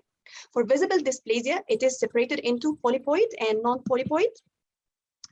And the polypoid can be a pedunculated polyp or a sessile polyp. However, for the non-polypoid, they are flat visible lesions that can be slightly elevated or just a flat lesion, or they can be slightly depressed. However, for the invisible dysplasia, they are not seen by the endoscopist at all, but they are only diagnosed on the basis of morphology or pathological examination, but on random biopsies taken from the patient. So grossly, we receive different types of specimens, sometimes the famous small fragments. We here have to submit every fragment included, and we have to take sections or serials. And also we need to describe the number, the size, and the gross description. But for polyps, there is a different story. We can have a pedunculated polyp or a sessile polyp. For both, we have to also mention the number, the size, the gross description, and we need to be cautious when we submit. First rule is we have to submit all. We cannot leave any tissue behind. And for pedunculated polyps, we have to take long slices along the longitudinal axis of the lesion. And we will submit the longest axis alone with the stalk and ink the base of the stalk as a margin. And then we submit the rest of the trimmed parts of the polyp into different cassettes. How many, it depends on the size. For the sessile polyp, there is a different story. We will have to ink the deep margin, and we have to watch out for the mucosal peripheral margin of this lesion, because these are considered the mucosal margins, and we need to report if they are free of dysplasia or not. And it will be sliced and then submitted totally, as we said. So now we will shift into the types of IBD-associated dysplasia. So in pathological terms, let's go back to basic. Dysplasia is unequivocal neoplastic change of epithelial lining of the intestinal mucosa, but on one condition, that it should be confined to glandular basement membranes without any invasive growth pattern, either in the form of single cells or even invasive glands. But a point of caution here is that in the mucosal setting, we don't expect much desmoplastic reaction around the invasive components. So don't judge by desmoplasia alone if you are going to upgrade any lesion into an intramucosal carcinoma. This is an updated histologic type classification of the IBD-associated dysplasia. We have the conventional, the adenomatous or the intestinal type, the famous ones that are separated into low grade and high grade. And we have the non-conventional patterns that are less commonly encountered, and they include a long list. One of them is a serrated pattern, and then we have other less commonly seen. We are going to go through them, inshallah, quickly as we can. So we will start with the low grade dysplasia or the adenomatous one. The intestinal dysplasia. I will not go into molecular, but it's a multi-step carcinogenesis process, starting with a background inflammatory microenvironment and increase of the oxidative stress on the epithelial cells, and then an accumulation of molecular alterations will then follow, with early events including p53 mutations and DNA repair gene alterations, and then this can be followed by KRAS mutations and APC till it will reach a full-blown carcinoma. So it's very important to understand this sequence. And the intestinal type, adenomatous type dysplasia is having many classification systems. The most widely adopted is the Riddell classification system, and it's endorsed by the WHO. It includes 4 grades: negative for dysplasia, indefinite for dysplasia, and low grade and high grade dysplasia. So we are going quickly through all of them. The negative for dysplasia is an easy category for all of us. We examine the epithelial cells, no cytological atypia, no architectural disturbances, so it's easy, negative for dysplasia. Then we come to the 3 other categories. If you want to judge these categories, you have to consider looking at least 3 parameters: the surface maturation of the epithelial cells and the transition from the atypical epithelium into the non-atypical epithelium. This is one parameter to see. Architectural disturbances, this is another parameter. And finally, cytological features. So let's start with the indefinite for dysplasia, the debatable category and very commonly hated by our clinicians. So in this case, we have surface maturation preserved. This means that we are going to see the atypical features in the bases of the crypts. And as long as we go to the surface, you start to see full maturation and better appearance of the epithelial cells.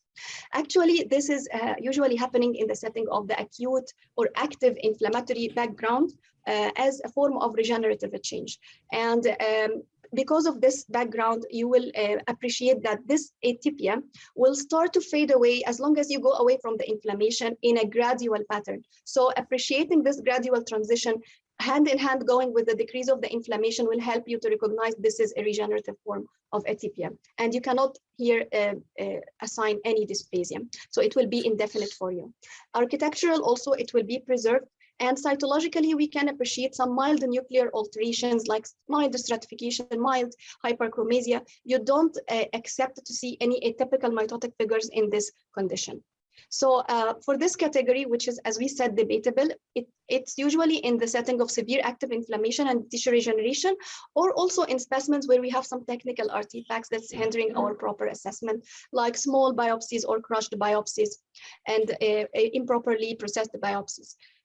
And there were attempts over the years to omit this category, but this would be very, very harsh on us, so please don't remove it. But there is a recommendation that if you want to assign indefinite for dysplasia, please reconsult, take opinion, and especially if you have an expert GI pathologist with you, and try to favor one over the other. So it is indefinite, yes, but probably positive, or indefinite, but probably negative in your opinion. This will help the clinician to proceed furtherly with his plan according to the condition of his patient.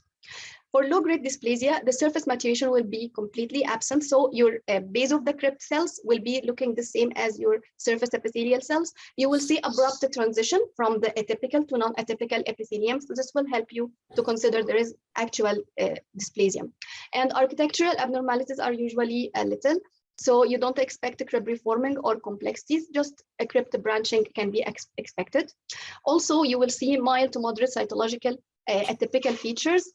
One of them, the most famous, is nuclear stratification, of course, and hyperchromasia. But again, your landmark here, so not to jump to high-grade dysplasia, is watch out for the location of the nuclei of your epithelial cells. Usually in low-grade dysplasia, they will take the lower half of the epithelial cells, most of them, sparing the upper part of the epithelial cells and not jumping over each other to reach the luminal surfaces. This is one of the clues to separate from the common category, which is high-grade.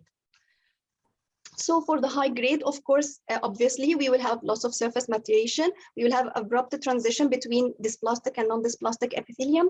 We will have the architectural irregularities that will be very obvious and reassuring for us. We are in a high grade lesion in the form of crib reforming, branching, back-to-back glands. And then we will look at our cells. We will see more atypical mitotic figures. We will see more nuclear pleomorphism, hyperchromasia, and also please appreciate with me that our nuclei are all over the place, from the bases of the cells to the apical parts and the lumina of the glands, and this will not be seen in the low-grade dysplasia.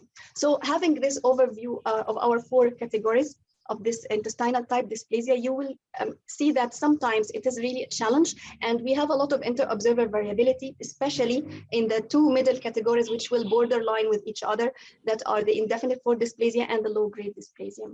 But actually, the levels of agreement between pathologists for the high-grade dysplasia and the negative for dysplasia are usually high.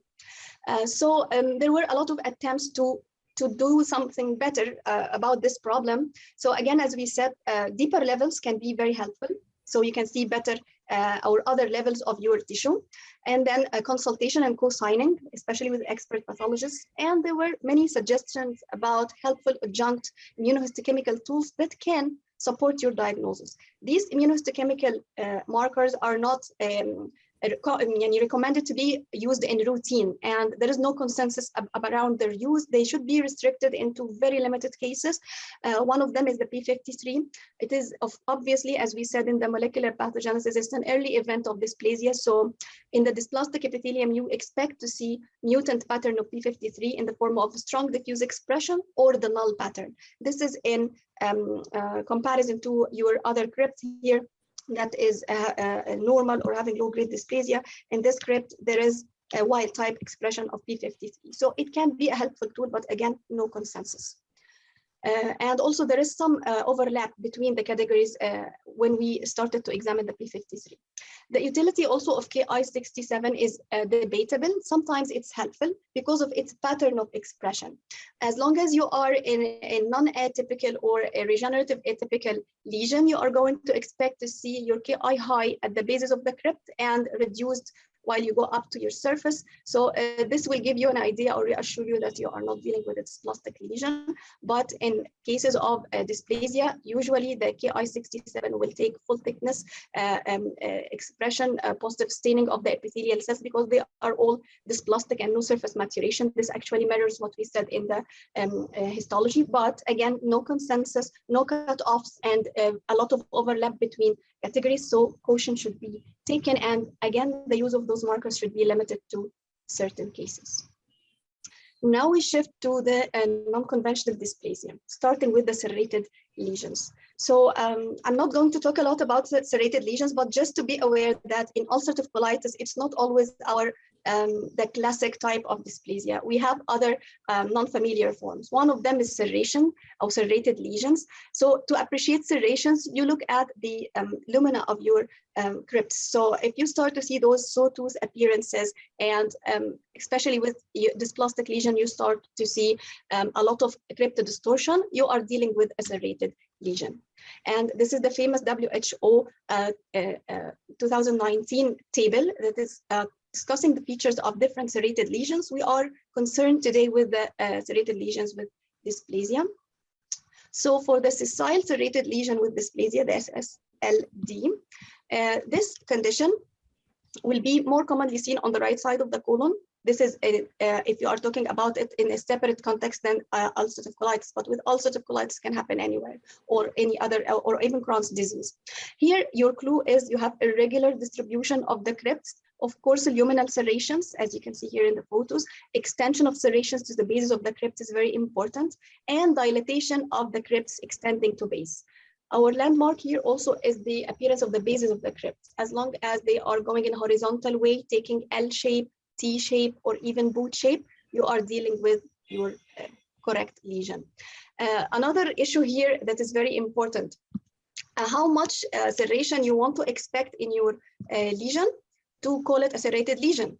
So is it only one crypt, two crypt, or all of the lesion? Actually, by WHO definition, at least you should have your features unequivocally present in at least one crypt. If one crypt has the full criteria of serrated lesion, you can assign your diagnosis as a serrated lesion with hyperplasia, with the dysplasia.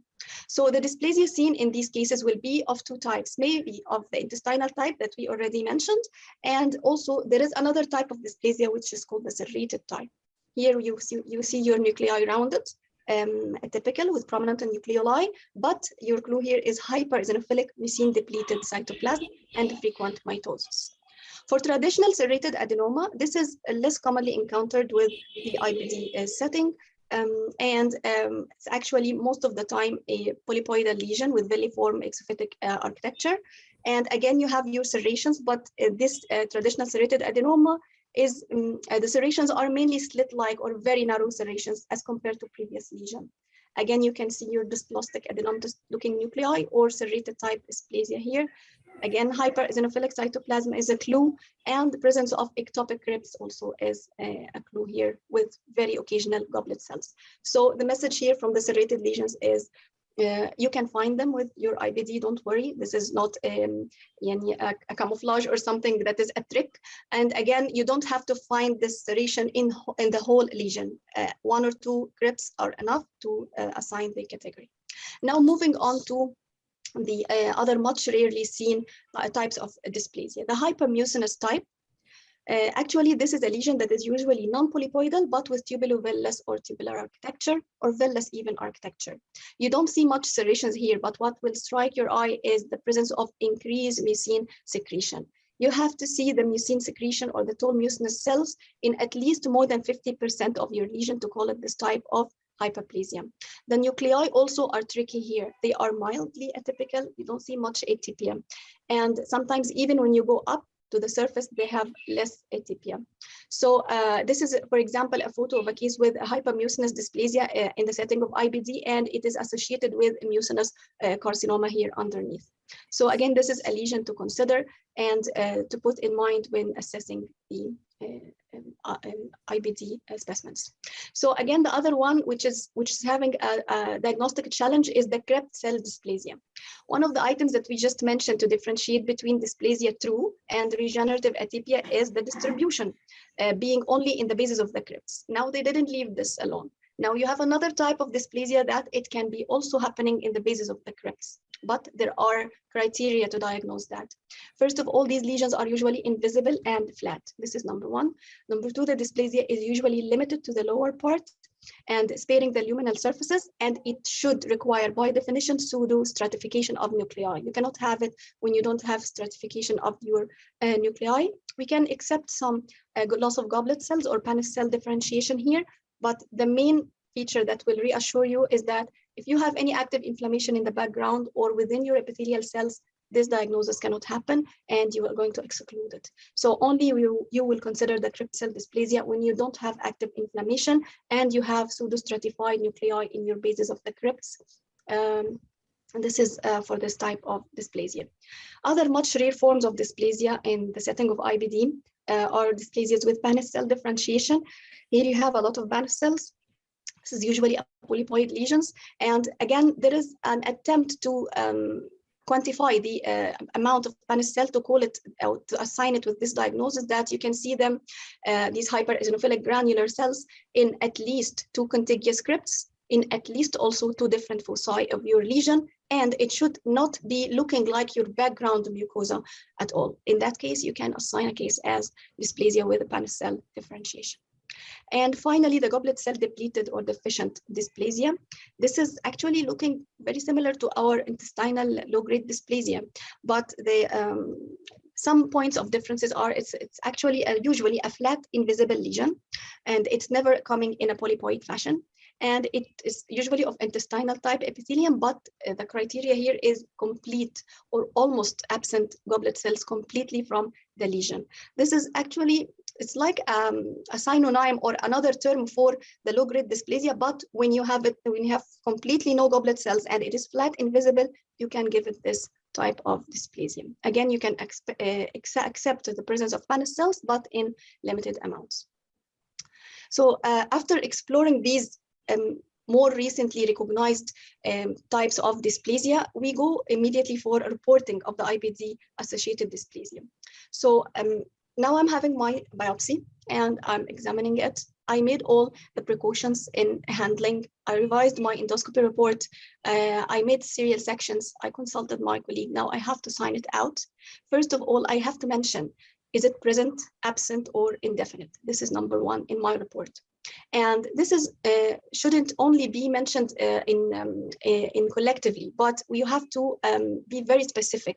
As my dear colleague, Dr. Lobna mentioned, I have to know how many fragments I'm having and what is the site the biopsy is coming from by colonoscopy. So it is a sigmoid biopsy or transverse, or I have multiple biopsies taken from the same patient. So site is very important. Number of the biopsies is very important. I am from the sigmoid colon. Am I having 3 fragments, 2 fragments?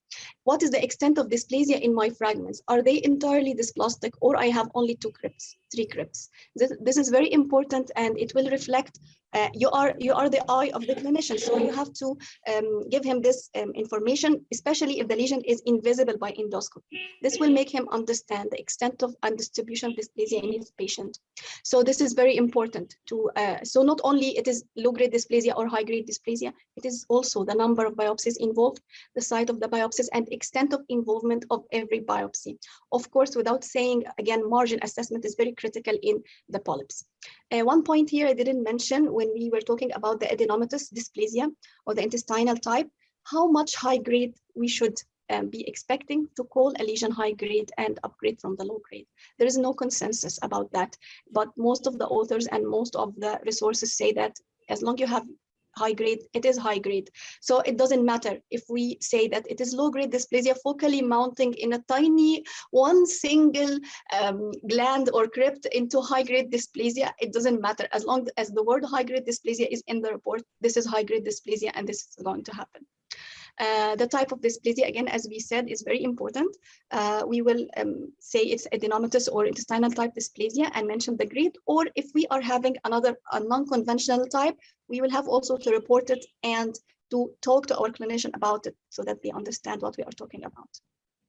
I'm not going to go through into this algorithm at all, but just to one arm of it to understand the impact of our decisions. So if you have a dysplastic colonic bowel and it is invisible for the colonoscopy, I'm mentioning it is low grade or high grade is a great impact on the patient. Low grade, they will repeat the colonoscopy in 6 months. High grade, they can go immediately for colectomy, even if the biopsy is invisible. So it is a very critical word to say, and we have to be very cautious about it. And I'm not going to go through the rest of it, but it's really very impacting very much the decisions about the screening and the management of the patients. So my final take-home message, I'm sorry for going very fast, but I'm out of time. So dysplasia in the setting of inflammatory bowel disease is a major determinant of the risk of cancer development in the patients, and it's a critical factor for planning patient management strategies, and also designing the surveillance protocols and screening colonoscopy programs. Also, another point that is very important is we have to handle biopsies properly and understand the morphological patterns, diversities of the different types of IBD-associated dysplasia, and not to overlook a rare type. This will ensure accurate diagnosis and grading. Also, finally, as the title of our talk, me and Dr. Lubna, this is pathologist perspective, yes, but as always, our perspective is a global perspective. So it's always a correlation between clinical, endoscopic, and pathological aspects, and this will be only empowered and nourished by open the communication channel by with our clinicians, and effectively talking through the multidisciplinary team discussions. With that, I would like to thank you all very much. I'm sorry for going very fast, and I'm really honored to be part of that day. Thanks a lot. Thank you, Professor Dr. Lubna Shesh and Dr. Riham Ahmed, for the outstanding presentation and the amazing topic. We have some questions in the Q&A box from Dr. Sumaya Saaduddin. The first question for Dr. Lubna Shesh. Can you hear us? Yes.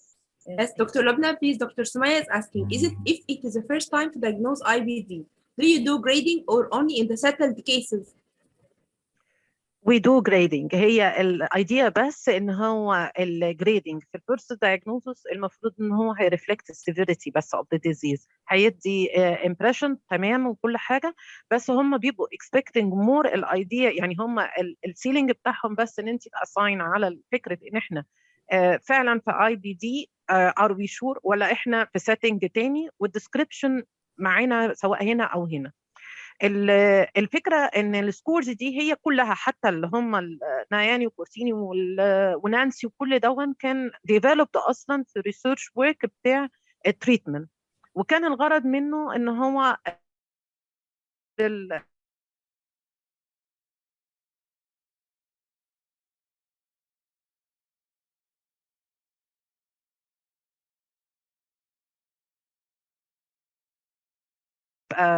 بارت من الهيستولوجيك ريميشن ضروري يبقى الاند بوينت الجديده، فبدا ان هو يبقى اسايند فور الايديا بتاعت الفولو اب. بس هو كجريدنج سيستم ستاندردايزد هو ريكومندد جنرالي، بس هي الفاليو بتاعته هي اللي بتختلف بالنسبه للكلينيشن، whether انا في diagnostic setting ولا whether انا في الفولو اب setting. يعني هو كان designed for the follow up setting، بس طبعا مفيش ما يمنع ان هو يبقى standardized way of reporting في حتى الdiagnostic setting. Thank you, Dr. Lubna. We have another question from Dr. Sumaya. She's asking, do you search for any virus rather than cytomegalovirus in IPD? يس، بس هو الفكره كلها ان هي يعني هو في بانل، يعني في a lot of viruses، بس هم they are not that easy to differentiate ما بينهم في الهيستوباثولوجيكال ليفل. السيتوميجالوفيروس هو الموست كومن، يعني واللي بيكسبلين بشكل كبير فكره الفلير اللي ممكن يحصل على الكورس اوف البيشنت، وهو الى حد ما يعني المنظر بتاع الاول اي انكلوجنز دون احنا كتير جدا ممكن ان احنا نبايباس كده على ان هو بس نيوكليير اتيبيا. وانا شخصيا لما بشوفه ببقى عايزه اقول له ريزنج البوسيبيليتي، ولو في تشانس ان انا اكونتاكت اعرف اذا كان في فعلا فلير او ريزيستنس او كده، ببقى عندي كونفيدنس اكتر. كالعاده برضو كل الانفورميشن اللي عندنا بتبقى السيرتينتي بتاعتها او كونفيدنس بتاعتها بيبقى بوستد جدا بفكره ان انا ابقى عندي كلينيكال سيتنج بيسبورت الكلام ده. لكن لو انا حتى مش متاح ليا القصه دي، it is useful ان انا اريز البوسيبيليتي واعمل كوتيشن واضح قوي قوي قوي ان I cannot confirm على الهيستولوجيك ليفل، وانا I need immunohistochemistry which is not available. بس على اساس ان هو لو السيتنج بعد كده ما انا مش عارفه اعمل معاه بقى الكونتاكت ده، هو هيتلقى الكلام ده، السيتنج اللي عنده لو هو القصه دي بتفيل ان ذا جابس بالنسبه له، خلاص هيكونسيدر وهياخد الستبس فورورد. لو القصه دي مش وارده قوي بالنسبه له، يبقى هو مش هيديها الاهميه او السيجنيفيكانس اللي انا خايفه مثلا منه. لا، بس انا اريزت ما دام انا قلقانه اريزت. بس هي للاسف السيتوميجالوفيروس او الاذر فيروسز عامه ما فيش ليهم امبليكيشنز ثانيه غير الانكلوجنز، يعني مفيش حاجه ثانيه ممكن ان هي ايه، مش زي مثلا ما قلنا الليمفوسيتك كولايتس، لو لقيت انترا ابيثيليال ليمفوسايتس وليمفويد اجريجيتس وكده، هو يبقى في حاجه بتدايركت مين ان انا افكر في الدايركشن ده. هو بالنسبه للفيروسز as far as I know يعني هو فقط الانكلوجنز هي اللي بتدرو اور اتنشن، وهي ما فيش حاجه فيهم لا اي كاتشنج للدرجه دي ولا كونفيرمد على الهيستولوجي ليفل من غير immunohistochemistry. Thank you, Dr. Lubna. Another question from Dr. Sumaya, back to the grading of IBD. She's asking, do grading replace the terms of resolving phase of IBD or IBD in remission by recent IBD? لا it does not replace it. هو ده برضه descriptive versus grading. descriptive versus grading. والrecommendations اللي هي بتاعت الكونسنسس international conference دي فضلت لغايه الاخر بتقول ان هو الجريدنج مش هي ريبليس الترمينولوجي او الديسكربشن بتاعنا. الديسكربشن بتاعنا قائم زي ما هو، حتى الجريدنج اللي احنا بنقول عليه دي سي اي دون ما هوش حتى استابليش ان هو محطوط مثلا في جايد لاينز، هو جاست ان هو بروبوزل، والبروبوزل ده شكله بروميسنج واتعمل له فاليديشن زي ما اتفقنا ان الفاليديشن بتاعه موستلي في الالسيتيف كولايتس rather than كرونز ديزيز. بس في الاخر ما فيش حد يعني ما طلعش اي استابليشد جايد لاين مثلا تقول ان هو دون اللي هيستخدم. ما حدش يستخدم النانس، ما حدش يستخدم الجوبز، ما حدش قال كده. كل دون ايه ترايلز ان احنا بس نعمل، لان هو فعلا الاي بي دي زي ما احنا بنقول هو الافري داي ميل بتاعنا. المشكله الكبيره اللي في البراكتس ما بيننا وما بين الكلينيشنز هي كلها الستاندردايز ريبورت.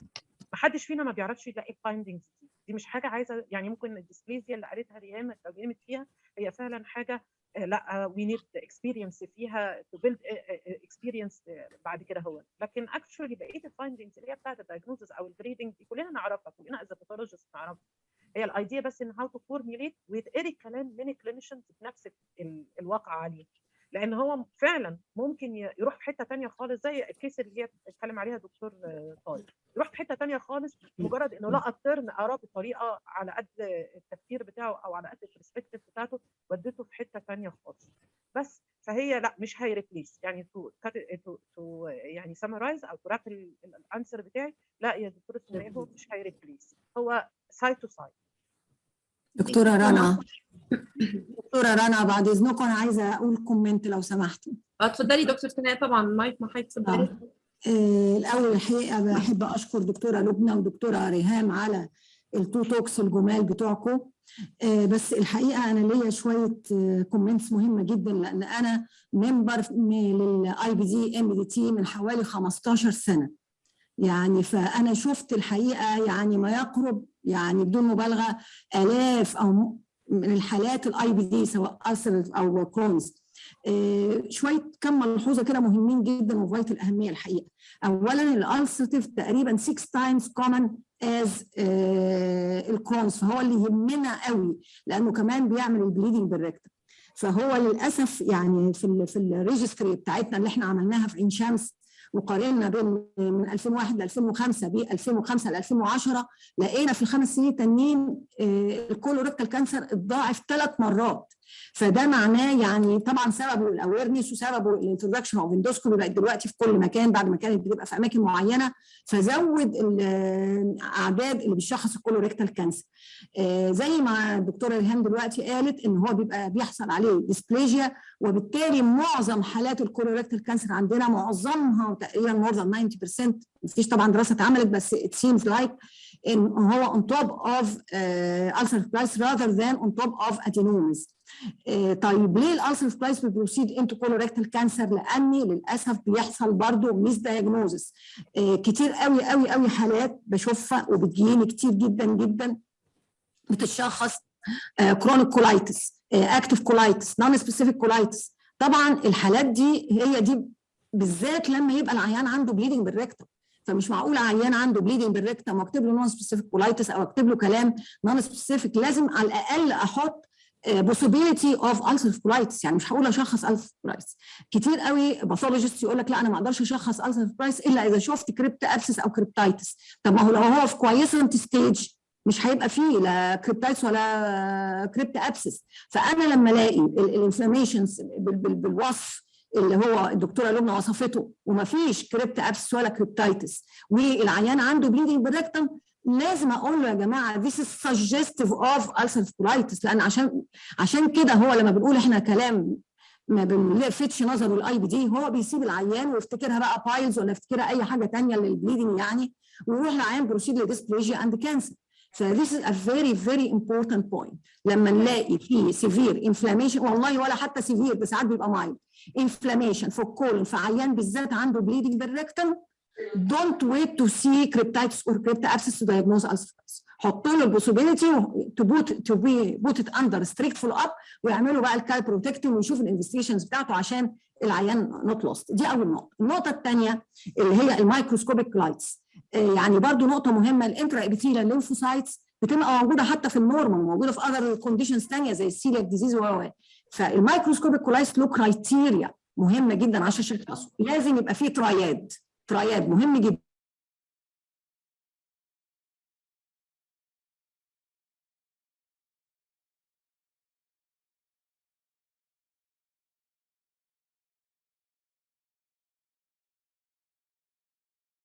بليدنج بالريكتم او عنده امساك ما ينفعش، فيعني هي لازم ترياد على بعض. اخر نقطه كان حد سال على السي ام في. السي ام في انا بشوفه في الكولون وعندي كذا حاله كده بنشوفه عباره عن اولا بتبقى زي انكلوجن بودز واضحه وبتبقى باينه قوي باللو باور وكان بي ايزلي دايجنوزد يعني وبتتلقط لو الواحد واخد باله بيدور عليها. بتبقى موجوده الانكلوجن بودز دي في الاندوثيليال سيلز او في السترومال سيلز في اللامينا بروبري، وساعات ما تبقاش موجوده بس انا بسجست. ايه الحاجه اللي بتخليني اسجست؟ طبعا مش دايجنوستيك. الدايجنوستيك الانكلوجن بودز لما اشوف ان انا الاقي فاسكولايتس في الكابيلاريز والسمول بلاد فيسلز اللي موجود. اخر حاجه بس عايزه اسال عليها الدكتوره ريهام او اعملها كومنت للدكتوره ريهام. الديسبليجيا زي ما هي قالت ان اللو جريد ديسبليجيا بتعملها فولو اب كوليستوش ومفيش مشكله، انما لو هاي جريد ممكن الكلينيشن يبروسيد لكولكتومي، فطبعا التريتمنت هنا كومبليتلي ديفرنت. هي قالت ان المعظم ماشي على ان لو حتى لو لقيت فوكس واحده هاي جريد بنكتبها ده هاي جريد ديسبليجيا. يعني انا لقيت ناس ويعني كم مش قليل يقول لا احنا ما نكتبش هاي جريد ديسبليجيا الا اذا لقينا اتليست 10% من الكريبس والجلانس اللي موجوده شوينج هاي جريد ديسبليجيا. انا قريتها في ريفرنس معينه بس الحقيقه للاسف ما احتفظتش بالريفرنس ده، فيا ريت لو ريهام اكون شاكره جدا لو يكون عندك الريفرنس ده، لان دي نقطه مهمه جدا ابقى على الاقل الواحد معتمد عليها او يحطها كريفرنس. لان الدبليو اتش او لما قريتها قالت ما فيش جايد لاينز ما فيش اتفاق على حاجه وسابت الدنيا عايمه. لا انا عايزه ريفرنس عشان انا اقول له ان في قال ان لو هو فوكس واحده هاي جريد اكتبها يبقى اقول له ريفرنس كذا او 10% اكتبها واقول له الريفرنس كذا. يا ريت لو في. شكرا جدا جدا لكم الوقت يعني. الف شكر. شكرا يا دكتوره سناء، شكرا لحضرتك، ميرسي جدا جدا. كنت عايزة أسأل كمان على الميوسينس ديسبليزيا، ساعات بنلاقيها في benign conditions. والله يا دكتوره رجاء، هو الفكره كلها الميوسنس ديسبليزيا دي اكتر سيتنج هي ديسكرايبد في الاي بي دي سيتنج. يعني انا حتى حاولت اشوفها في الكونتكست الثاني ممكن تبقى موجوده بس في الاي بي دي سيتنج هي ساعات بتبقى اوفرلوكد شويه. فكمان النقطه المهمه جدا ان هي هتبقى جريدد ازاي، لو جريد ولا هاي جريد. هي باي nuclear features it is considered low grade. فايفن if it is in another setting المهم ان هي تبقى فيها نفس الفيتشرز اللي هي not serrated mucinous component اكتر من 50%. واخده كمان الاركتكتشر مهم، يعني انها تكون واخده فيلس or tubulovillous architecture، ما تكونش normal appearing mucosa. دي برضو مهمه، يعني هي فيها كرايتيريا معينه عشان to say ان هي دي hypermucinous dysplasia. لازم نلاقي الكرايتيريا دي كلها، وهي by the definition ان هي low grade cytology يعني. تمام. دكتور طارق، الحقيقه بالنسبه للإيزينوفيليا، تيشو إيزينوفيليا بيقال انه common في الكرونز ديزيز اكتر منه في الالسراتيف in relation to inflammatory bowel disease. هل عندك اضافه تقدر توضحها اكتر؟ تيشو إيزينوفيليا عامله مشكله النهارده. التيشو إيزينوفيليا حتى لو الكلينيشن اعتبرها ايزينوفيليك كولايتس he has to investigate before giving steroid. He has to go for serology and do ANA. يعني هو anti-mitochondrial antibody it points more to Crohn's disease. يعني after exclusion of parasitic infestation or systemic causes of eosinophilia. What do you add? About eosinophilia in relation to Crohn's disease. Tissue eosinophilia. In Crohn's disease, it is one of the differential diagnoses. It is one of the differential, yes, but it has no specific findings in Crohn's. There are many other differential important than Crohn's disease in tissue eosinophilia, like parasitic infestation, especially. Yeah, I said after exclusion of other causes like parasitic infestation, you can allergy or some. You can put Crohn's disease at the end of the list. Okay. Thank you. دكتورة ناهد رفع ايدها بتهيألي من بدري، اتفضلي دكتورة ناهد. معلش انا مش هاخد وقت كتير يعني. اولا انا ثانك يو اول الحقيقه، ايمان، دكتوره ايمان ودكتوره لبنى ودكتوره ريهام. so proud of you حقيقه presentations رائعه. شكرا يا دكتور. يعني واضافوا لنا كتير الحقيقه. صحيح يا دكتوره ناهد. we are all proud of them. يعني من السيشنز القليله اللي حضرتها وانا مستمتعه من اولها لاخرها الحقيقه، من اول كلمه لاخر كلمه. يعني thank you very much الحقيقه يعني. سؤال سريع بس يا لبنى بعد اذنك. انت قلتي في الانتربريتيشن بتاع الاندوسكوبيك بايوبسي في حاله اللي هو differentiate between two types of inflammatory bowel disease, either ulcerative colitis or Crohn's disease. انت ركزتي على بوينت اول حاجه قلتيها اللي هي الفوكاليتي of the lesion and the diffuse lesion. On the basis of endoscopic biopsy and very small biopsy, how can you evaluate this point? I think it's much more evaluated endoscopically or radiologically rather than endoscopic, and to be added as one of the important points to be written in the microscopic report. How can you evaluate this? صح طبعا كلام حضرتك صح يا دكتوره ناهد. يعني احنا بالنسبه لنا التشانس في ان انا عندي فراجمنت entirely affected وفراجمنت entirely unaffected. Does this mean ان هو ده reliably يعني skip lesion؟ لا برضه لا، زي ما حضرتك بتقول. انا بقى بضم فعلا صوتي للكلام بتاع الدكتوره سناء في فكره ايه؟ ان احنا نقول اللي عندنا ونريز كل البوسيبيليتيز، ونقول في الاخر ان هي ضروري تبقى في الكونتكست، نقول في الاخر ان هي ضروري تبقى كونفيرمد باللي عندك as long as ان انا مش قادره اعمل بقى الكوميونيكيشن. بس هي فعلا الفكره واللي بيدروب منا الايديا بتاعت ان احنا ممكن يبقى عندنا حاجه سجستيف بس نقول ان انا مش مديني الكونتكست فمش هقولها. سواء بقى فعلا في فكره الريزنج البوسيبيليتي بتاعت الاي بي دي، ودي النقطه اللي كانت بتتكلم فيها الدكتوره سناء واي اجري معاها جدا، ان انا بقى برجع اكتب بقى في الاخر ايه؟ عندي features that are not hallmark of IBD، يعني بكتب كده كومنت حتى ان انا عندي features that are not hallmark of IBD yet suggestive in the proper clinical endoscopic and serological setting. هو بقى لما بيشوف الجمله دي انا ما حملتش نفسي فوق طاقتي بان انا قلت له انها اي بي دي، لان انا ما عنديش الباك جراوند ان يقول الاي بي دي. لكن في نفس الوقت لو هو زي ما بتقول الدكتوره سناء وده بيحصل فعلا، هي اوفر تيك بقى ويعالج البيشنت باي طريقه ثانيه، يبقى انا اتليست حطيت له البوسيبيليتي دي. هو المفروض ان هو هياخدها يكونسيدر، لو مش شايف الدنيا سبورتيف هيجنور، لو شايف الدنيا ان هي ممكن تمشي معاها لاكتر من كده هيبروسيد. احنا كباثولوجيست بنخاف ايه؟ بنخاف نقول كده العكس، يبروسيد وكأن هي خلاص كونفيرمد ان هو اي بي دي من منطلق ان انا قلت كباثولوجيست كده. لكن انا بقول في الكلام بتاعي، بحط في الكلام بتاعي اللي يؤكد ان انا ام suggesting in the proper، يعني اقول ان هي no it is not a hallmark diagnosis او انها validated او reliable او كذا، انما انا عندي الفيتشرز بتسجست. نفس الايديا دي بقى هنقلها للنقطه اللي حضرتك بتتكلمي عليها. لما بقى انا عندي فيجمنت انتايرلي بتاع ده انفولفد وفيجمنت بتاع ده ما فيهاش الانفولفمنت ده، انا هقول له ان السيتنج او الديستريبيوشن ده suggesting او more in favor of. بس برضو ستيل انا عندي الاندوسكوبيك اسسمنت هو اللي فعلا هيحدد الفكره بتاعت سكيب ليشن ولا مش سكيب ليشن. الاندوسكوبيك بايوبسي ده اكتر من كده، هو الايديا الثانيه بقى ان هو ترانس ميورال ولا مش ترانس ميورال. طب انا اوريدي عندي البايوبسي كده كده ميكوزال، بس انا ايش عرفني بقيه الوول شكلها ايه؟ بس فنفس الايديا هرجع برضو ان انا ابقى بكتب له حاجات ديسكريبتيف وسجستيف، وزي ما كنا بنقول في الكلام بتاع دكتوره سميه. وفي الاخر برضو انا المفروض ان انا ممكن اعمل الجريدنج من باب ان انا كل ده انا بحاول استاندردايز طريقتنا. احنا عندنا تو جابس يعني او تو ديفكتس. الديفكت الاولاني اللي انا ما بستلمش من انا عاتبه على الكلينيشن مش بستلم منك داتا.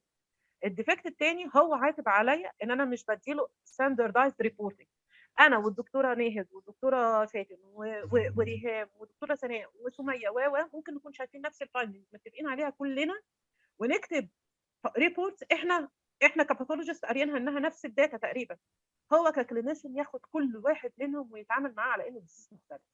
وده يمكن زي عشان كده انا انبسطت قوي ان جت بالصدفه الدكتور طارق عرض الحاله اللي هي بتاعت التيشو ايزانوفيليا دي. احنا كلنا هنتفق مع الدكتور طارق على اللي هو كاتبه ساعتها، ما كناش هنبقى حاسين ان هو حاجه مش متفقين معاها او انا ممكن اشوف حاجه وهو ممكن يشوفها حاجه. لكن هو الدكتور طارق نفسه هو بيقول انا next I will avoid خالص الكلمه بتاعت تيشو ايزانوفيليا دي، لان انا هو قراها ان هو ايزانوفيليكولايتس. هي دي الايديا ان ساعات احنا بنبقى مش قاريين احنا كباثولوجيست ان هو مش غلطتنا، بس هي فكره كلها في ان هو في انتربريت ممكن يمسك كلمه يمسك فيها خلاص ويتعامل معاها على هذا الاساس ويمشي على الدايجنوزس اكنه خد دايجنوزس وانا ما اديتلكش دايجنوزس. ما ده يخلينا برضه نفكر ان احنا نمشي في اتجاه زي ما احنا اتفقنا في الاسم عندنا سواء في معمل دمرداش او في التخصصي ان احنا we are following a standard way of writing a report of cancer في الكاب او كده، وممكن هنحط بقى ايه خطه معينه ان احنا we have to follow a standard method او measurements في كتابه تقرير اندوسكوبيك. بالظبط. حتى لو هي مش established، يعني انا النهارده في التوك كانت عايزه الفكره دي ان هي حتى لو هي مش established وجايه لنا كجايد لاين وماله ما دام ابروتش منظم ناخد الابروتش المنظم كلنا، مش علشان هي فكره لو طبعا استابلش هيمشي عليه، لكن حتى لو هو ستيل نوت استابلش يكفي ان هو عامل لنا some sort of standardized approach كلنا نقدر لما نكتب بيه يبقى مفهوم ان كلامنا كلنا متفقين عليه في نفس الايه الوصف، بس مش اكتر. هي فعلا خلاص جو اون وبروسيد في الايتمز اللي تتحط في الستاندردايزيشن بتاع كتابه تقرير الاندوسكوبيك ريبورت وكلنا نتفق على نظام معين ان شاء الله. تمام. شكرا دكتوره نهاد، شكرا دكتوره لبنى. انا بشكر طبعا السبيكرز كلهم بدون استثناء يعني وطبعا زمايلنا من الاسم الحقيقه بشكرهم شكر فعلا very proud of them كلهم، يعني الدكتوره ايمان والدكتوره لبنى والدكتوره ريهام الحقيقه يعني outstanding presentations. الف شكر. طبعا كلنا عندنا اسئله كتير اكيد. ده هوت توبيك. في سؤال واحد بس يا دكتوره فاتن. انا طب ممكن اسال ريهام سؤال صغير جدا جدا؟ ريهام هترد بسرعه اكيد. يعني الميني سب تايبس اوف ديسبليجيا هل مجرد معرفتهم علشان المورفولوجيك علشان نقدر نتعرف عليهم، ولا ليهم بروجنوستيك سيجنيفيكانس ان احنا نقول له سيريتد ولا جوبلت ديبليشن ولا ميوكس ولا هايبرميوسينس، ولا في الاخر هي لو جريد وهاي جريد واستيك تو ذس؟ بس عايزه. هو سؤال يعني هو يبدو صغير بس هي اجابته كبيره. انا هحاول اختصر. يعني هي في حاجات established already والريسك بتاعها اتعمل له قبل كده ستاديز كتير وكومباريتيف، يعني ستاديز تبعت ناس للسرفايفل لسنين طويله والريسك اوف بروجريشن تو كانسر لسنين طويله. فده اكتر حاجه ويل نون فيها هم الانتستينال تايب ديسبليزيا والسيريتد. النيو انتيتيز دي حتى لو احنا رجعنا للدبليو اتش او السكشن بتاع الانفلاماتوري باول ديزيز اسوشيتد ديسبليزيا كاتبهم يعني على استحياء جدا just mention. وكل الداتا اللي جايه دي كان عشان 2019، كل الداتا اللي جايه بعد كده لسه generated في new publications و new work. فان احنا to understand الامباكت بتاعهم هل كلهم هيمشوا زي low grade ولا high grade، اعتقد ان هو لسه هتاخد وقت لانه في لسه a lot of studies تتعمل على الموليكولار بروفايلز بتاعتها. لكن بتهيألي كمان السيريتد يعني pathways واضحه وفي لان هي هتمشي بنفس السيريتد pathways بتاعت النون اي بي دي associated. لكن كل الاذر rare types دي هي لسه حتى ممكن تبقاش very well recognized ومش مكتوبه حتى في الالجوريزمز بتاعه الكلينيشنز، فهي لسه points to be looked up يعني in future ان شاء الله. Thank you ريان. Thank you حبيبتي. بعد اذن حضراتكم في سؤال بس لدكتور ايمان. حضرتك سامعيني يا دكتور ايمان؟ سامعاكي كويس. انا قلت ما حدش هيسالني خالص. لا هو سؤال يعني مش هقول يعني الاي بي دي اكل الجو يا جماعه. دكتور طارق كان بيسال حضرتك يا دكتور if IDH1 by immunohistochemistry is diffusely negative will you consider it wild or mutant? Completely negative. Yeah. هو اصل حضرتك يا دكتور طارق ان هو مش واخد يعني زي فكره البي 53 يعني ان هو يكون انه نعتبره بوزيتيف عشان هو كومبليتلي نيجاتيف. هو المفروض يكون في بوزيتيف انترنال كنترول في الماكروفيجز اللي موجودين يعني usually they are there in the tumor يعني لازم يكون في عندي positive control to make sure على same slide to make sure ان هو working. لكن هو ما هوش طبعا working طبعا في كنترول وكل حاجه. طيب خلاص يبقى ساعتها if it is negative even entirely يعني حتى ما فيش جوه التيشو ما فيش internal control زي اي ماكروفيجز موجودين. في الكنترول في موجود بوزيتيف كنترول طبعا. انا بتكلم على شغل معمول صح. اذا كان يعني مش باتشي يعني كان التيومر كله 100% نيجاتيف. هتعتبريه وايلد ولا ميوتنت تايب؟ لا انا هعتبره نيجاتيف ستيننج. اعتبره بقى وايلد ولا مش هقدر اعتبره ميوتنت على ان هو يبقى كومبليتلي نيجاتيف يعني مش زي فكره البي 53. لا يعني لان انا بسالك السؤال ده لانه البعض بيعتبر ان الكومبليتلي نيجاتيف IDH1 is considered mutant type. فانا عشان كده حبيت اسال السؤال ده يا دكتوره ايمان. مش الميوتنت الوايلد تايب لو كان باتشي، انما لو كان كومبليتلي نيجاتيف فيا ريت عايزين نرجع للموضوع ده لان انا في بعض الناس بيعتبروه لو كان 100% نيجاتيف بيعتبر زيه. لو this is a common occurrence يا دكتور لان هو حتى مكتوب على الساين بتاع شركه داينوفا اللي هي اوريدي هي المبتكره يعني الكومنلي يوزد او تقريبا يعني mostly used antibody يعني for testing IDH1. كلهم بيتكلموا على ان هو when it is mutant you're going to have a diffuse positive staining which is يعني unquestionable تقريبا يعني. ده بالاميونوهيستوكيمستري انا بتكلم يا دكتوره ايمان. ايوه ما انا بكلم حضرتك بالاميونوهيستوكيمستري ان الماركر اللي هو commonly used اللي هو بتاع داينوفا اللي هو ال IDH اللي هو R132H اللي هو بيتست اللوكيشن ده بالذات مش اي commonly available immunostain لان في كتير immunostains available وكلهم ما حدش خالص ولا سنتر اعتمدهم يعني. فonly this immunostain هو اللي we can use it الحقيقه يعني and it is testing IDH1 بس. فده خلينا نرجع للشركه تاني لان الديفيوز نيجاتيف is considered mutant also.